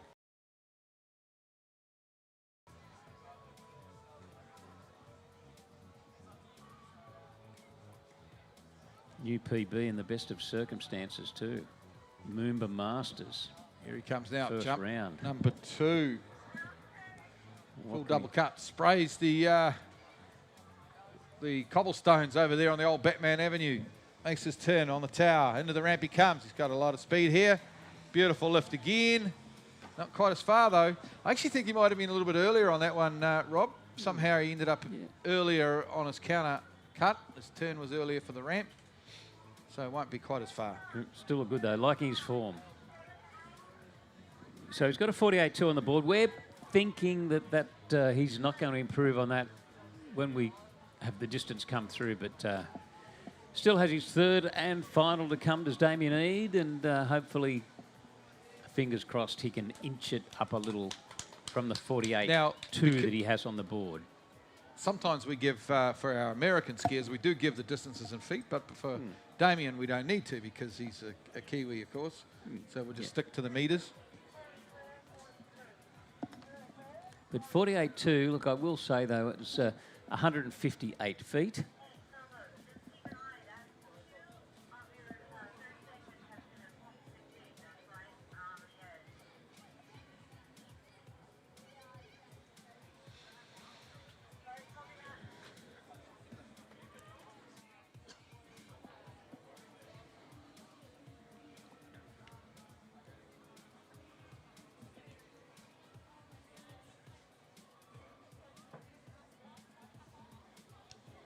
All right, 48.2. Well,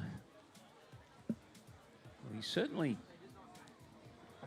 often, the saying can be, leaving the best till last. He left the best at the moment till first. Can he improve on 48.2? Wow, that was a great opening jump. So it was so much further than all the other jumps we've had that I got carried away and thought he can go 50 on this third jump if he gets it all together. Jump set for Damian.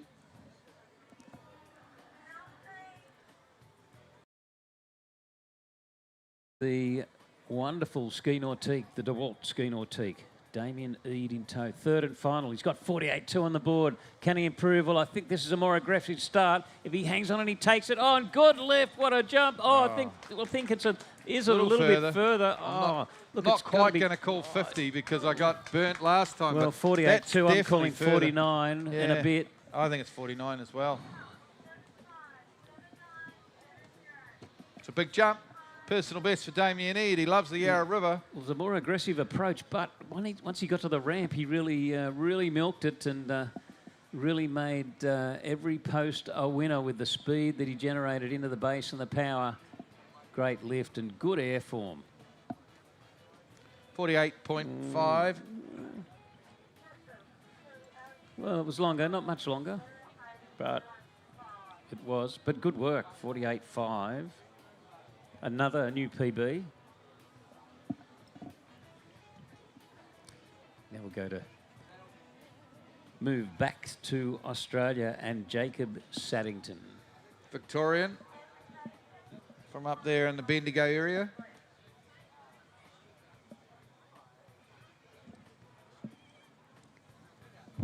From the Bridgewater Water Ski Club. Just going to check for our reference a personal best with a PB of, according to our information, unless he's improved since, 48.2.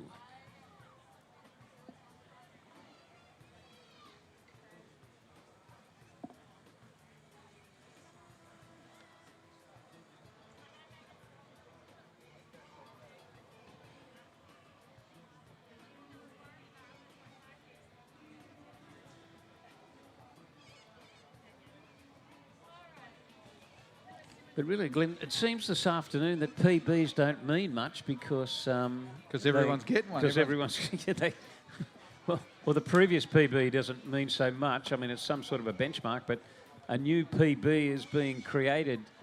That stands for personal best.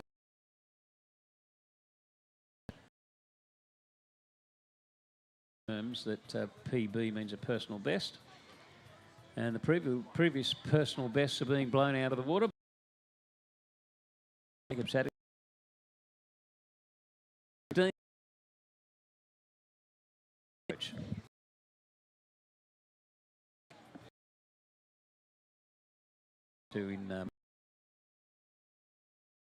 I reckon his condition is absolutely perfect for these guys at 51k because the headwind's just light. It's not too strong. It's just right. And now the Victorian. Into the ramp he comes. Oh, geez. Hopefully he's okay. We'll get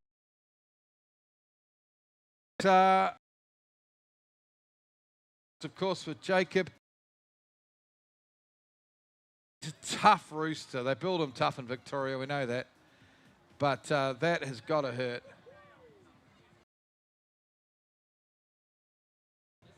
And hopefully he's okay.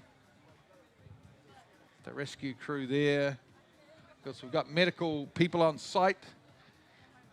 Might be a bit of a check. It could even be a bit of a concussion test here. We do that as well at water ski tournaments now, Rob, just to make sure he's up on the boat. Put your hands together. He's standing up and walking. Looks fine. He should be fine. I don't think he needs any kind of a test. Just give him a minute. Sit on the boat. Catch his breath. Rob, and back at it, because it is the MOOMBA Masters, of course. They build them tough here. Just make sure everything's happy and comfortable, and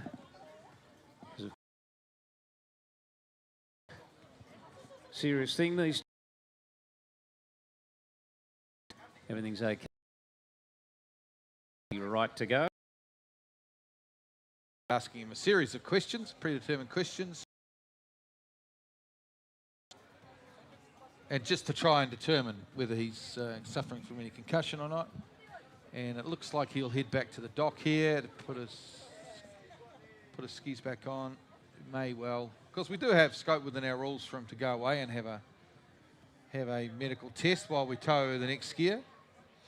But whether that's required or not, I'm not sure.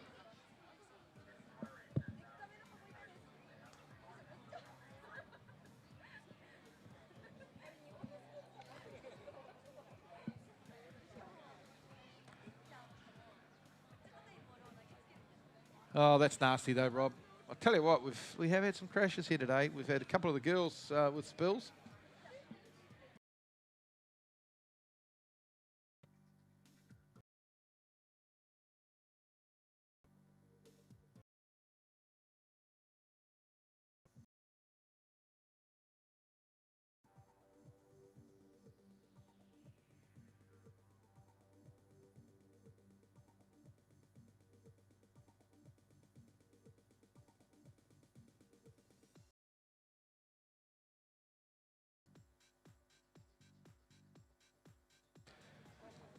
So, yeah, a series of questions will be asked of the skier. It's a lot like the rugby league, that sort of thing, the football.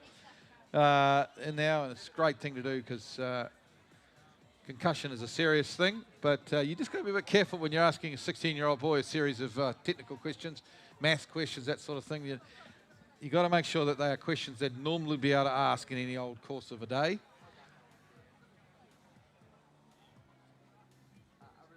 But we do have all the top medical people here on site, which of course is important, as you'd expect.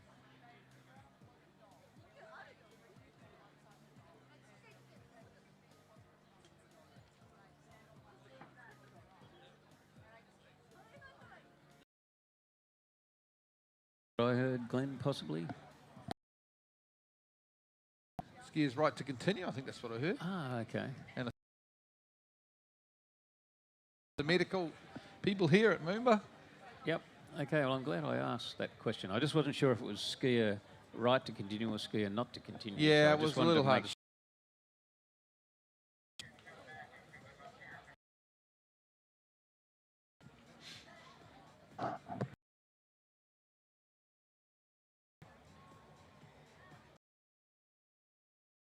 Coaches, of course, Ryan Green down there on the dock, just giving him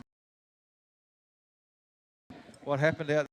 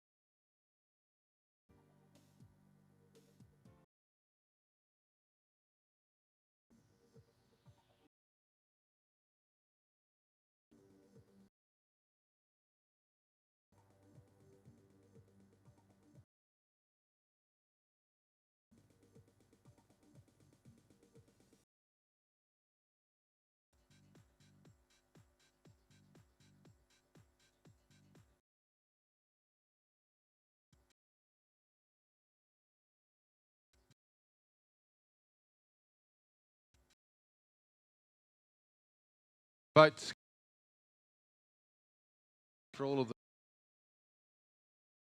Jacob look some of his team. He's getting some words of advice from his coach Ryan Green, which is great. Good man to have in your corner, Ryan Green. And the magnificent ski nautique, DeWalt powered simulation pass. It'll come back to the dock and pick up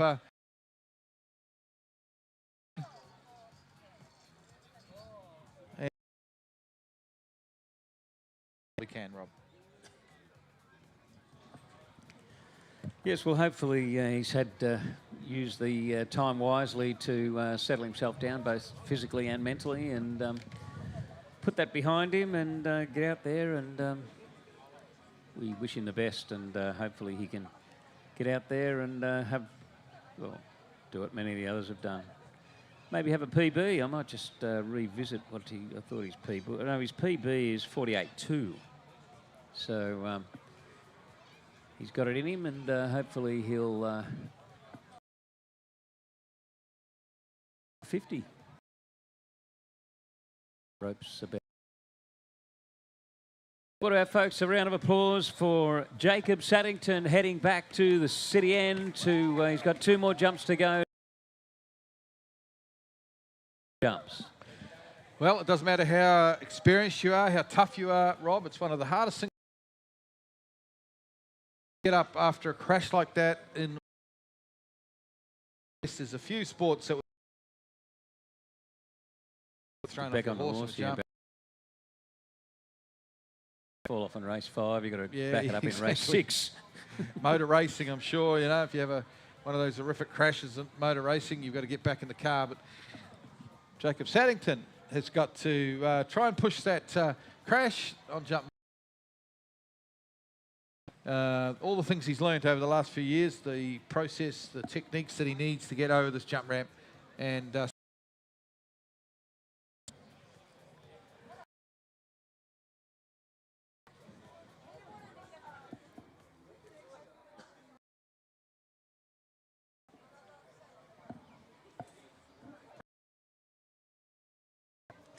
Be probably good to just get a, I don't know, a bit, not too much, but then just and safe, wind it up a bit for the 3rd and final. So let's see what he can do this time. Approach, he's low and he's not happy. Maybe the ski just totally comfortable. Number 2. Well, his timing sorted out, got a... And hopefully he can get over. He gives him a bit better feel for what's going on. He's had 2 approaches. Unfortunately, the first one, not real happy when he hit the ramp, but wish him all the best for his 3rd and final.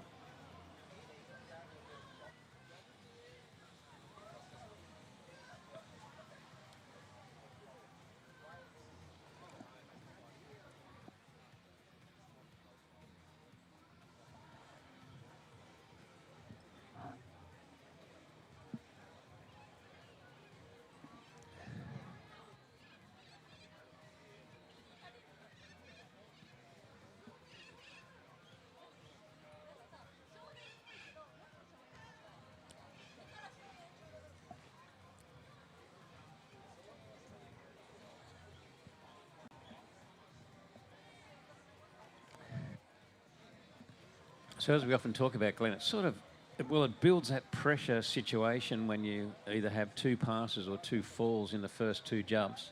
It's probably worse if one of them is a bad crash, like the one we saw Jacob took on his first. So it really puts the pressure on to get a score on the 3rd jump. You've got 1 approach left and 1 only.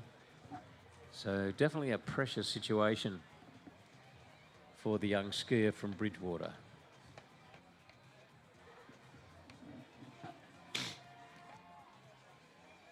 Yeah, it's now they are nervous for him because we want to see him get a good score on the board here. Here comes jump number 3, Jacob Saddington, the super young talent out of Bendigo, the Victorian. Big crash on jump 1. Pass the board. He's coming into the ramp. Oh, that's nice. That is really good after catch. Does he land it? Does he stand up? Yes. Decent jump, Rob, after a fall. Now, you say his Excellent best jump. is 48.2. That won't be That's all that close to- far yeah, off that. It probably is going to be right 47 right or so. around it, yeah. And after a crash like that on jump 1, that is really brave, gutsy stuff from Jacob Yeah, Saddington. very much so. So we're looking at a bad. Didn't take the jump, had the pressure on one approach only, and he certainly made the most of it. So well done, Jacob Saddington, 46.7. Good work from Jacob. But still, going like I've seen 60-metre jumpers have a crash like that, and they go out on the next one and they only jump 50. They're just spooked, exactly. and they've just got to get back, you know, they get their confidence back. So that was a really gutsy effort there from Jacob Saddington. So move to the USA, Corbin Pierce. Excuse me, Jack Travers, I think. Yeah. And he's got a PB of over 50. Obviously super talent. I haven't seen a lot of this guy. I did meet him this morning. Got to shake his hand. Seems like a nice young man. Kind of built like a jumper, isn't he? Okay, well, I've just said word of me. We've got another transit coming up, Rob. Jeez. After Corbin. Well, whether they banked up, are they? Or Yeah, I don't know. a bit of a traffic jam down there. So it's a little bit of a stop-start affair at the moment.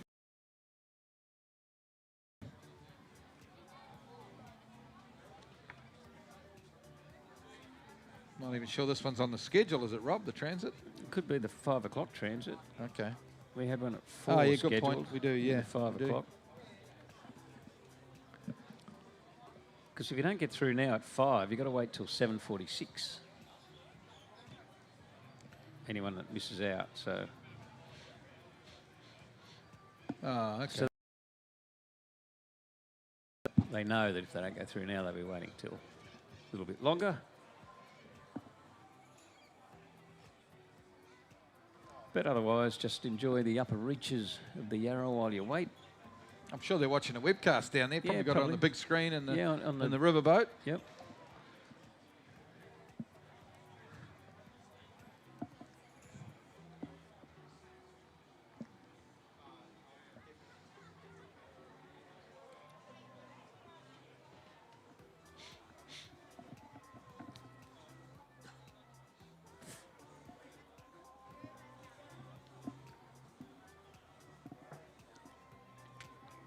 Yes, so because, well, I don't think you were saying, you haven't seen him ski, I don't think, and I haven't either, so it'll be interesting to see how Corbin Pierce goes on his opening jump. Turns in around about the same spot as some of the earlier others. Not totally happy. Looked pretty good, sort of a setup, though. Came through the wakes, looked in a good position, but just not happy, but maybe just using it as a way of getting his eye in for the timing. Well, I agree with you, Rob. I think he looked very good there. And the fact that he passed, he definitely wasn't late and he looked good. Maybe he was actually slightly on the early side. I'm not sure. But certainly a lovely turn and very solid on his skis. And look, because he's got 3 jumps, even if he thought to himself, oh, gee, maybe I could have taken it or I should have taken it, you know, he can use that for his timing on the next one and he'll know exactly if he's going to be happy on the second approach to be up and over that Nautique jump ramp.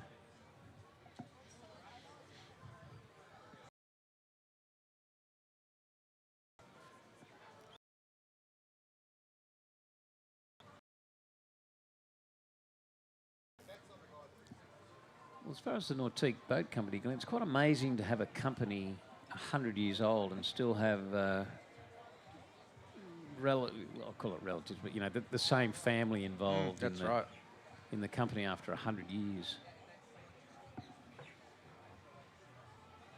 I was also quite surprised looking at the banner too. I didn't realise this, but DeWalt are also 100 years old. I didn't realise that either. This year. Wonder how they started. I have to read a bit of history on DeWalt. Yeah. What if they started just, because 100 years ago, like What kind of 1925 power tools did they have 100 Yeah, well, years what ago? do they make? Well, probably hand-powered power tools. One like a drill, you turn the handle. Yeah, and yeah. or make a hammer or a screwdriver or something. We'll get a bit of background. We might have to do one of those we'll DeWalt find out. Tools interviews. I Yeah, think we did yeah. that a couple of years ago. Yeah. There was very high ratings on our interview on the DeWalt Tools guys. Here's Corbin now. This is jump number 2. He's brought it down a little bit later. Missed his kick a little bit, Rob. Bit of a line drive. Yep. But it's still going to be up in the high 40s. Yep. So we'll get a score at least. So he gets a score on the board, but it wouldn't be what he'd be looking for. But he had that speed there, and exactly. Didn't get much out of the ramp. Just whatever distance he's getting is based on the speed and that line drive terminology you're using. That's pretty much what seemed to happen. It's 44.2. So Damian Eid has kind of set that, with that 48.5, Damian's kind of set that mark. If you want to be on the podium, I think if you want to be on the podium in this event, you're going to have to jump further than Damian Eid in both rounds kind of thing. So consistently jump, maybe not 50, but consistently jump 49 odd meters across both rounds to just be on the podium here. So it gives us a bit of an idea. At the moment, Corbin Pierce from the United States, he's off the pace a little bit with 44.2. But really, looking at the seeding, looking at the distances, you'd have to think you'd have to be 50 plus each round to be on the podium. Oh, look, it might turn out to be that way, Rob, but that would be some sort of a podium at Junior MOOMBA. You've got to allow for, first round. It's hard to get your best jump in the first round, although obviously we've seen a bunch of PBs today, so conditions are good. The boat's obviously strong.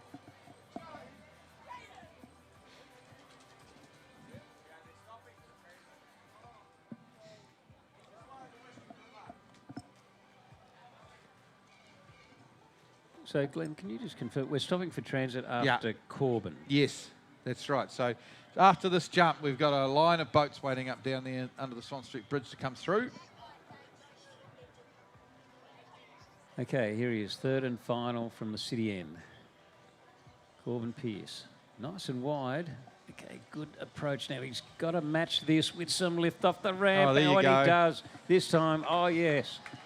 Ooh, what do you think? Oh, it's got to be Look, close to 50. 50. I called 50 before, and I was wrong. I don't know if I'm quite brave enough to call 50. I'm brave. You're doing it? I'm going 50.5. I'm going 49.9. There you go. I'm in a pessimistic mood slightly. We'll wait and see. It's a big jump, though. Probably will definitely, I'm sure, be the biggest jump. He'll take the lead off Damian Eid. And that's pretty good. Oh, it's 50 right on the knob. We've had a tie again, have we? Yeah. Well done. Good to see our first 50-metre jump from Corbin. Okay, folks. All right. Yeah. We're going to just have a 15-minute break now for transit, just to let a few river boats through. And we'll be back with our final 4 jumpers, which will be Jaden Eid, Francisco Georges, BG, Bickley, and Jake Abelson will be our final 4 jumpers. We'll be back, folks, in 15.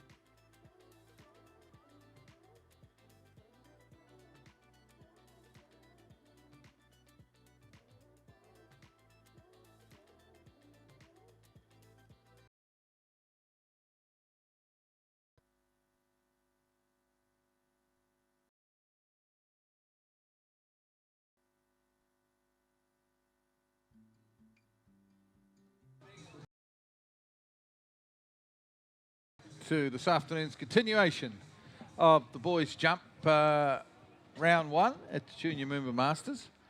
We have had yet another transit happen here where an opportunity was given to public craft to come through the river, but unfortunately none were happening being a Thursday afternoon. I'm sure there will be some on the weekends. But we're back on. We've got the top 4 seeded jumpers here to go. First up will be Jaden Eid from the United States, but because his granddad Murray's on site, we're calling him a Kiwi, because we're all scared of Murray. And he'll be followed by Francisco Georges, BG Bickley, and Jake Abelson. So an absolute who's who of under 18 boys jumping at the moment around the world. And Jaden's got a best just a fraction over 50 metres.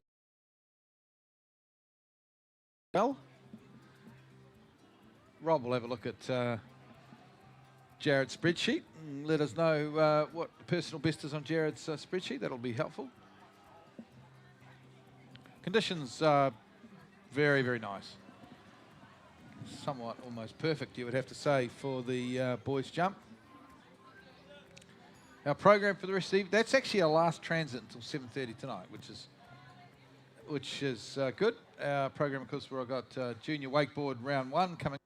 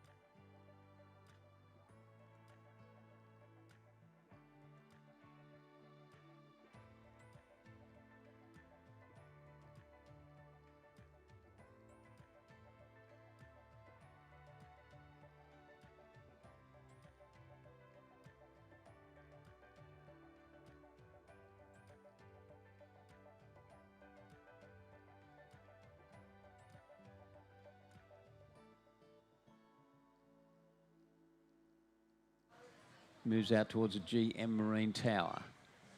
Goes past that tower, now turns, now pushes hard. Flies into the bank of the ramp. Oh, that's a horrible crash there. Get the rescue crew there. Excuse me, that was a really bad one. Full front flip. These kids are so tough, they just bounce up again. That is a really nasty crash though, Rob. A lot of speed. Okay. Very late cut, but to go far at 51k, you do have to cut late. Let's hope he's okay. Yeah, sort of catapulted through to the air, lost total control off the top of the ramp, and very nasty looking crash. Hopefully he's okay, but he'll have to get asked the mandatory questions regarding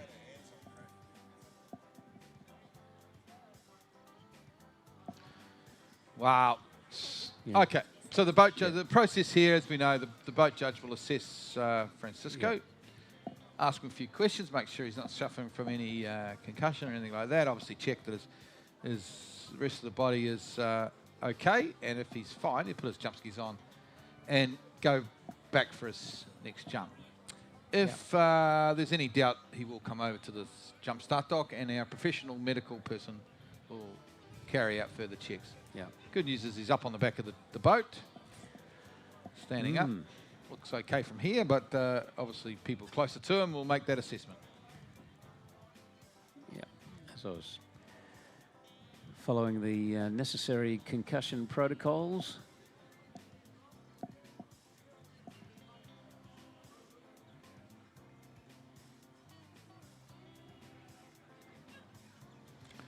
Well, these boys are pushing hard. They want to have a shot at winning this event. Oh, it sounds like we've got a broken ski here, so broken ski or broken fin, but if it's a broken ski, we're going to need someone who's got a similar size ski or the same size ski to get down to him. Obviously, it's a Goodman. I'm not sure how big it is. Hopefully, the ski's not actually broken, because that's fairly expensive. Maybe it's a fin. Just a fin, hopefully. Okay. Oh, wow. It sounded like it was a good slap on the first jump too. Good news is he looks okay. How can you be okay after a crash like that? But, geez, tough youngster out of Argentina.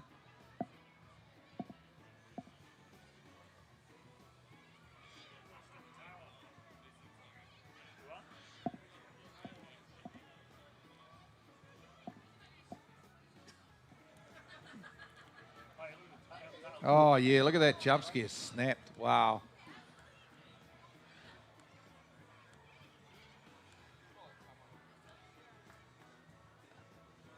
Okay, well, he's apparently he said he's finished, and of course he does have a score on the board at least. But unless there was another ski that was absolutely identical, it's going to be pretty hard to get out there and jump anywhere near. Well, jump what he needs to jump. You never He's know, got though. 47.3 on the board. He can. It look is at his probably options for the second round.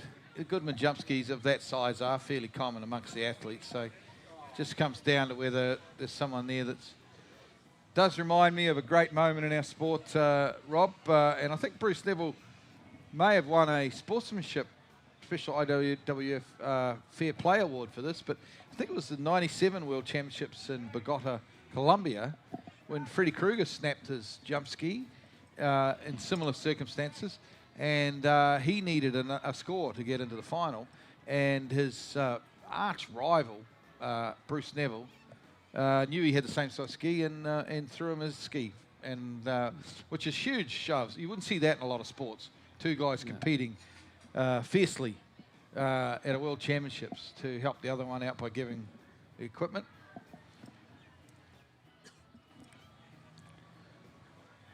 But that is... no, well, I'm trying to think of any comparisons in other sports, but you wouldn't see it happen, I wouldn't think. You certainly wouldn't see an Aussie cricketer lend his bat or whatever to a Kiwi cricketer. Or he's too busy bowling underarm for that, I suppose. But like if Bryson DeChambeau snapped his drive, he wouldn't see Tiger Woods just handing it. Well, you might, so you can use mine, or well, you can't use other people's equipment in golf. So let's go to something else. Like if Roger Federer snapped his racket, you wouldn't see Nick Kyrgios offering to lend him a racket. Well, you might. Well, there's been plenty of drama, hasn't there, in this jump today with the girls. A couple of crashes in the girls. We've had, unfortunately, a couple of crashes in the boys jump.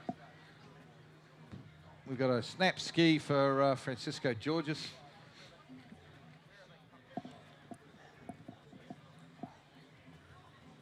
And we're moving on now into our top 2 seeds now. BG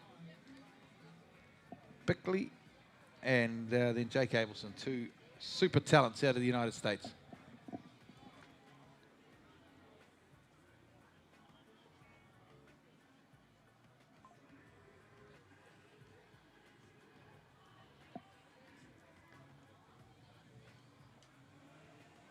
Well, Glenn, it's pretty interesting that a lot of these guys have got quite a similar personal best. And BG Bickley, 52.8. So many of the guys around that 52, 53, 51 and a half. The very similar personal best. So very competitive at the top of this seeding order.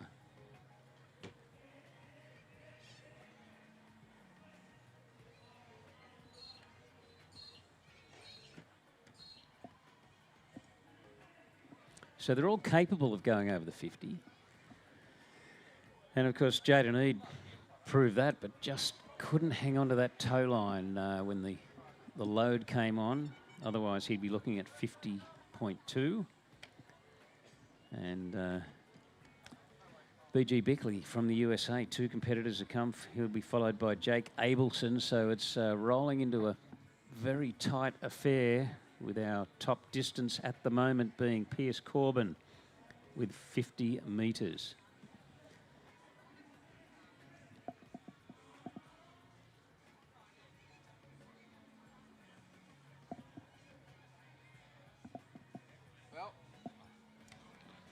Well, MOOMBA always brings us that extra level of excitement, that extra drama, and certainly this junior MOOMBA jump, it's only round 1, it's only day 1, but geez, there's been plenty of drama, plenty of excitement. It's been big jumps and big crashes here in front of the big crowd here on day 1 of MOOMBA. Here's BG Bickley now out of the United States. Into the ramp he comes. Nice jump, really tidy jump. Easy, probably 49 metres, very easy 49 metres. Very controlled too. He looked like he could bring the cut down. He looked very controlled. He just... but that ramp work gave him plenty of airtime, plenty of float. He can definitely pick up a couple of metres on this one.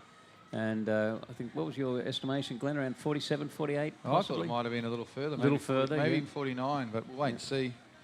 It's a tidy opening jump. 47.6 should have gone with you, Rob. But look, welcome back. Apparently they can hear us again in webcast land. Yep. And if you've just joined us, you've unfortunately missed one of the greatest calls in water ski history. Rob and myself have had a really good call, really exciting call. In fact, we might be in line for an IWWF Speaking Award. Yeah, possibly. We'll see if we can go. But it's going to be a bit hard for the judges to judge that if they can't hear all on the the other podcast. thought, or a Nobel Sports Commentary Prize. That's or something like that. But geez, we've had some action here. Yeah. Unfortunately, Francisco couple of Georges nasty falls of Argentina, very nasty crash and has snapped his jump ski. He ended up with a score of 46.8. At least he got a score on the board. It's possibly not enough to be in the podium. Presuming he can even take place in tomorrow's second round. He's going to have to borrow someone's ski. We saw an award given by us to Jacob Saddington for bravery after he got up big again. crash and then up and a big jump, really good jump of 46.7. And we had a 50-metre jump from Corbin Pierce. We also had a 50.2 from Jaden Eid, but unfortunately he didn't ride the jump away, which meant he didn't score the distance. So it's all been happening here. And then BJ Bickley opening with a 47.6, and I reckon he's got a fair bit left in the tank, Glenn. Oh, yeah, he looks good. That was an easy 47.6. Comes into the ramp now. Up he goes. Misses his kick, and it's not as far, I don't think. Nope. I think he's possibly just a little bit early out there. I don't blame him, though, because the skier before him had a nasty crash. It's got to affect you in the back of his mind. or even in the front of his mind, he's probably thinking, I don't want to do the same thing that my good mate Francisco did.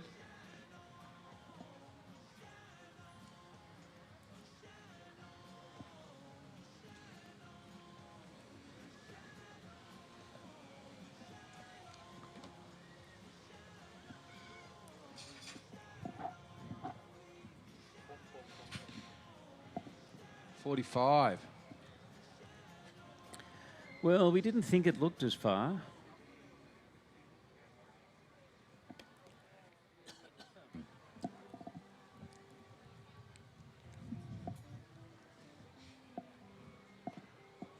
Not too bad a Thursday afternoon crowd. And Rob, you'd have to say. I think you'd say that. Work and school have really only just finished, and they're coming on down here, opening night of the MOOMBA Festival. Beautiful evening, lovely temperature for watching water skiing. Not too hot and not too cold. It's in that sort of Goldilocks region for water ski viewing.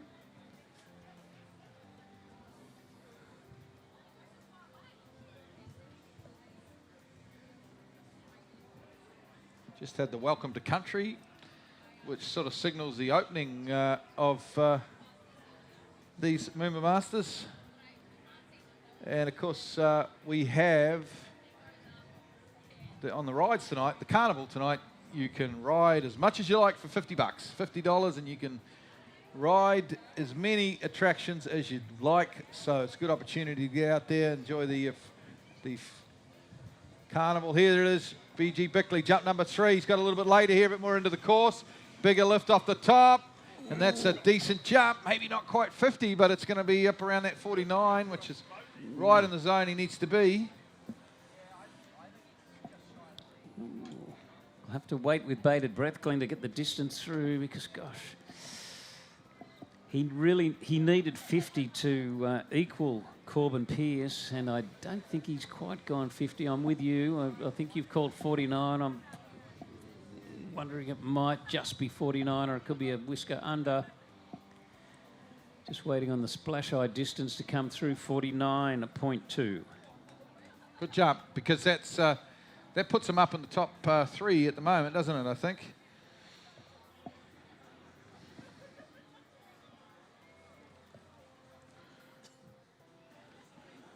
Jesus, Jake Abelson got some new jump skis because it looks like he's on some good ones. It's famously won the Junior World title back in early August, Rob, with a 20-year-old pair of Conleys, which I was very impressed with. But I see him on some nice new Goodmans, which is great to see you, the old LC 300 Conleys. Great jump skis back in their day. But I'd say these Goodmans are probably half the weight of those Conleys. But Jake jumped himself to gold medal in Canada Possibly in the Junior Worlds. Half the weight, double the length. Glenn, I was just doing a bit of research on DeWalt. That Raymond DeWalt, that started the company in 1924, he invented some type of radial saw. Right. So he had an invention that probably nobody else had, that probably did a great job at sawing, and that sort of started DeWalt on the road to the success that they have today. So we'll have to raise that if we get the marketing manager back up here. If you're going to invent something, that's probably not a bad thing. I mean, I know the Wing family invented the barefoot suit. That's gone okay for you, but maybe not quite as good well as the DeWalt tools. Yeah. No.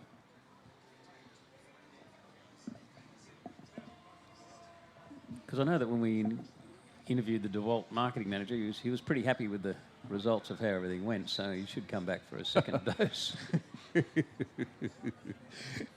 He certainly enjoyed the interview, didn't he? It was great to have him. He knew he was working with professionals. Yeah, well, he thought the questions were sort of pretty good, better than any top ranking 60 Minutes journalist that you would ever probably stumble across. So Jake Abelson now for jump number 1. 50 is on the board. That's what he's chasing. Best junior in the world in 2024. See if he can't get a big jump here on jump number 1. Jake Abelson. And there you go. Well, Look I think at that. That says something to you right there and then. That is an absolute ripper of a jump. That could be 55 here. That's mid-50s. I've got a feeling it might end up being around 54, but there's a chance, Rob. It's so big that we don't actually have our eye in yet on that sort of landing zone. But we'll just have another look. Well, it's got to be at least 53. I'm going to call it early. I'm not the human calculator, but I'm going to call it early. I think he may well have won the overall at junior member for boys, because he tricked 11,840. He ran 3 at 11, and he's just jumped in the mid-50s here on jump number 1. What a talent. 54.2. What a sensation.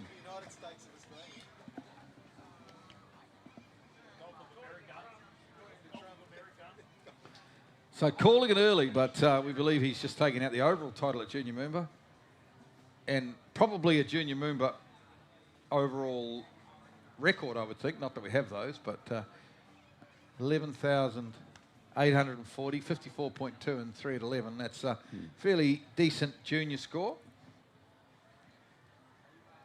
And look, just going back to his jump there, Glenn, very aggressive approach, but very controlled. But, you know, just that little bit later, a bit stronger than the earlier guys. And the previous longest jump, 50 metres, so he's gone 10 foot plus above that, like 4.2 metres. He's really stamped his mark on this tournament between his slalom, but mostly the trick and now jump. He's really stamped his authority on this event, and it's a great opening jump, 54.2. What can he do on jump number 2? Here he comes, Jake Abelson into the ramp. Lots of speed, another big kick, and that's further. Unbelievable stuff. How good is he?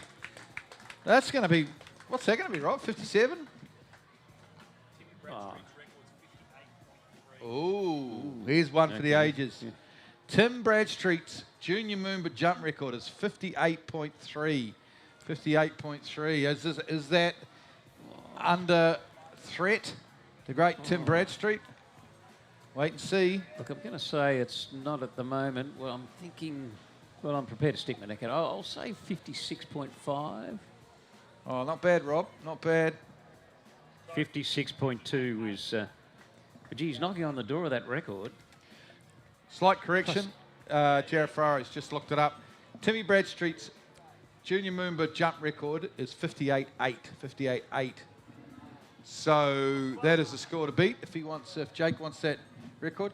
And that would be phenomenal, because I kind of feel, this is a huge exaggeration, but I kind of feel 2 or 3 years ago that Jake Abelson was a trick specialist. Basically, a little kid that could trick really, really well. And now all of a sudden he's very, very relevant at the jump event. The thought that we're even mentioning him in the same sentence as the great Timmy Bradstreet in terms of junior member jump records is just phenomenal.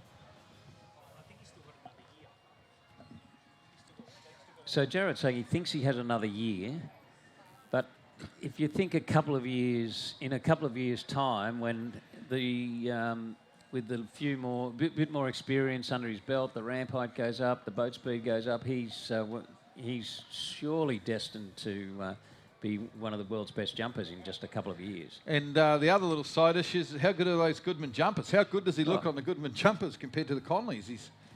He's added another 3 or 4 metres. Here he comes, Jake Abelson, getting a bit of a G up from the crowd.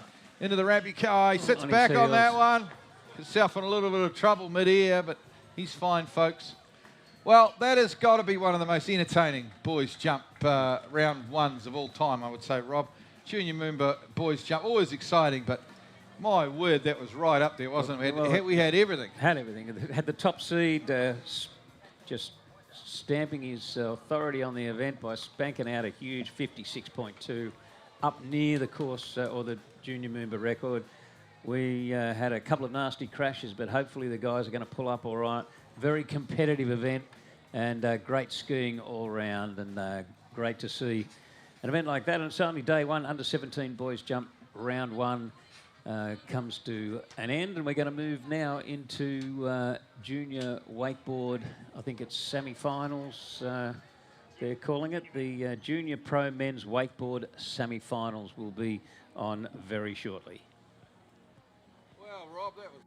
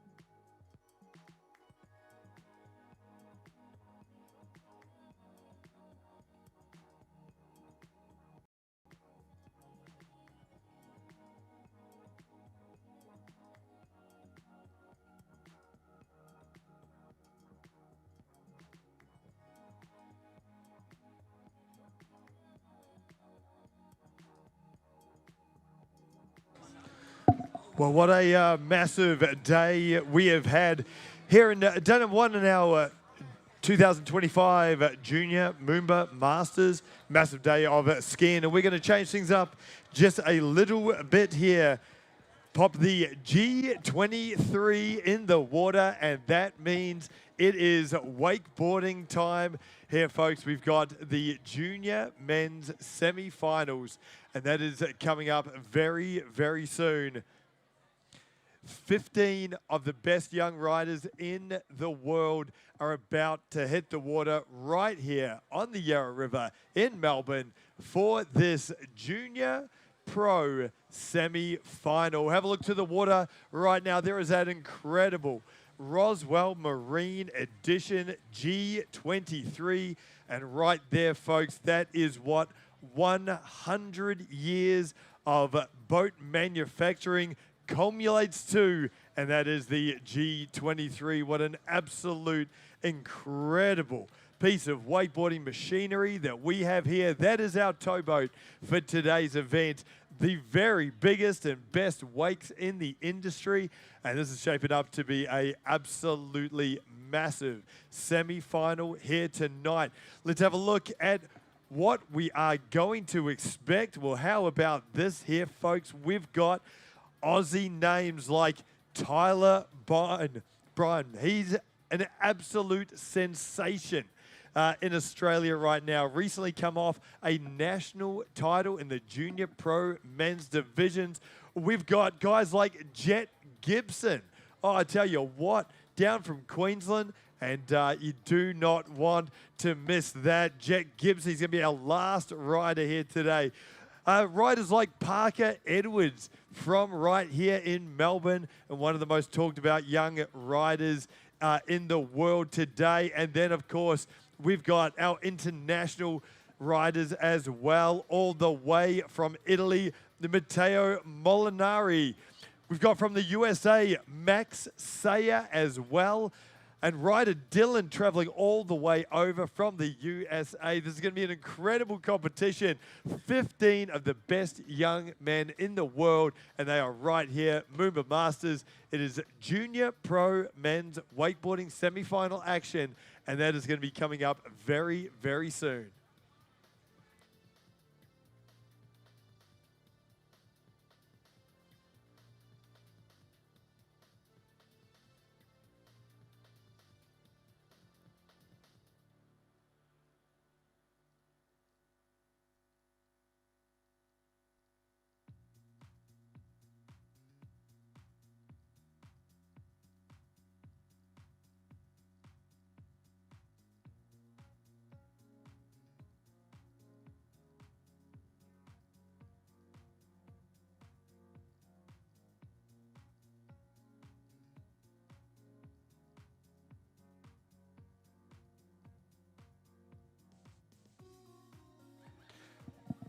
Well, as we finish our simulation pass here, let's have a look to the water. There is the G23 from Nautique Boat.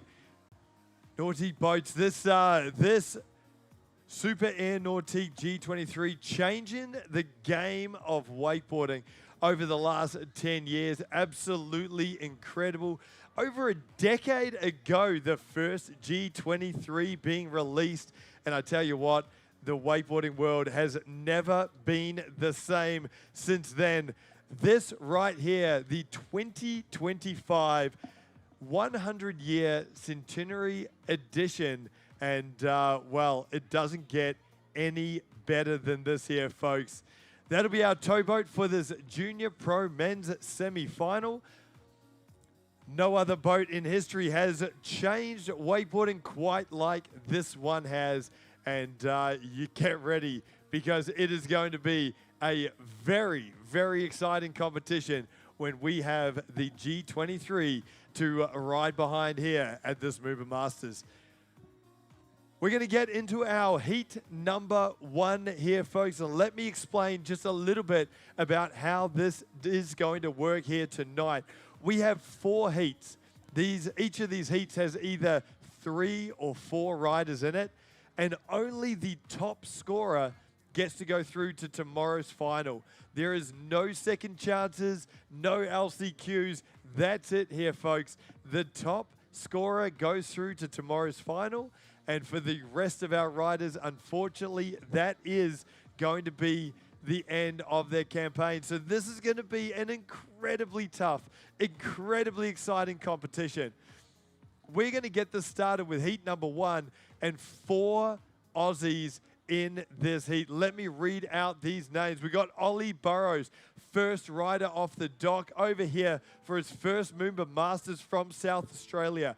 Right here from Melbourne, we got Noah Piastri. He's rider number 2. And then fresh off a national title in the Junior Pro Men's Division from Sydney, we have Tyler Byrne.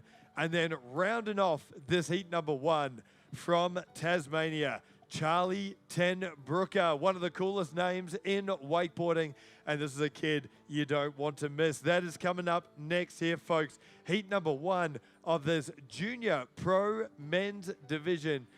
And, well, this is going to be an incredible competition. Don't forget, only one rider gets to go through to tomorrow's final. And there are no second chances for our competitors here. But we're on the water here, folks. It is underway. And this, of course, from South Australia, this is Ollie Burrows, the under 14 and under national champion here in Australia, and he's kicking this off with the hillside tantrum. Straight back in. How big was that there, folks? That's a toe side front roll there. Nice and big. Up and over from Ollie Burrows. The 540 there. So 1.5 rotations there. Going from his heel side all the way around. Back to the toe side and the dum-dum there, folks. That is a very big technical trick there from Ollie Burrows, and rounding it off with the KGB. Come on, make some noise, Melbourne. That was an incredible stand-up pass number 1 there for Ollie Burrows. Wow, what a way to kick off this Junior Pro Men's competition. As we look to the screen, have a look. Here is that replay, and Ollie Burrows just casing the wake on that hillside tantrum, asking for a change of speed, and didn't he come back strong? That toe side front roll was absolutely ginormous. Now, this is where it really heats up here, folks. We had the hillside 5 and straight back in. This is a very, very big trick. Have a look to the screens there, because that is the dum-dum, the front roll with the handle pass, front side 360 there. And then that KGB from Ollie Burrows. Incredible pass number 1. And what a way to kick off this MOOMBA Masters competition. Ollie Burrows on an absolute tear here on Thursday night on the Yarra River.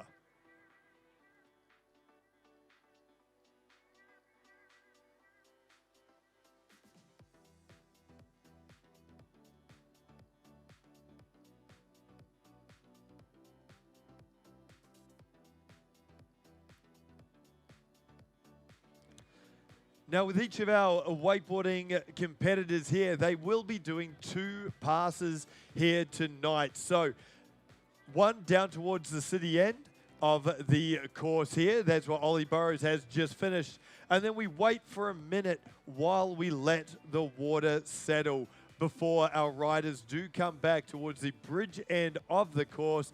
And that, of course, is their pass number 2.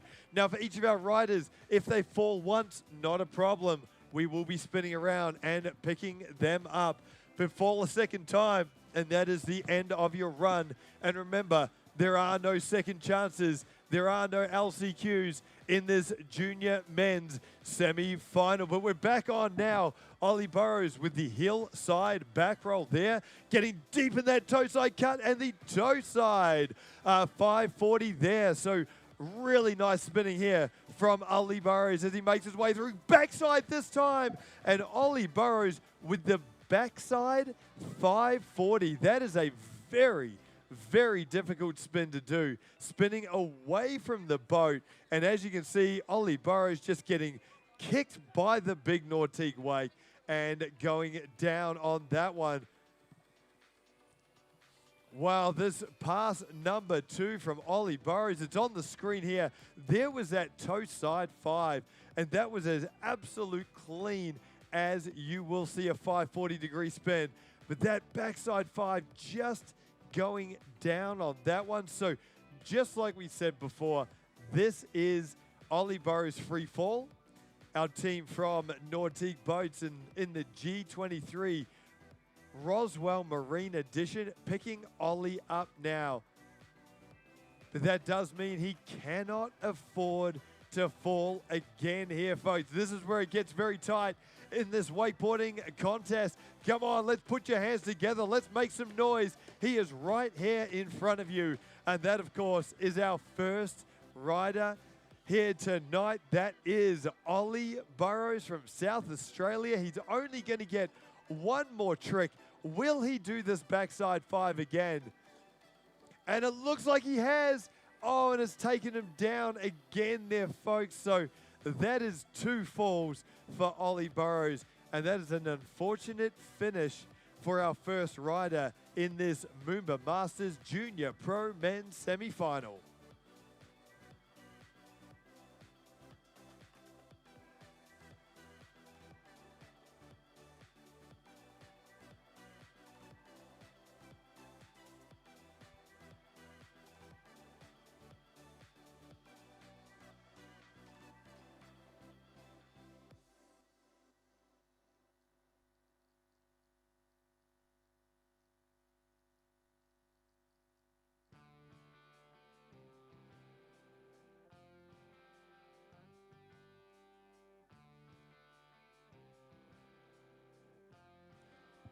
Well, one rider through in this competition here tonight, the Junior Pro Men's Semi-Final, and Ollie Burrows.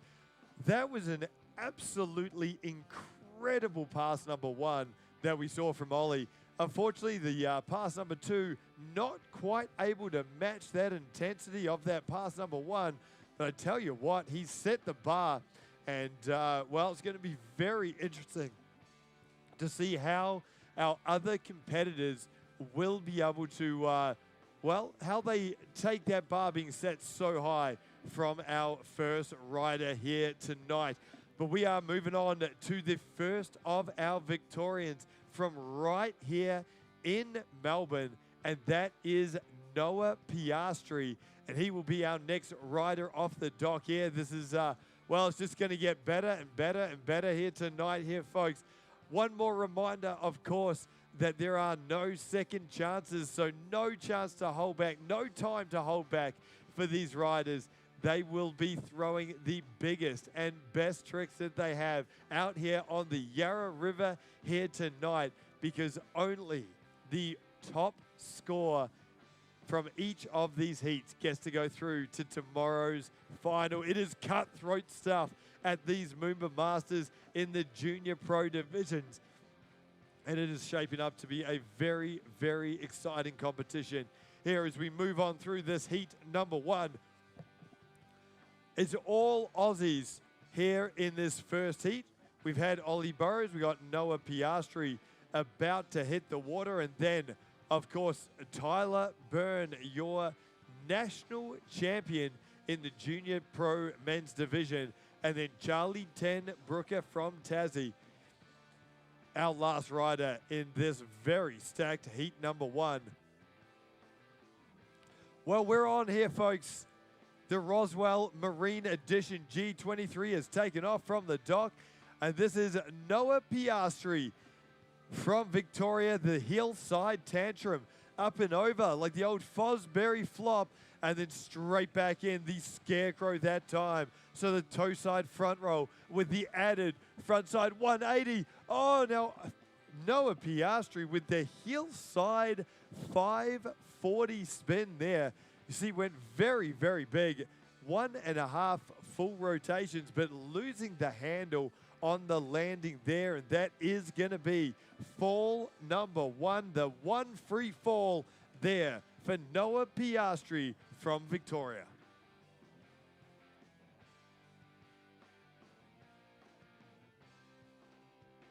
As we're picking Noah up, let's have a look back to the replay there. You can see that, well, heel side tantrum into the toe side scarecrow, and then there was the 5. Unfortunately, just getting a little away from him on the landing, losing that handle, and, well, taking a swim here in the Yarra River. Now, of course, for everyone watching here and at home, if you want up-to-date scores, you've got to download the Ride Line app by the WWA. It is a brand new app, which does mean a whole new download. So download that Ride Line app, register there, and then you will be able to see up-to-date scores as they come through. Now, it looks like Noah Piastri on the water now and deciding just not to rush things and ride through to the end of pass number 1. So taking it easy, get his head right, and, well, he'll be shaking out those cobwebs, getting ready for this pass number 2. That is coming up next here, folks. Noah Piastri behind the G23 in our Junior Pro Men's semi-final.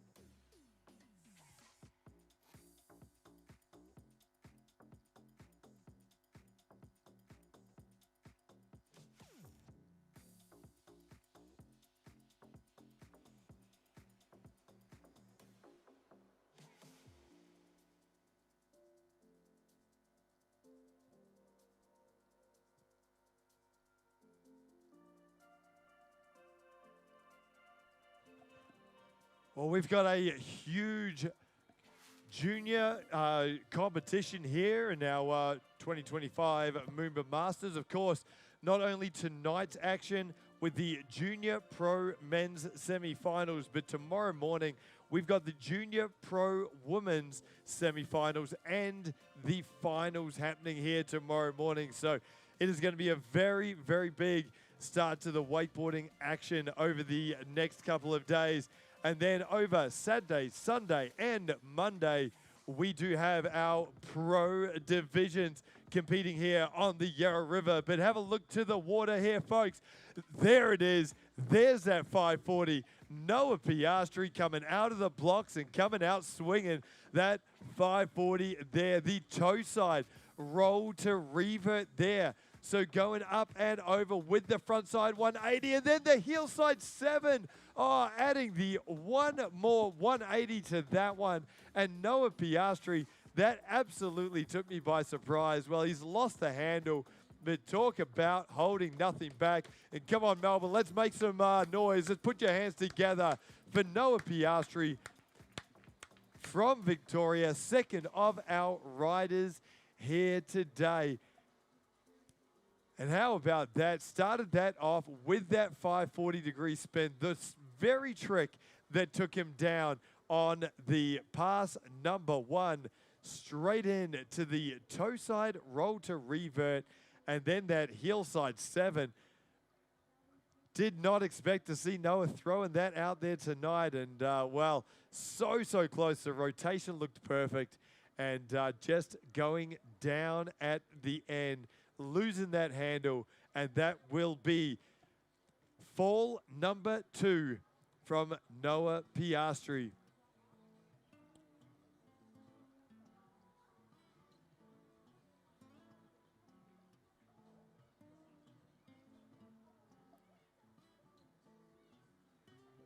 Well, I reckon there is a few of our supporters on the banks of the Yarra River that are very excited about our next rider about to hit the water. It's rider number 3 in this first heat, and that, of course, is Tyler Byrne from New South Wales. He is a He is the next rider about to hit the water here this afternoon. And he is fresh off a junior pro men's national title. So we know he is riding at an incredible level. He's on fire right now, and he is up next. That is Tyler Byrne from New South Wales, and he is going to be here very, very quickly behind this award-winning G23 wake.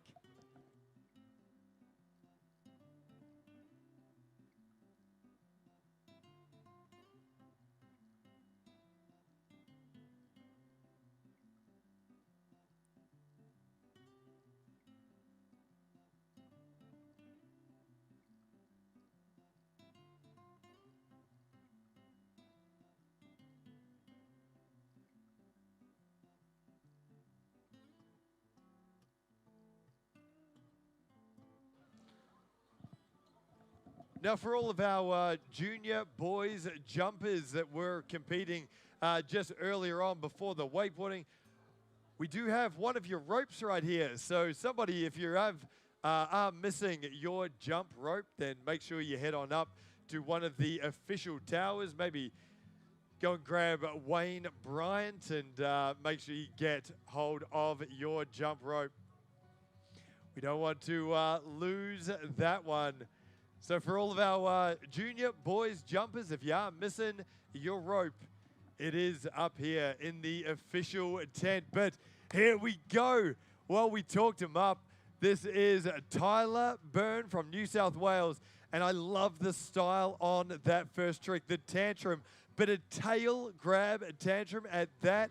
And that is the nuclear grabbed toe side back roll there. So much style. Tyler, you can see grabbing every single one of his tricks, the indie grabbed back roll there. And that adds a whole nother element of difficulty there. There is that dum-dum. Well, we saw it earlier from Ollie Burrows, and now Tyler Byrne matching that one. And the hillside 360 there from Tyler Byrne to round out this stand-up pass number one from our Aussie competitor.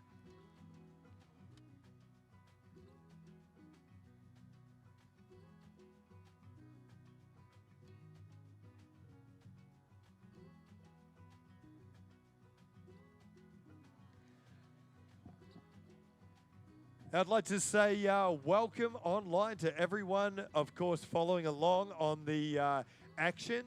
You can, all you got to do, go to the MOOMBA Masters website, hit the live broadcast feed, and where you can see this incredible wakeboarding action. And I'd like to give a little shout out there for young Asher here with watching his very, very first wakeboarding contest. And great to have you guys watching along online. So to follow the scores, download the Ride Line app from WWA. And of course, to watch along at home, head to moombamasters.com.au and hit that live broadcast channel. We've got all the action happening all weekend long. Well, that was a great pass number one there from Tyler Byrne from New South Wales, standing up that pass. And what I really loved about that one was the way that he had so much style in his riding, grabbing every single one of those tricks. Remember, having that tail grab tantrum, that's a grab we have not seen here tonight. The nuclear grabbed toe side back roll, and then that indie grab back roll as well. So much style in Tyler's riding, and that is going to score very nicely with the judges here today. Of course, wakeboarding a little bit different to some of our other skiing disciplines, like trick skiing or slalom skiing, and that is style coming into play here. It is a huge part of the scoring is how you make these tricks look. We are back on there, and there is the half cab roll there from Tyler Byrne to start off this pass number two. Toe side approach and the toe side scarecrow there as he comes back in. This again, toe side there, and Oh, I absolutely love that one. That is called the Pete Rose there, folks. That is a very big trick from Tyler Byrne. Straight back in. There's the KGB. This is a big, big finish. And the toe side 5, and he has nailed it there, folks. Come on, put your hands together. Make some noise. Tell you what, I got very, very excited there because that is a massive pass number 2 there from Tyler Byrne. Talk about raising the bar, and what a pass number 2 that was. As we looked it back in the replay screen there was that half cab roll there from Tyler, and then back in with a toe side approach with that scarecrow. But right now here, folks, this is where Tyler really does step things up. The Pete Rose there. An incredibly difficult trick, and then straight back in with that KGB. What a finish that was from our New South Wales competitor. The toe side 5, and that was an absolutely incredible run there from Tyler in this Junior Pro Men's semi-final number 1. Wow, Tyler really stepping it up, and we have still got one rider to come there, folks. One of the best names in Australian wakeboarding, and a rider you want to keep an eye on, that is for sure. And that is Charlie Ten Brooker from Tasmania. Super excited to have Charlie here at this MOOMBA Masters in this Junior Pro Men's semi-final. He is coming up next here, folks.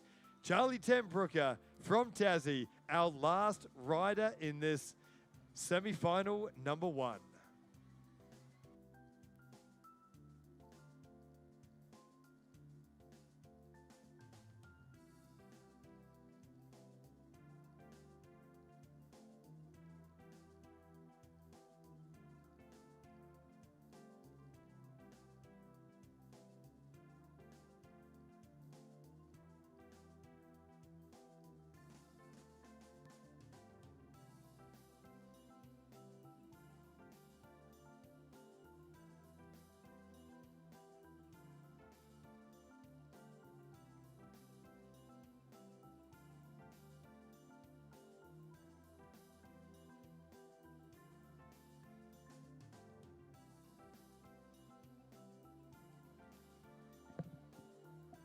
Well, here we go. We've got the Roswell edition, Roswell Marine Edition G23 on the water. And this right here is Charlie Ten Brooker. Last rider, and oh, how about that there, folks? Charlie Ten Brooker starting things off, going for the very late spin on the Crow Mobe, and unfortunately going down on that one. Well, we said before that you cannot hold back in these semi-finals because you're only getting one shot at it. And Charlie Ten Brooker not holding back at all. Have a look to the replay screen there. There it was, a toe side approach. The Crow Mobe there, very late spin.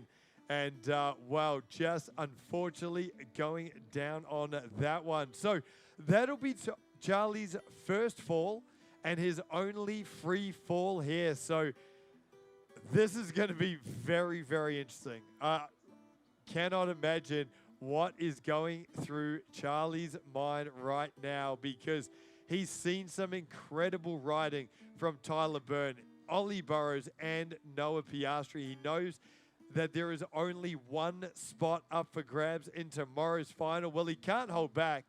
That is for certain. And here we go, folks. Well, he needs your support right now. Come on, let's make some noise. Our last rider here in this heat number 1. It is Charlie Ten Brooker from Tassie.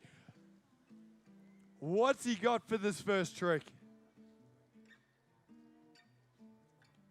Oh, and that is a very nice nuclear grabbed tantrum there from Charlie Ten Brooker. So adding the style and then straight back in the indie grabbed.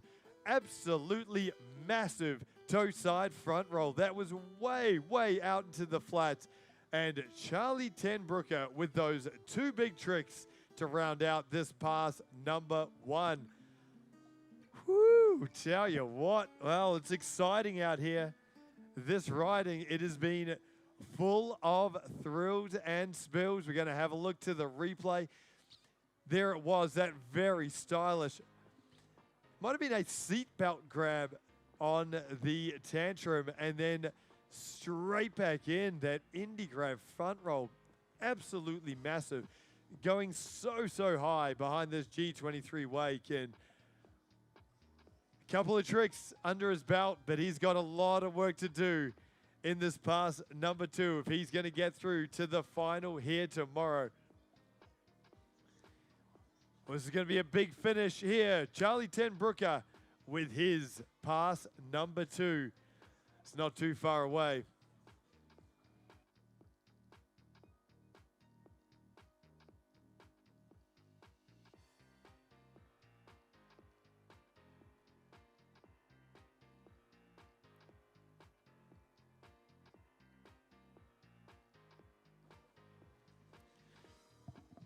Now, of course, as you are watching this incredible Super Air Nautique G23 out here on the water, if you want to get any more information about these incredible wake-making machines, well, all you do, head on over to nautique.com. Plenty of information there, even boat builder options there, so you can pick your colors. And, well, head on over to nautique.com. And all of the information on this absolutely incredible G23 is available there. Once again, nautique.com. But here we go. We are back on. This is Charlie Tenbrooker from Tassie. A big hillside approach and a very big Moby Dick there. So that right there is the tantrum with the handle pass 360, the dum-dum. And folks, he's gone down on the dum-dum. That is fall number 2. It's not going to be enough, but let's make some noise. He's right here in front of you. What a ride. The explosive riding style of Charlie Tenbrooker from Tassie. And, wow, congratulations to all of our riders in that heat number 1. Ollie Burrows, Noah Piastri, Tyler Byrne, and Charlie Tenbrooker. Well, I'm going to leave it to the judges to call that one, but if you want to get up-to-date updates on the scores, make sure you do download the Ride Line app from the WWA, available on the Apple App Store, as well as for Android as well. And you will get all of our latest updates on the scores at the Ride Line app. But we're going to move things over to heat number 2. And this is a true international field for this second heat. Let's read out the names here, folks, because we're going to start things off. Here from South Australia, rides on the Murray River. And that, of course, is Cooper Pouse. I do believe this is his first MOOMBA Masters, and great to have Cooper here. Following him is going to be from Victoria here, Chase Larkin, second rider off the dock here today. And then we are going to go to 2 of our international competitors, some of the most exciting young names in the world of wakeboarding today, and that is Matteo Molinari from Italy and Max Sayer from the USA. They will be rounding out this very stacked heat number 2. Well, this is going to be an exciting next heat here, folks. 2 Aussies, 2 internationals, and that is coming up next at our Junior Pro Men's semi-final. Of course, proudly brought to you by Nautique Boats and the G23. And we will be back with heat number 2 in just a moment.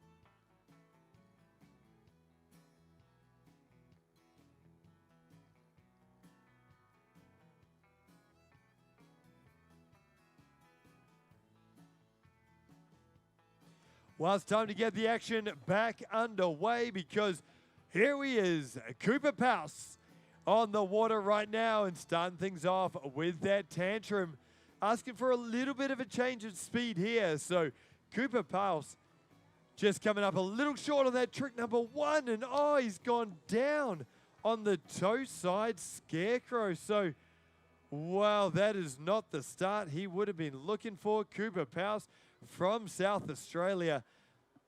As we look to the replay here, have a look here, folks. Hit that G23 wake and just, well, casing that second wake on the landing. He did ask for a change in speed and going very, very big with that toe side scarecrow, but unable to ride away, over rotating that landing there. And, well, unfortunately, taking a swim, not the start that Cooper would have been looking for. I tell you what, when you are riding, it's twilight riding right here on the Yarra River in downtown Melbourne. I reckon he will be pretty stoked to be here in this MOOMBA Masters competition. Doesn't get any better than this. A big crowd right on the water's edge. And of course, these young riders, they can hear your cheers from the shoreline here, folks. So make sure you do make some noise, cheer them on, give them some encouragement, and they will go big for your troubles. But here we go, folks. He's right here in front of you. Time to put your hands together. South Australians' own Cooper Pouse starting off this heat number 2. In our Junior Pro Men's semi-final, there's the scarecrow. Not a problem that time. And then straight in, hillside approach. This will be his last trick. And just a very stylish tail grab. So taking it easy to round out that pass number 1 there from Cooper Pouse. Getting those tricks on the board, getting the score on the board, and he'll be setting himself up for a very big pass number 2. As we look to the screen here with the replay, there was that scarecrow, and then straight back in with the tail grab there from Cooper Pouse. So the style there, we mentioned it before, so important in wakeboarding. These young riders, if they want to find their way into the final, they will need to grab all of their tricks, get those style points going. Of course, that's not only what we judge on here, folks. It's all about how technical your tricks are, how big you take them, and then also the composition of your run as well. So that means how you change up your tricks. Are they a good mixture of technical tricks, of spins, of explosive tricks right out into the flats? And if you can tick all of those boxes, you go big and you add style to your riding, well, you could very well find yourself into the final here. Remember, in each one of these heats, only one rider gets to go through. So it is incredibly tough competition out here today in this Junior Pro Men's semi-final.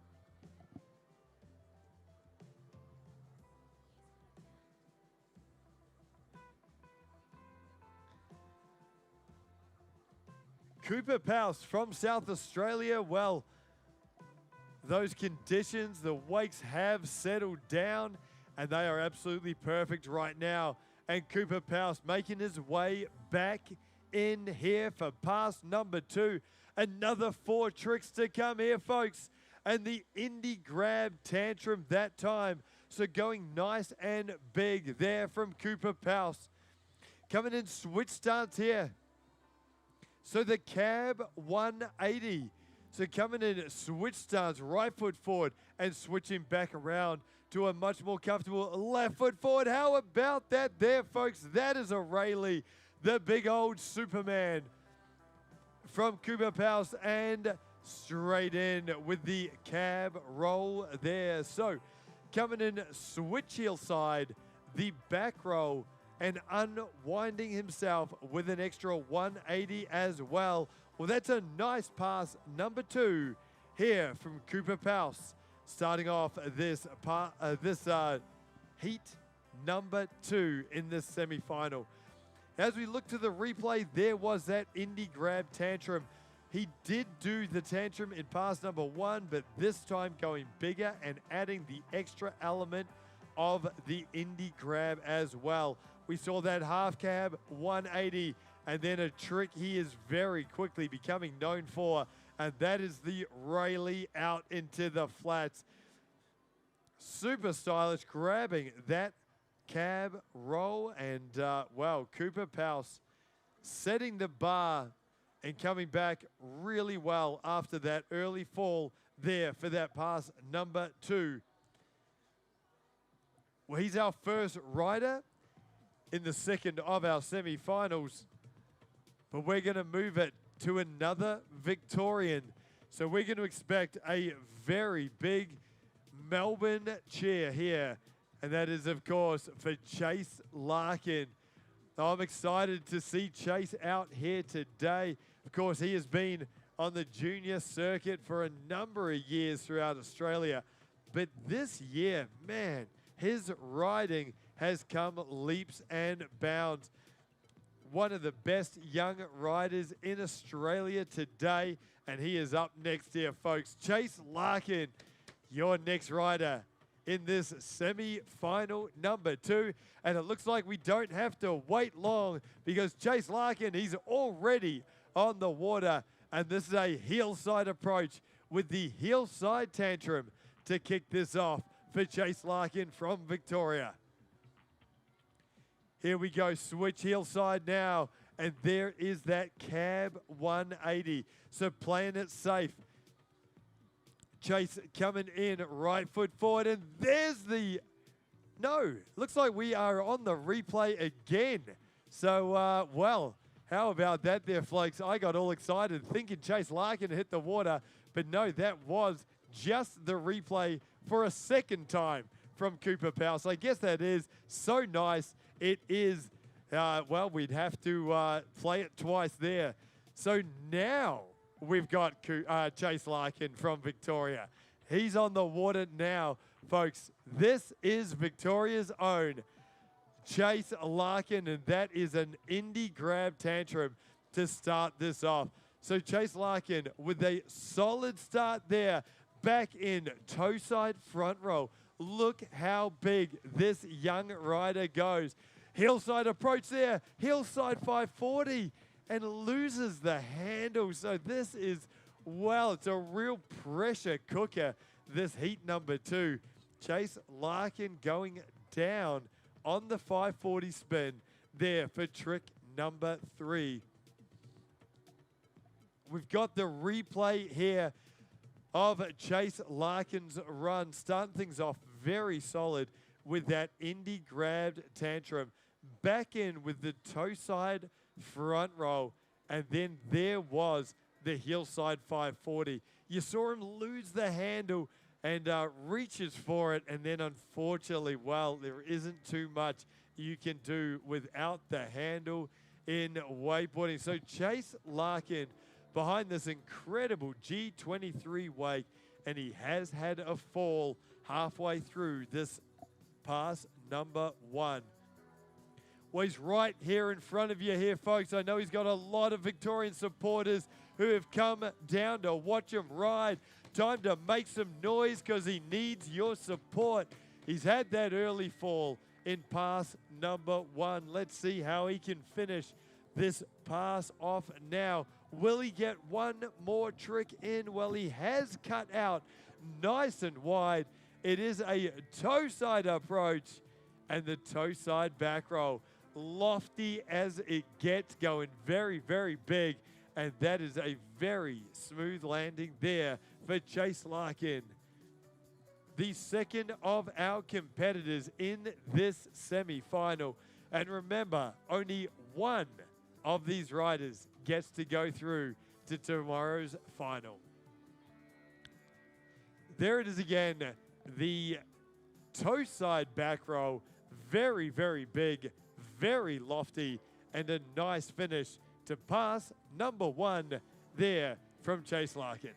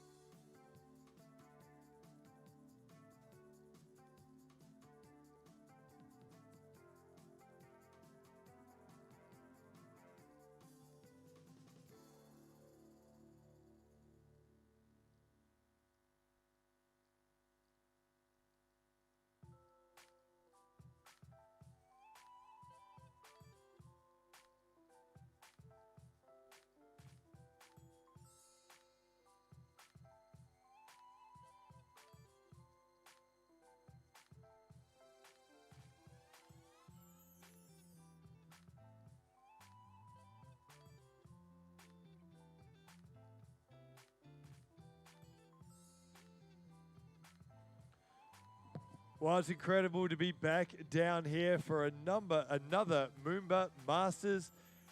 Doesn't get any better than this, and so good to see such a big crowd out here on a Thursday night. The banks are lined, of course, why not? Because we got the world's best wakeboard boats. We've got the world's best junior riders. And right now, we've got Victoria's own Chase Larkin, and that is a big start to this pass number 2. Oh, wow, he was charging that wake, and that's the KGB.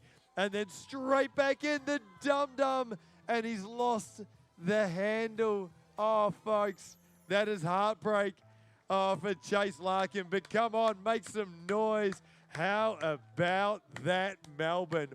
What a pass number 2. Chase Larkin came out with his foot firmly on the floor. That KGB was as big as any KGB I have seen. Chase coming back in with the dum-dum. You knew his intention. He wanted that spot in the final, and unfortunately, it did not fall his way there tonight. Well, great riding there from Chase. A couple of falls. Pretty unlucky there, but, wow, great to have Chase and his family and his supporters back here for another MOOMBA Masters. And I tell you what, this young Victorian has a big wakeboarding career ahead of him if he keeps riding with that explosive style.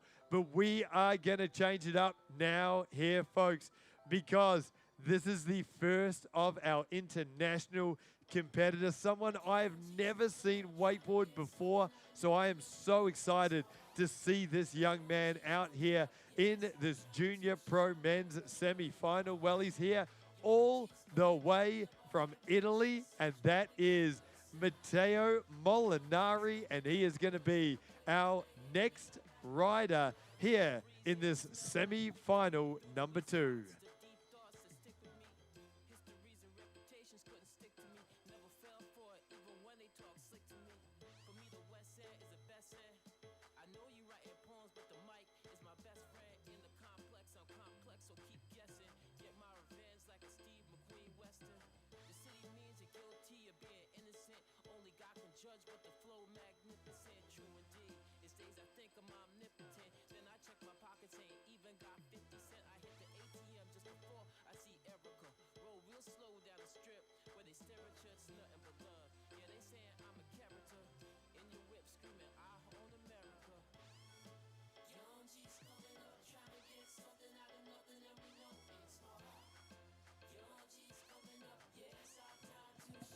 Well, we've had our 2 Aussies in this stacked semi-final number 2. That is, of course, Cooper Powles from South Australia and Chase Larkin from Victoria. A good standard of riding, but those falls, that's going to hurt him. And we've got 2 absolute guns coming up next here, folks. Matteo Molinari from Italy, and then Max Sayer as well from the USA. That's our next riders about to hit the water. It's time to step it up in this semi-final number 2.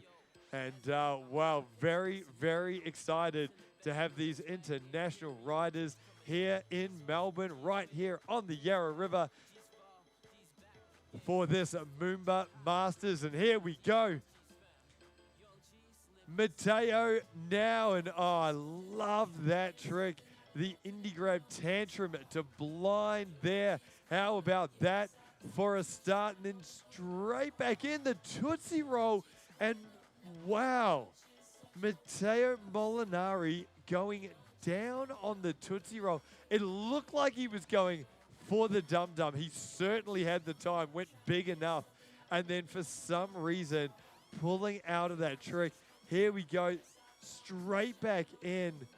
And that was on the replay there, that fall with the Tootsie Roll. So a really unfortunate early fall here from Matteo Molinari, the first of our riders, our international riders here in this semi-final action.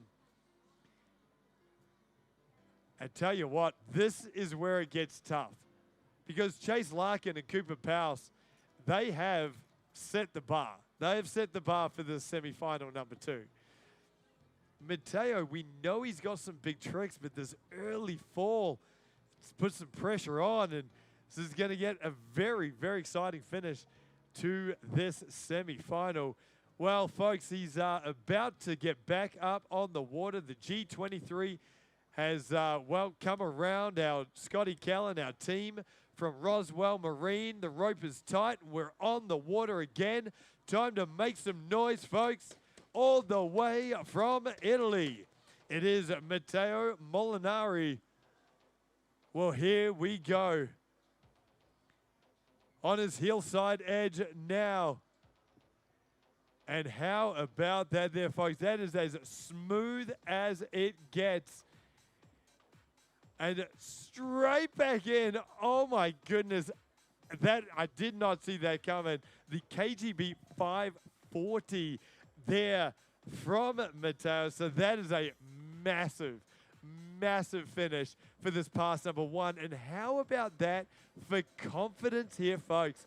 As we look into the replay there, and there was that cab roll. So the half cab roll there, and then back in the KGB 540. Incredible stuff. The first of our Mode 5s in this Junior Pro Men's semi-finals. And wow, that was a huge finish there from Matteo Molinari from Italy.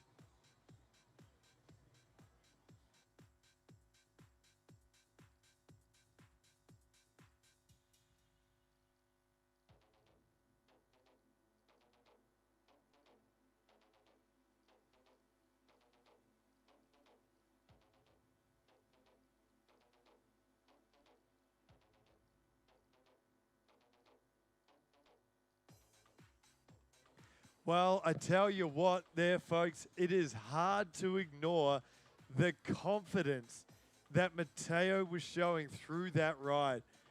Went down early with the Tootsie Roll, and then somehow has the ability and the confidence to get back up, do that half cab roll, but then finish with that Mode 5, with the KGB 5. That is absolutely incredible scenes here on the Yarra River. There from Matteo Molinari. He's got one more pass still to come. 4 tricks. And here we go. We are back on now. Matteo looks like a hillside approach behind the G23. And the cab 5. And oh, wow, that is absolute heartbreak. The cab 5, and he's gone down on that one, losing the handle. But we've got to put our hands together. Folks, that was incredible stuff. The finish to that pass number 1. Make some noise for Matteo. That is his second fall. And it is a real pressure cooker out here. Cooper Powell, Chase Larkin, and Matteo Molinari. Every single one of these riders having 2 falls in their run here today. And that's going to make it very, very tough for the judges. that KGB5, I don't know, is that enough? Can you get through on that one big trick? Don't forget, we still have one rider still to come. He's from the USA. And that, of course, is Max Sayer. There is a lot of excitement in the world of wakeboarding around Max Sayer. And he's going to be our next rider up here in this semi-final number 2 in our Junior Pro Men's competition here at MOOMBA Masters, proudly brought to you by Nautique Boats. Well, nothing separating our first 3 competitors. And we've got one still to come here, folks, and that is Max Sayer. He is coming up next, right here on the Yarra River for MOOMBA Masters.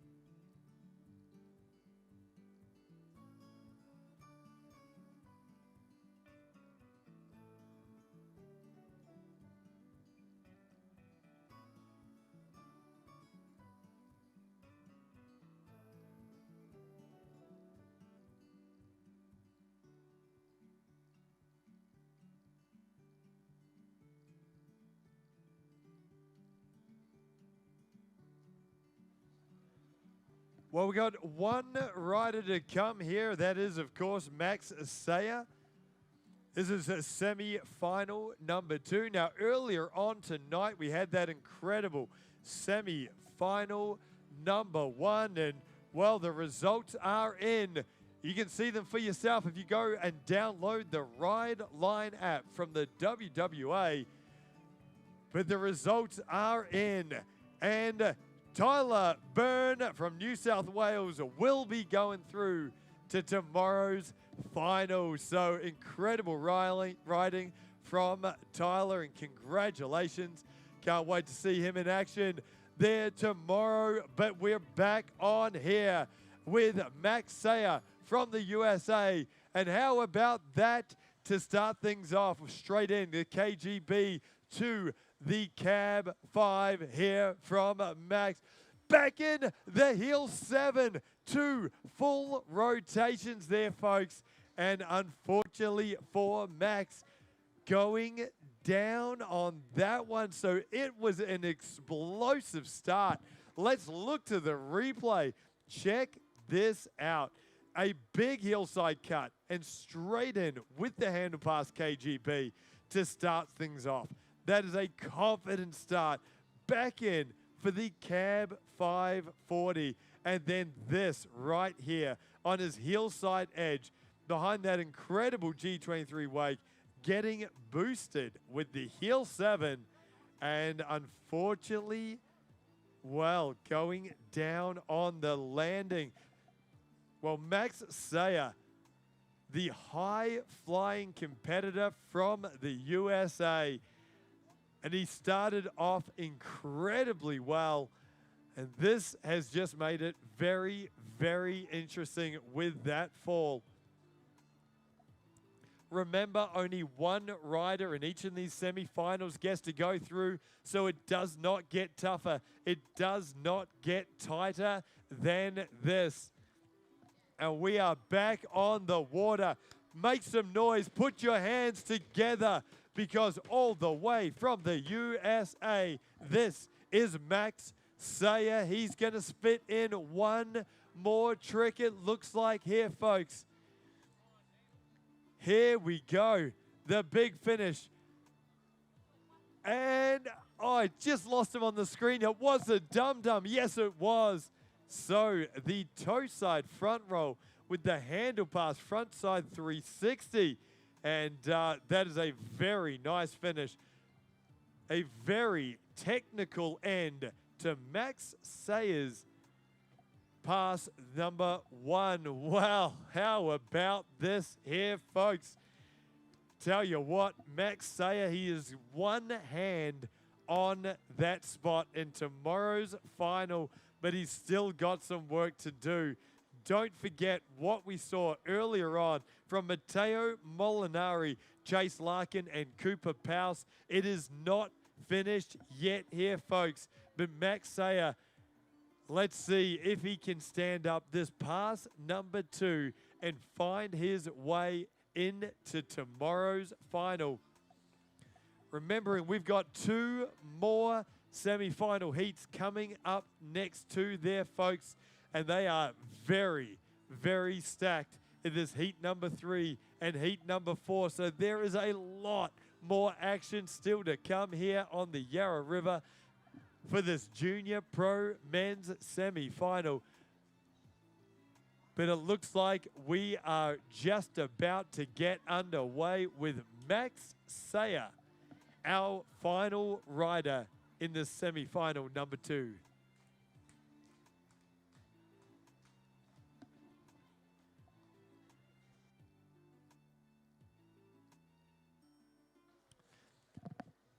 Of course, incredible to have Nautique Boats once again supporting this event of MOOMBA Masters. Have been such a great, long-standing supporter of this event, and great to have them here celebrating their 100th year of building the world's best towboats. And talking about the world's best towboats, well, here we go. We are back on now with Max Sayer, and well, pulling out of that trick number 1. So this is very interesting. For some reason, pulling out there in the 3-2-1. How about that there, folks? Having that 360 and then spinning backwards, backside with that, well, the 3-2-1 rewind.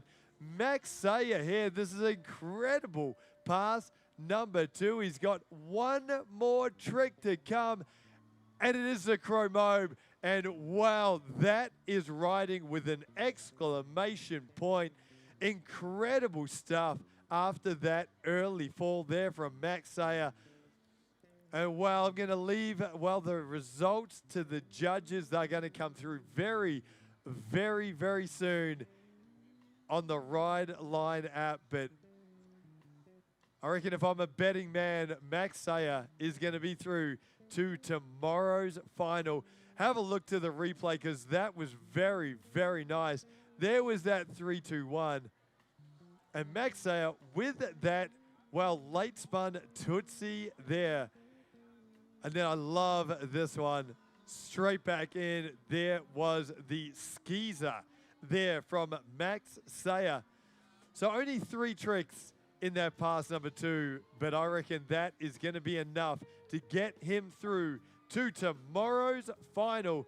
And I tell you what, with riding like that, Max Sayer, he's got the tricks that could even find his way on the podium.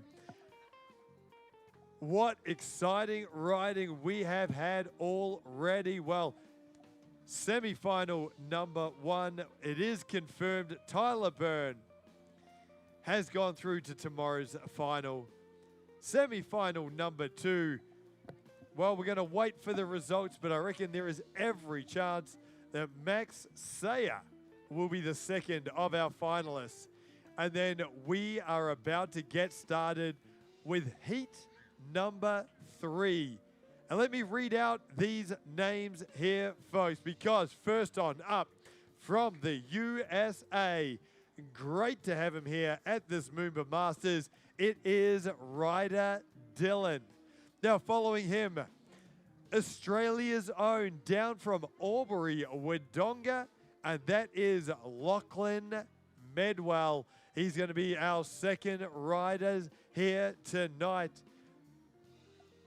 And then rider number 3 from right here in Victoria, and one of the most talked about young riders in the world of wakeboarding.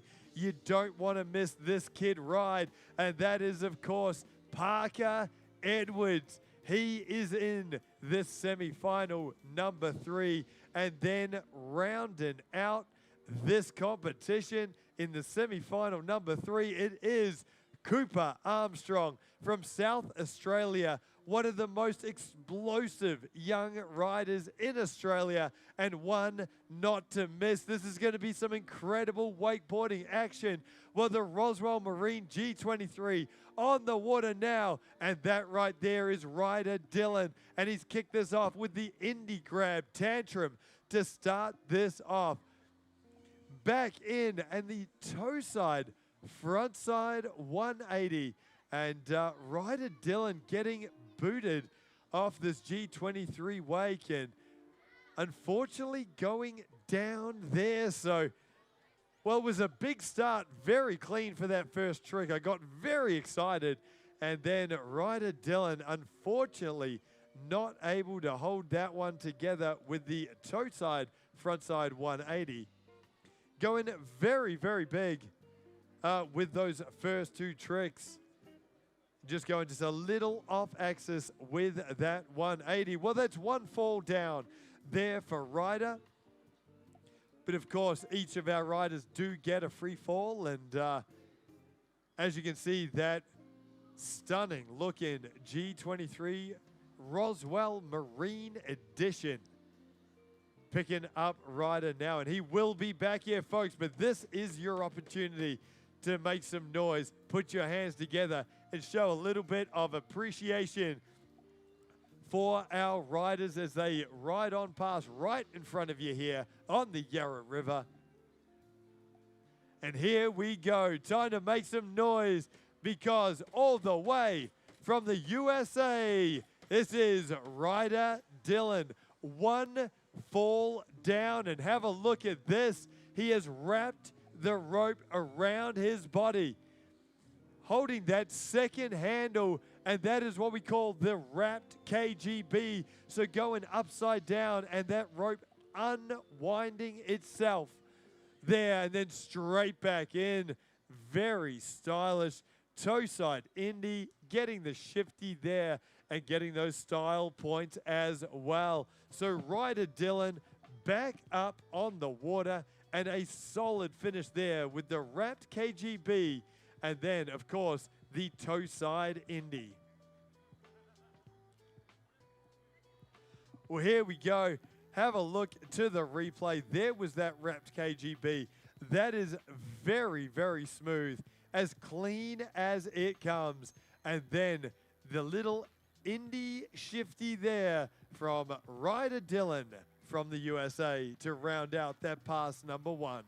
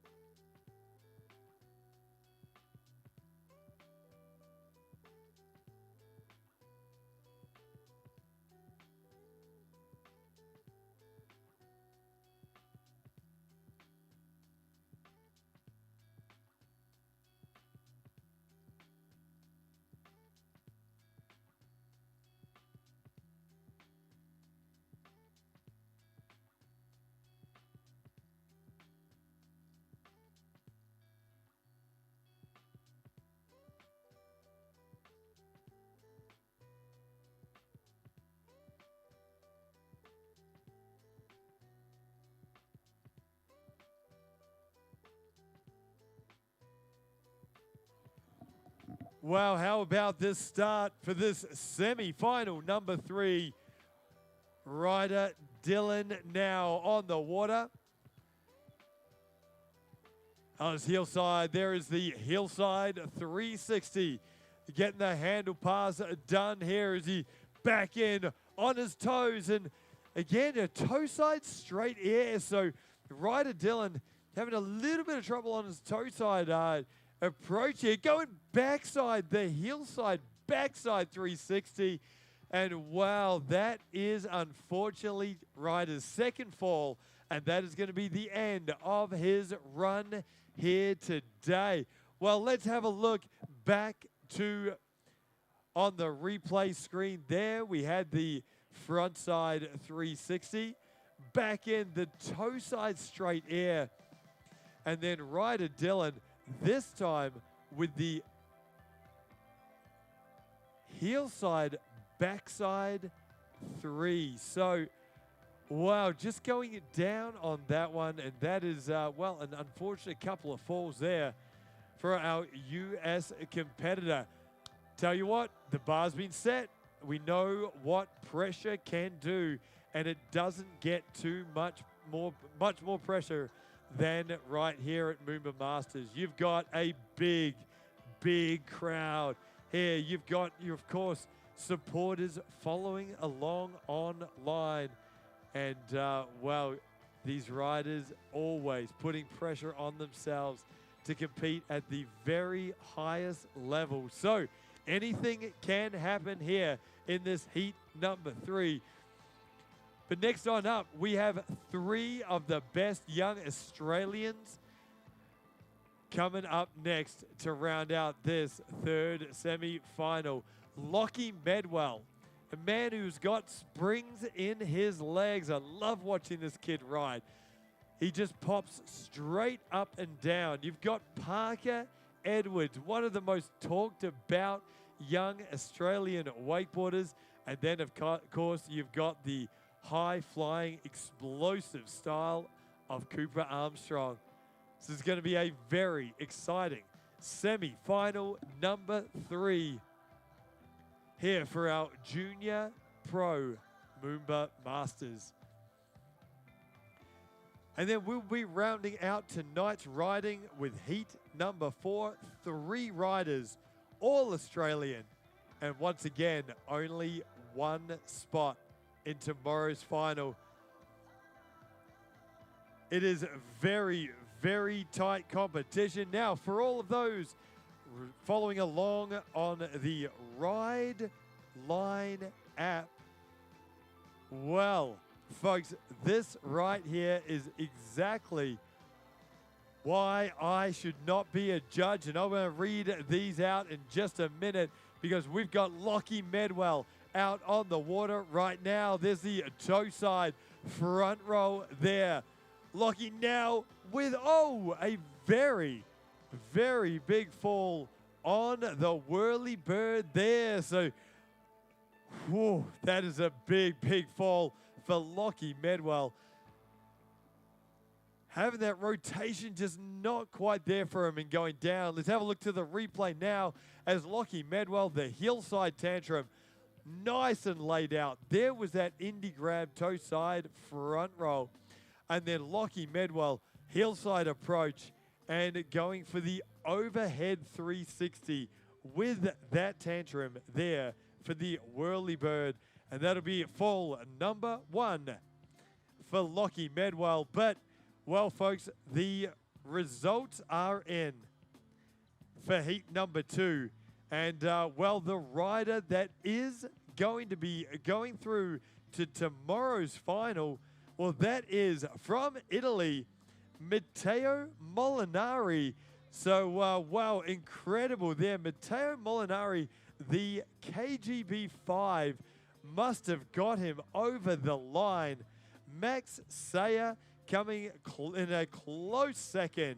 And then Chase Larkin and Cooper Pouse rounding out that incredible heat number 2. Well, congratulations to all of those riders. And Matteo Molinari will be back here tomorrow morning for our final. But here we go. We are back on now, and this is Lockie Medwell as the half cab 180. Grabbing Mellon as the board comes around there as well and getting those style points as he finishes off this pass number 1. Well, Lockie Medwell had some solid tricks in that first pass. He got that hillside tantrum, got the indie grabbed front roll, and then, of course, that cab 180. I tell you what, he's going to have a big, big pass number 2 if he's going to get into tomorrow's final. This is going to be, just keeps getting more and more exciting here, folks.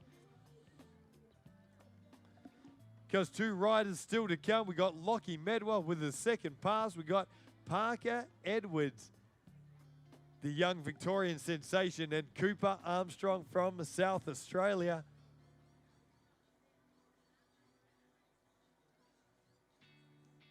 It's a big, big night of wakeboarding action here on the MOOMBA Masters. And great to have such an incredible crowd out here tonight as well.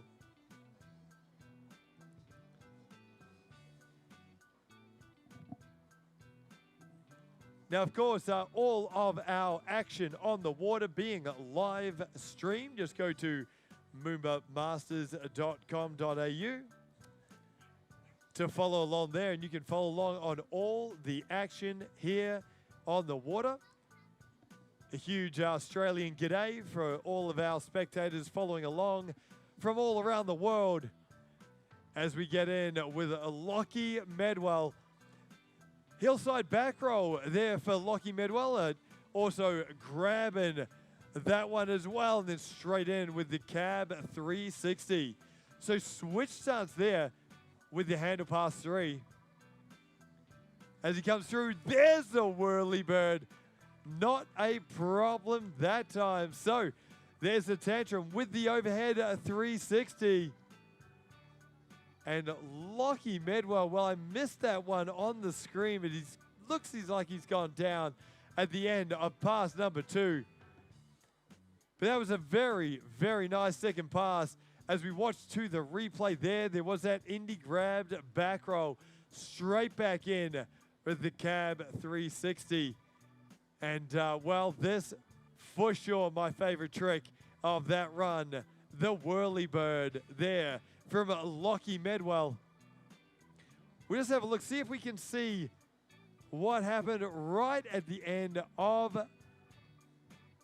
that pass number 2. And, well, Lockie Medwell with that second fall, that, of course, brings his run to the end. But he will be pretty happy with that one. Got that whirly bird in. And, well, he has certainly stepped it up here for this MOOMBA Masters. But I tell you what, can anyone else here feel a little bit of excitement buzzing on the shores of the Yarra River? Well, that is because our next young rider is from right here in Melbourne. He's one of the most exciting young riders in the world of wakeboarding. He's only 13 years of age, and, well, you're about to see one of the world's best here, folks. That, of course, is Parker Edwards. Young Parker out here in this MOOMBA Masters Junior Pro Division. And, of course, there is a lot of excitement surrounding Parker and his riding here in Australia and throughout the world of wakeboarding. Well, he's coming up next here, folks. Parker Edwards from Victoria. Get ready. Get your phones out and, well, get ready to record, because those incredibly stylish riding style from Parker Edwards is coming up next.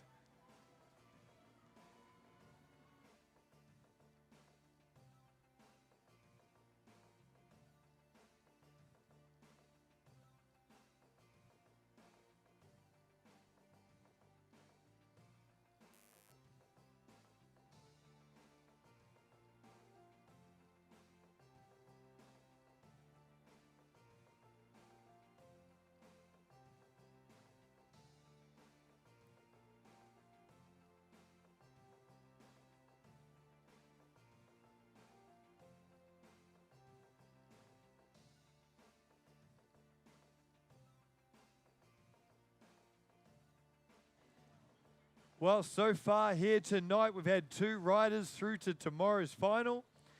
Now, who is going to join them? Well, how about that there, folks? That is an indie grab, a tantrum to blind there from Parker, and straight back in for the cab mobe. Incredible stuff, landing wrapped into the rope. There's the whirly bird there for Parker Edwards as he makes his way down towards the end of pass number 1 and the Tootsie Roll there. Parker Edwards with the front roll with the backside 180. The Tootsie Roll. And that is an incredible pass number 1. Mixing it with some of the world's best. Let's have a look to that replay screen here, folks, because there was the Indy Tantrum to blind. I love that trick. That right there was a highlight for me with Parker Edwards with the cab mobe. The whirly bird there from Parker. And then straight in, there was that Tootsie Roll to round out pass number 1. Whew, that is an incredible first pass. And I tell you what, Parker Edwards has just made his intentions known. Doesn't he want this spot in the final here tomorrow? Incredible riding here from Victoria's own Parker Edwards.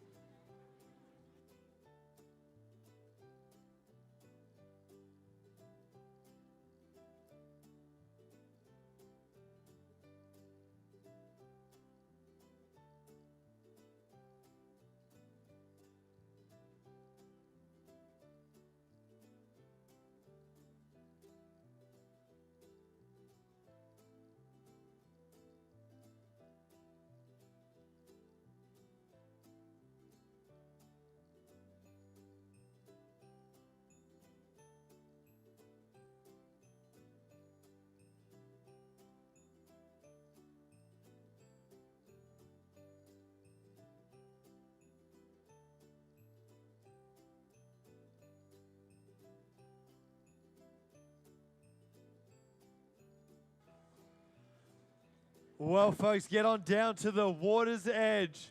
Get ready, because we've got Australia's own Parker Edwards on the water now. This is pass number 2 in the backside 5. And, oh, Parker Edwards just losing the handle on that backside 5. One of the hardest tricks in wakeboarding. Look at this here on the replay. The hillside approach spinning away from the boat. And of course, 2 handle passes in that backside 5. Parker Edwards going down on that one. So that is the first of the falls there for Parker Edwards. As you can see, this incredible Roswell Edition G23 spinning around and picking Parker up.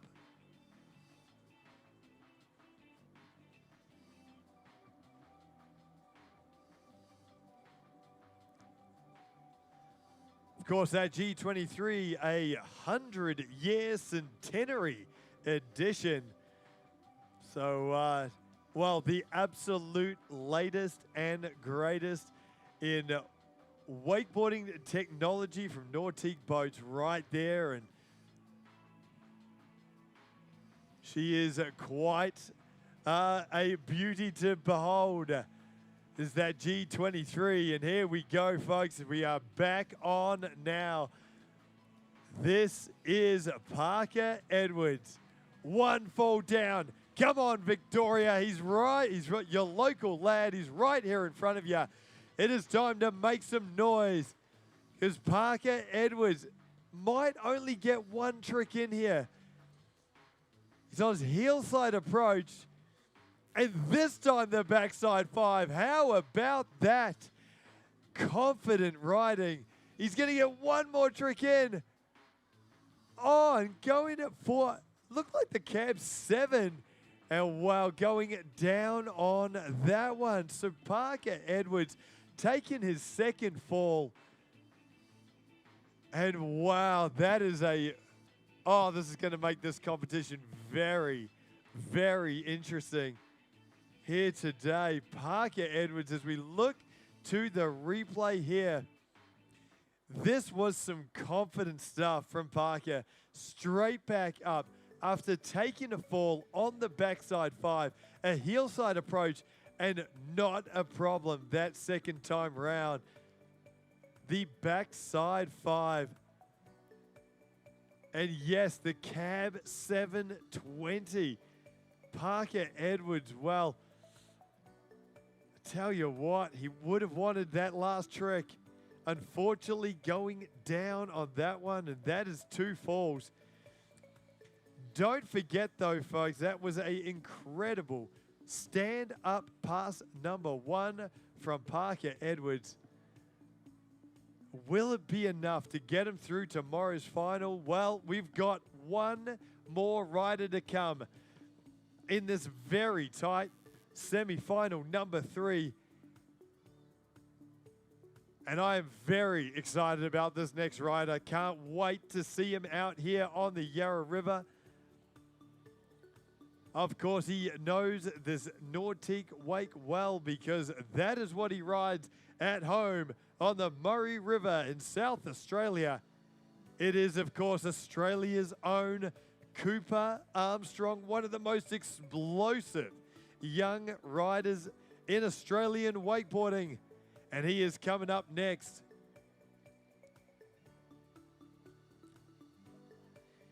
And if you look to the screen and Cooper Armstrong, well, he looks pretty familiar. You may have seen a viral video of Cooper going down very, very hard on a whirly 540. Over 1 million views of that viral video. And Cooper Armstrong here tonight. Cannot wait to see him out here on the Yarra River at this MOOMBA Masters. This, of course, is our Junior Pro Men's semi-final.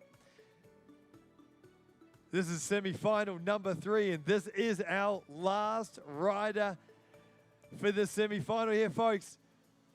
And we are straight in.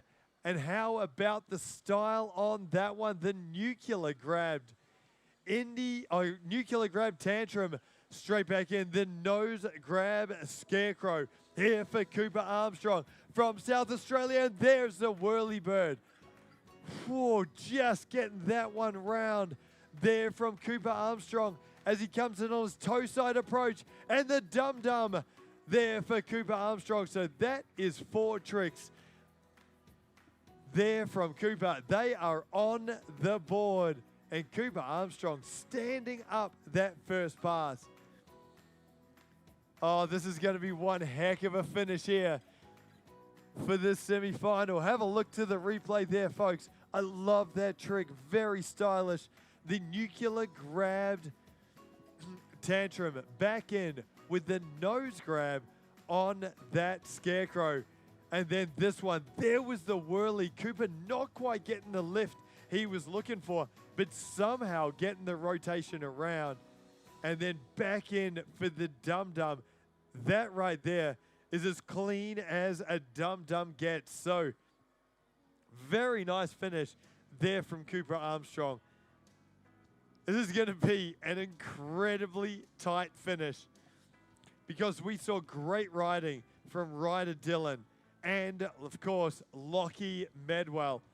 We saw Parker Edwards out here doing what Parker Edwards does. Some incredible riding there, but, of course, those 2 falls. And now we've seen Cooper Armstrong with a stand-up pass number 1. But I tell you what, anything can happen in these MOOMBA Masters. We've seen it already with our first 2 semi-finals. And of course, we still have a very big semi-final number 4 to round out tonight's riding. Well, so far we have had Matteo Molinari and Tyler Byrne. They're our 2 riders through to tomorrow's final. Can Cooper Armstrong join him? Well, here we go here, folks. Australia's own Cooper Armstrong and the KGB, the handle pass KGB to start this one off. on his toe side edge, and oh, yes it was. The Chromo 540 there from Cooper Armstrong. Straight back in. There is the hillside 5. We're going to get one more trick in. And the Pete Rose. Put your hands together, folks. That is incredible riding from Cooper Armstrong, South Australia's own. Wow, what a pass number 2. Have a look at the replay there, folks. He started it off very, very big with the handle pass KGB. There was that Chromo 540. That is one of the biggest tricks you will see in Junior Pro Men's. Straight back in with the hillside 540. And then again on his toe side approach, the Pete Rose. That was incredible stuff there from Cooper Armstrong. The hand went up, the fist pump there from Cooper. And why not? What a finish that was to heat number 3 in this incredible Junior Pro Men's semi-final.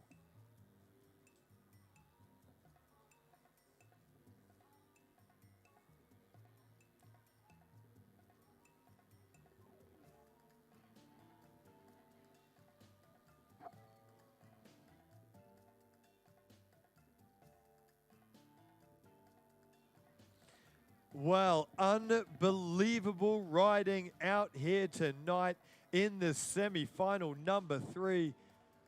Oh, I tell you what, when conditions are this good, when you've got a wake like we see from the G23, you are going to see some of the most exciting wakeboarding action, and that is exactly what we just saw there from Cooper Armstrong, Parker Edwards, Lockie Medwell, and Ryder Dillon.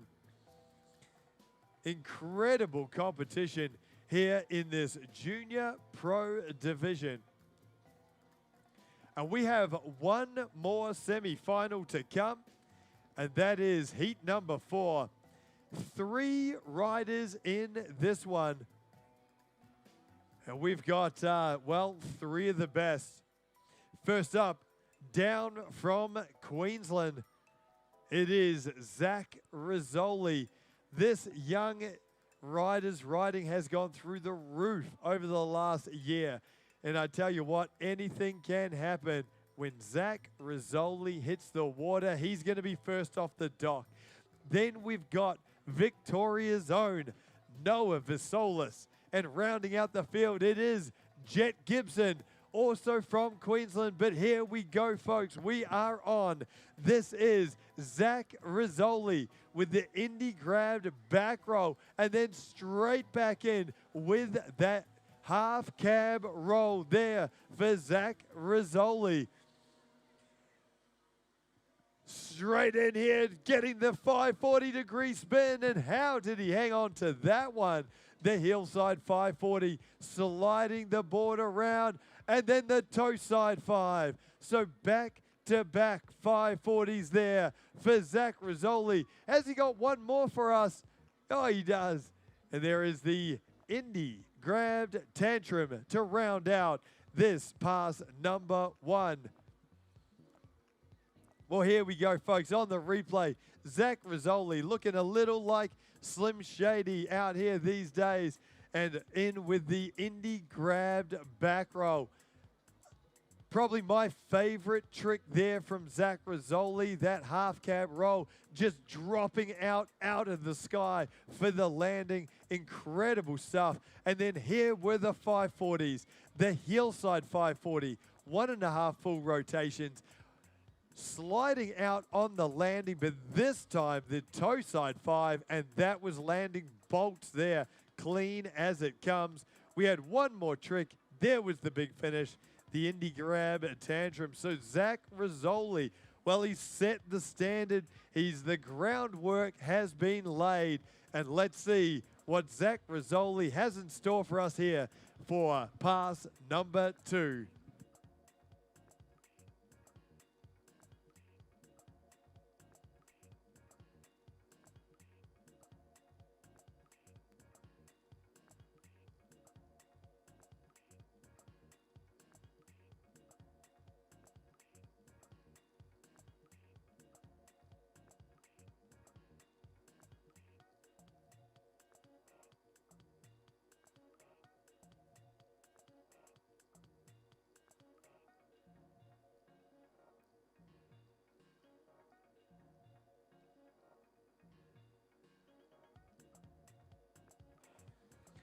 Wow, what a night of wakeboarding action here, folks. This has been absolutely incredible. And we are into our fourth and final semi-final. Now, this is Zack Rizzoli on the water. Oh, the toe side 5. And Zack Rizzoli going down on that one. So, wow, that is not the start he would have looked for. There, the switch toe side 5, and Zack Rizzoli unfortunately tripping up on that Nautique wake and, well, unable to ride away. This has been an incredible competition. Of course, congratulations to all of the young riders out here putting their bodies on the line. And well, folks, we've got the results. They keep on coming in. And from that incredible heat number 3, well, let's make the announcement, because the rider going through to tomorrow's final, it is Australia's own Cooper Armstrong from South Australia. Following him, Parker Edwards, Lockie Medwell, and from the USA, Ryder Dillon. Well, congratulations to Cooper, but here we go. We're back on the water. This is Zack Rizzoli, a toe side approach. Oh, and Zack Rizzoli with the toe side. A Tootsie Roll there, and well, he's gone down to start off this semi-final number 4. Well, let's have a look to the replay again on his toe side edge. Getting the Tootsie Roll, it was very big, well past the second wake, and just unable to ride away from that landing. So Zack Rizzoli from Queensland, escaping Cyclones to be here in Melbourne for this Junior Pro Division at MOOMBA Masters. And, well, Zack Rizzoli, well, the bar's been set. Will it be enough? Well, we've got 2 riders still to come here, folks. Noah Visolis, Victoria's own. He is up next, and then following him, well, one of the biggest names of Australian wakeboarding, Jet Gibson, also down from Queensland. They're our last 2 riders here as we get right to the pointy end of this Junior Pro Men's semi-final. So, once again there, folks, just reading out those results. We have Cooper Armstrong through to tomorrow's final. Incredible ride out here today from Cooper, and he will be joining our other 2 finalists, Matteo Molinari from Italy, and of course, Tyler Byrne from New South Wales. We've got 1 more spot in tomorrow's final still to decide. We've had Zack Rizzoli, and now in the water and about to join us here on the Yarra River, it is, of course, Victoria's own Noah Visolis, and he will be coming up next.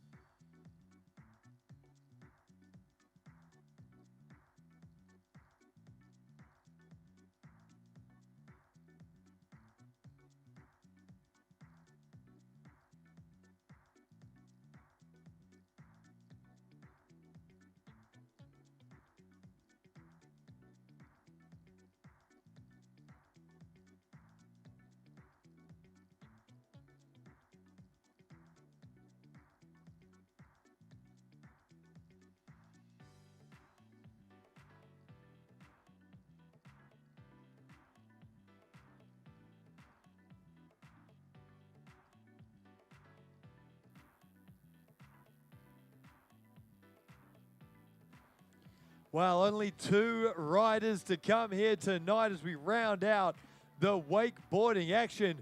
Of course, next on up, we do have Noah Visolis from right here in Victoria. And here we go, folks. Noah with a very clean indie grabbed tantrum there, up and over. As he makes his way down through the course, there is the nose grab scarecrow. So Noah Visolis kicking this off nice and big. How about that? The big old Superman, the Rayleigh, out into the flats, and Noah Visolis with the indie grabbed toe side roll to revert to round out a very clean pass number 1. 4 tricks on the board for the Victorian Noah Visolis.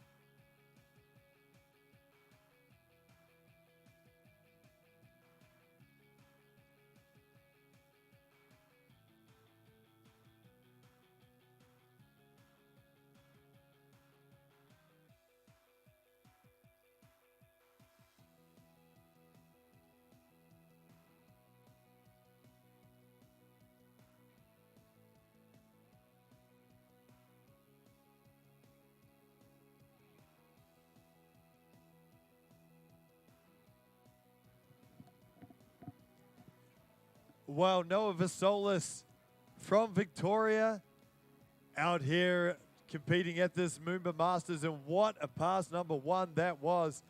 Talk about putting it together. Some very, very clean riding there for Noah. Of course, before him, we did have Zack Rizzoli. Incredible standard of riding from the Queenslander, Zack.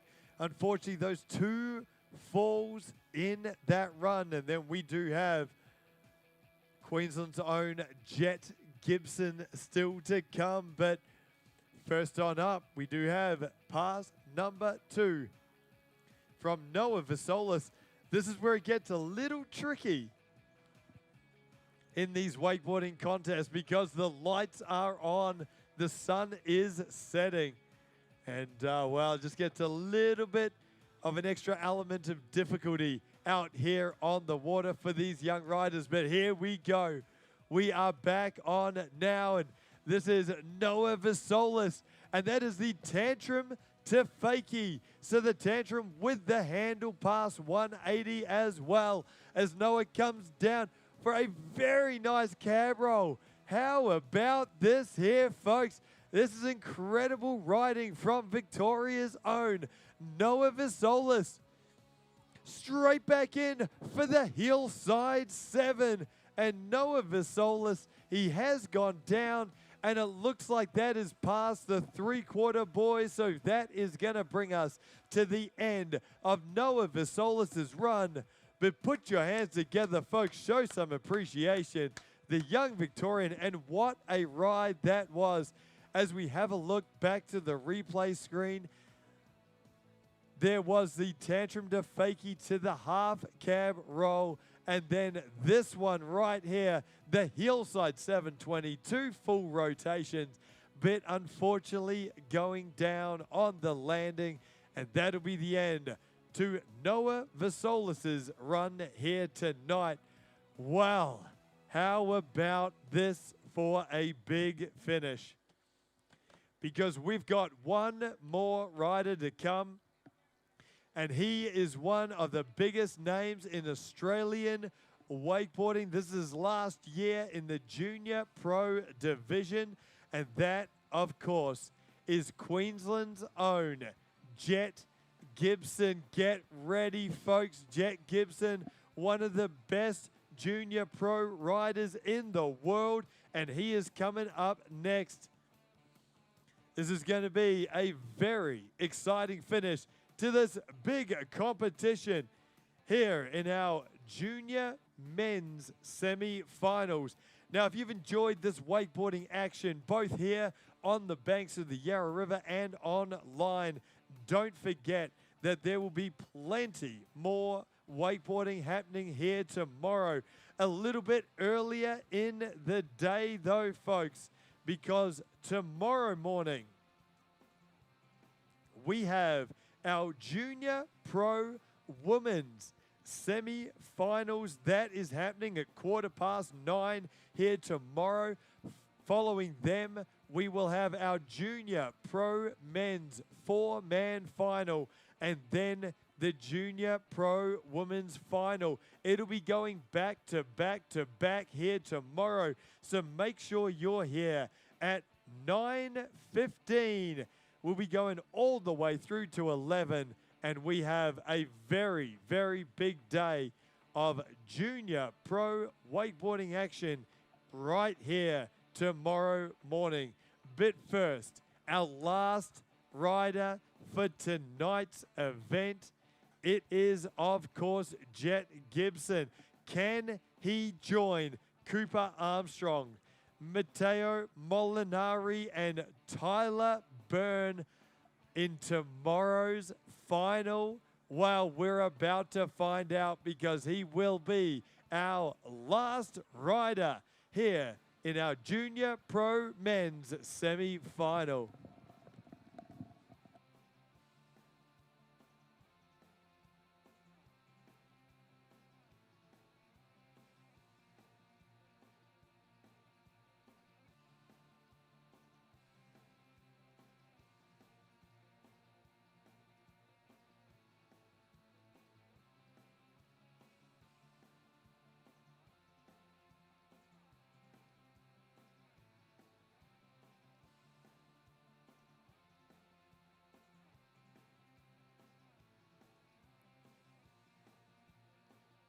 Well, here we go, folks. There is Jet Gibson, and what a way to start this off. Straight back in with the cab 720. Oh, no.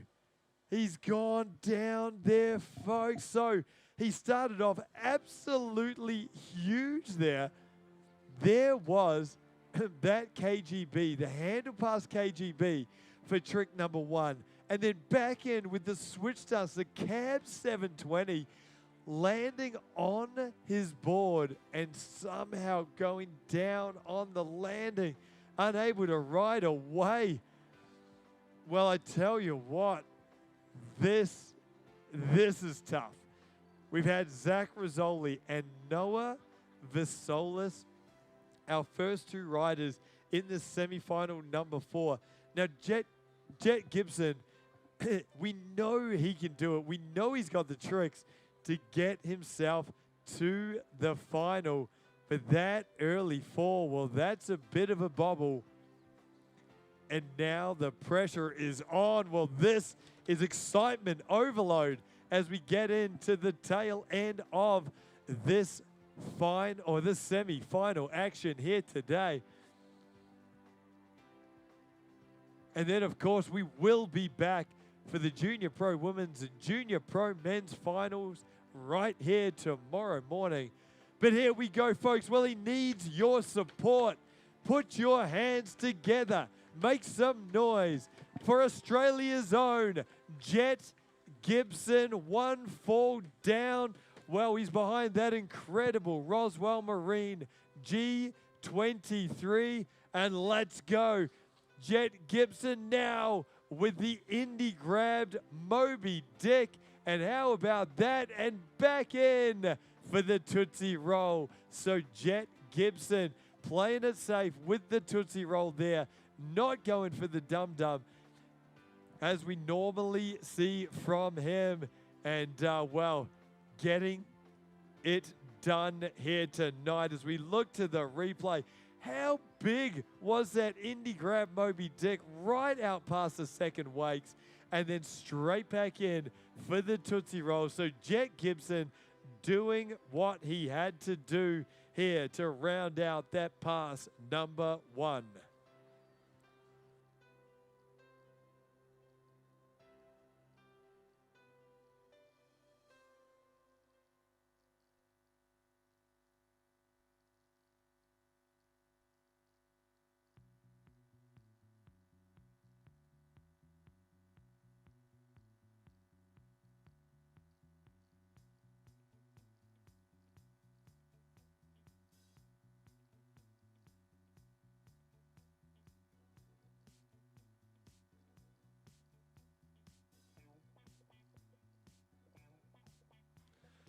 Well, don't forget, ladies and gentlemen, we have plenty more action to come. We've still got Jack Gibson with his pass number 2, and that is going to round out this Junior Pro Men's semi-final. But then we are going to be switching it straight over to our Junior Men's Night Jump. Tell you what, that is going to be an exciting end to today's water sports action. You're going to see these young men flying 50-plus meters out here in the dark. Absolutely incredible stuff, and that is going to be coming up next. It is our Junior Men's Night Jump. We saw them earlier on today.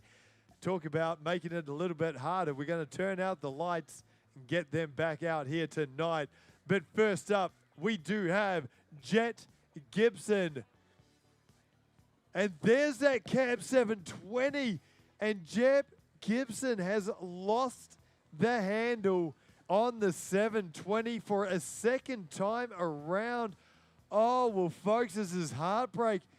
Honestly, I don't know how the judges are going to call this one. Jet Gibson had some big tricks, but are those 3 tricks going to be enough to get him through to tomorrow's final? Well, if you haven't already, jump onto the Ride Line app, because that is the place where you can follow along and get the live scores. So far, we can confirm Tyler Byrne from right here in Australia, Matteo Molinari from Italy, and Australia's own Cooper Armstrong. They are your first 3 riders in our final here tomorrow. Well, Jet Gibson, I don't know. Honestly, this is a tough one to call there, folks. But jump on to the Ride Line app to follow along with these scores. But folks, that does bring us to the end of this Junior Pro Men's semi-final action. A huge congratulations to all of our competitors. Absolutely crazy stuff out here tonight. Unbelievable action here, and we will be back tomorrow morning at 9:15 for our Junior Pro Women's Wakeboarding semi-finals, and then our Junior Pro Men's and Junior Pro Women's finals. We're going to hand it over to our night jump team, because we've got Junior Men's Night Jump. It's going to finish off the action on the water here. And what a finish that is going to be. We're going to see some 50 meters plus jumps here tonight with our Junior Men's Night Jump. That is coming up next. I'll see you here 9:15 tomorrow morning for our Junior Pro Women's Wakeboarding action.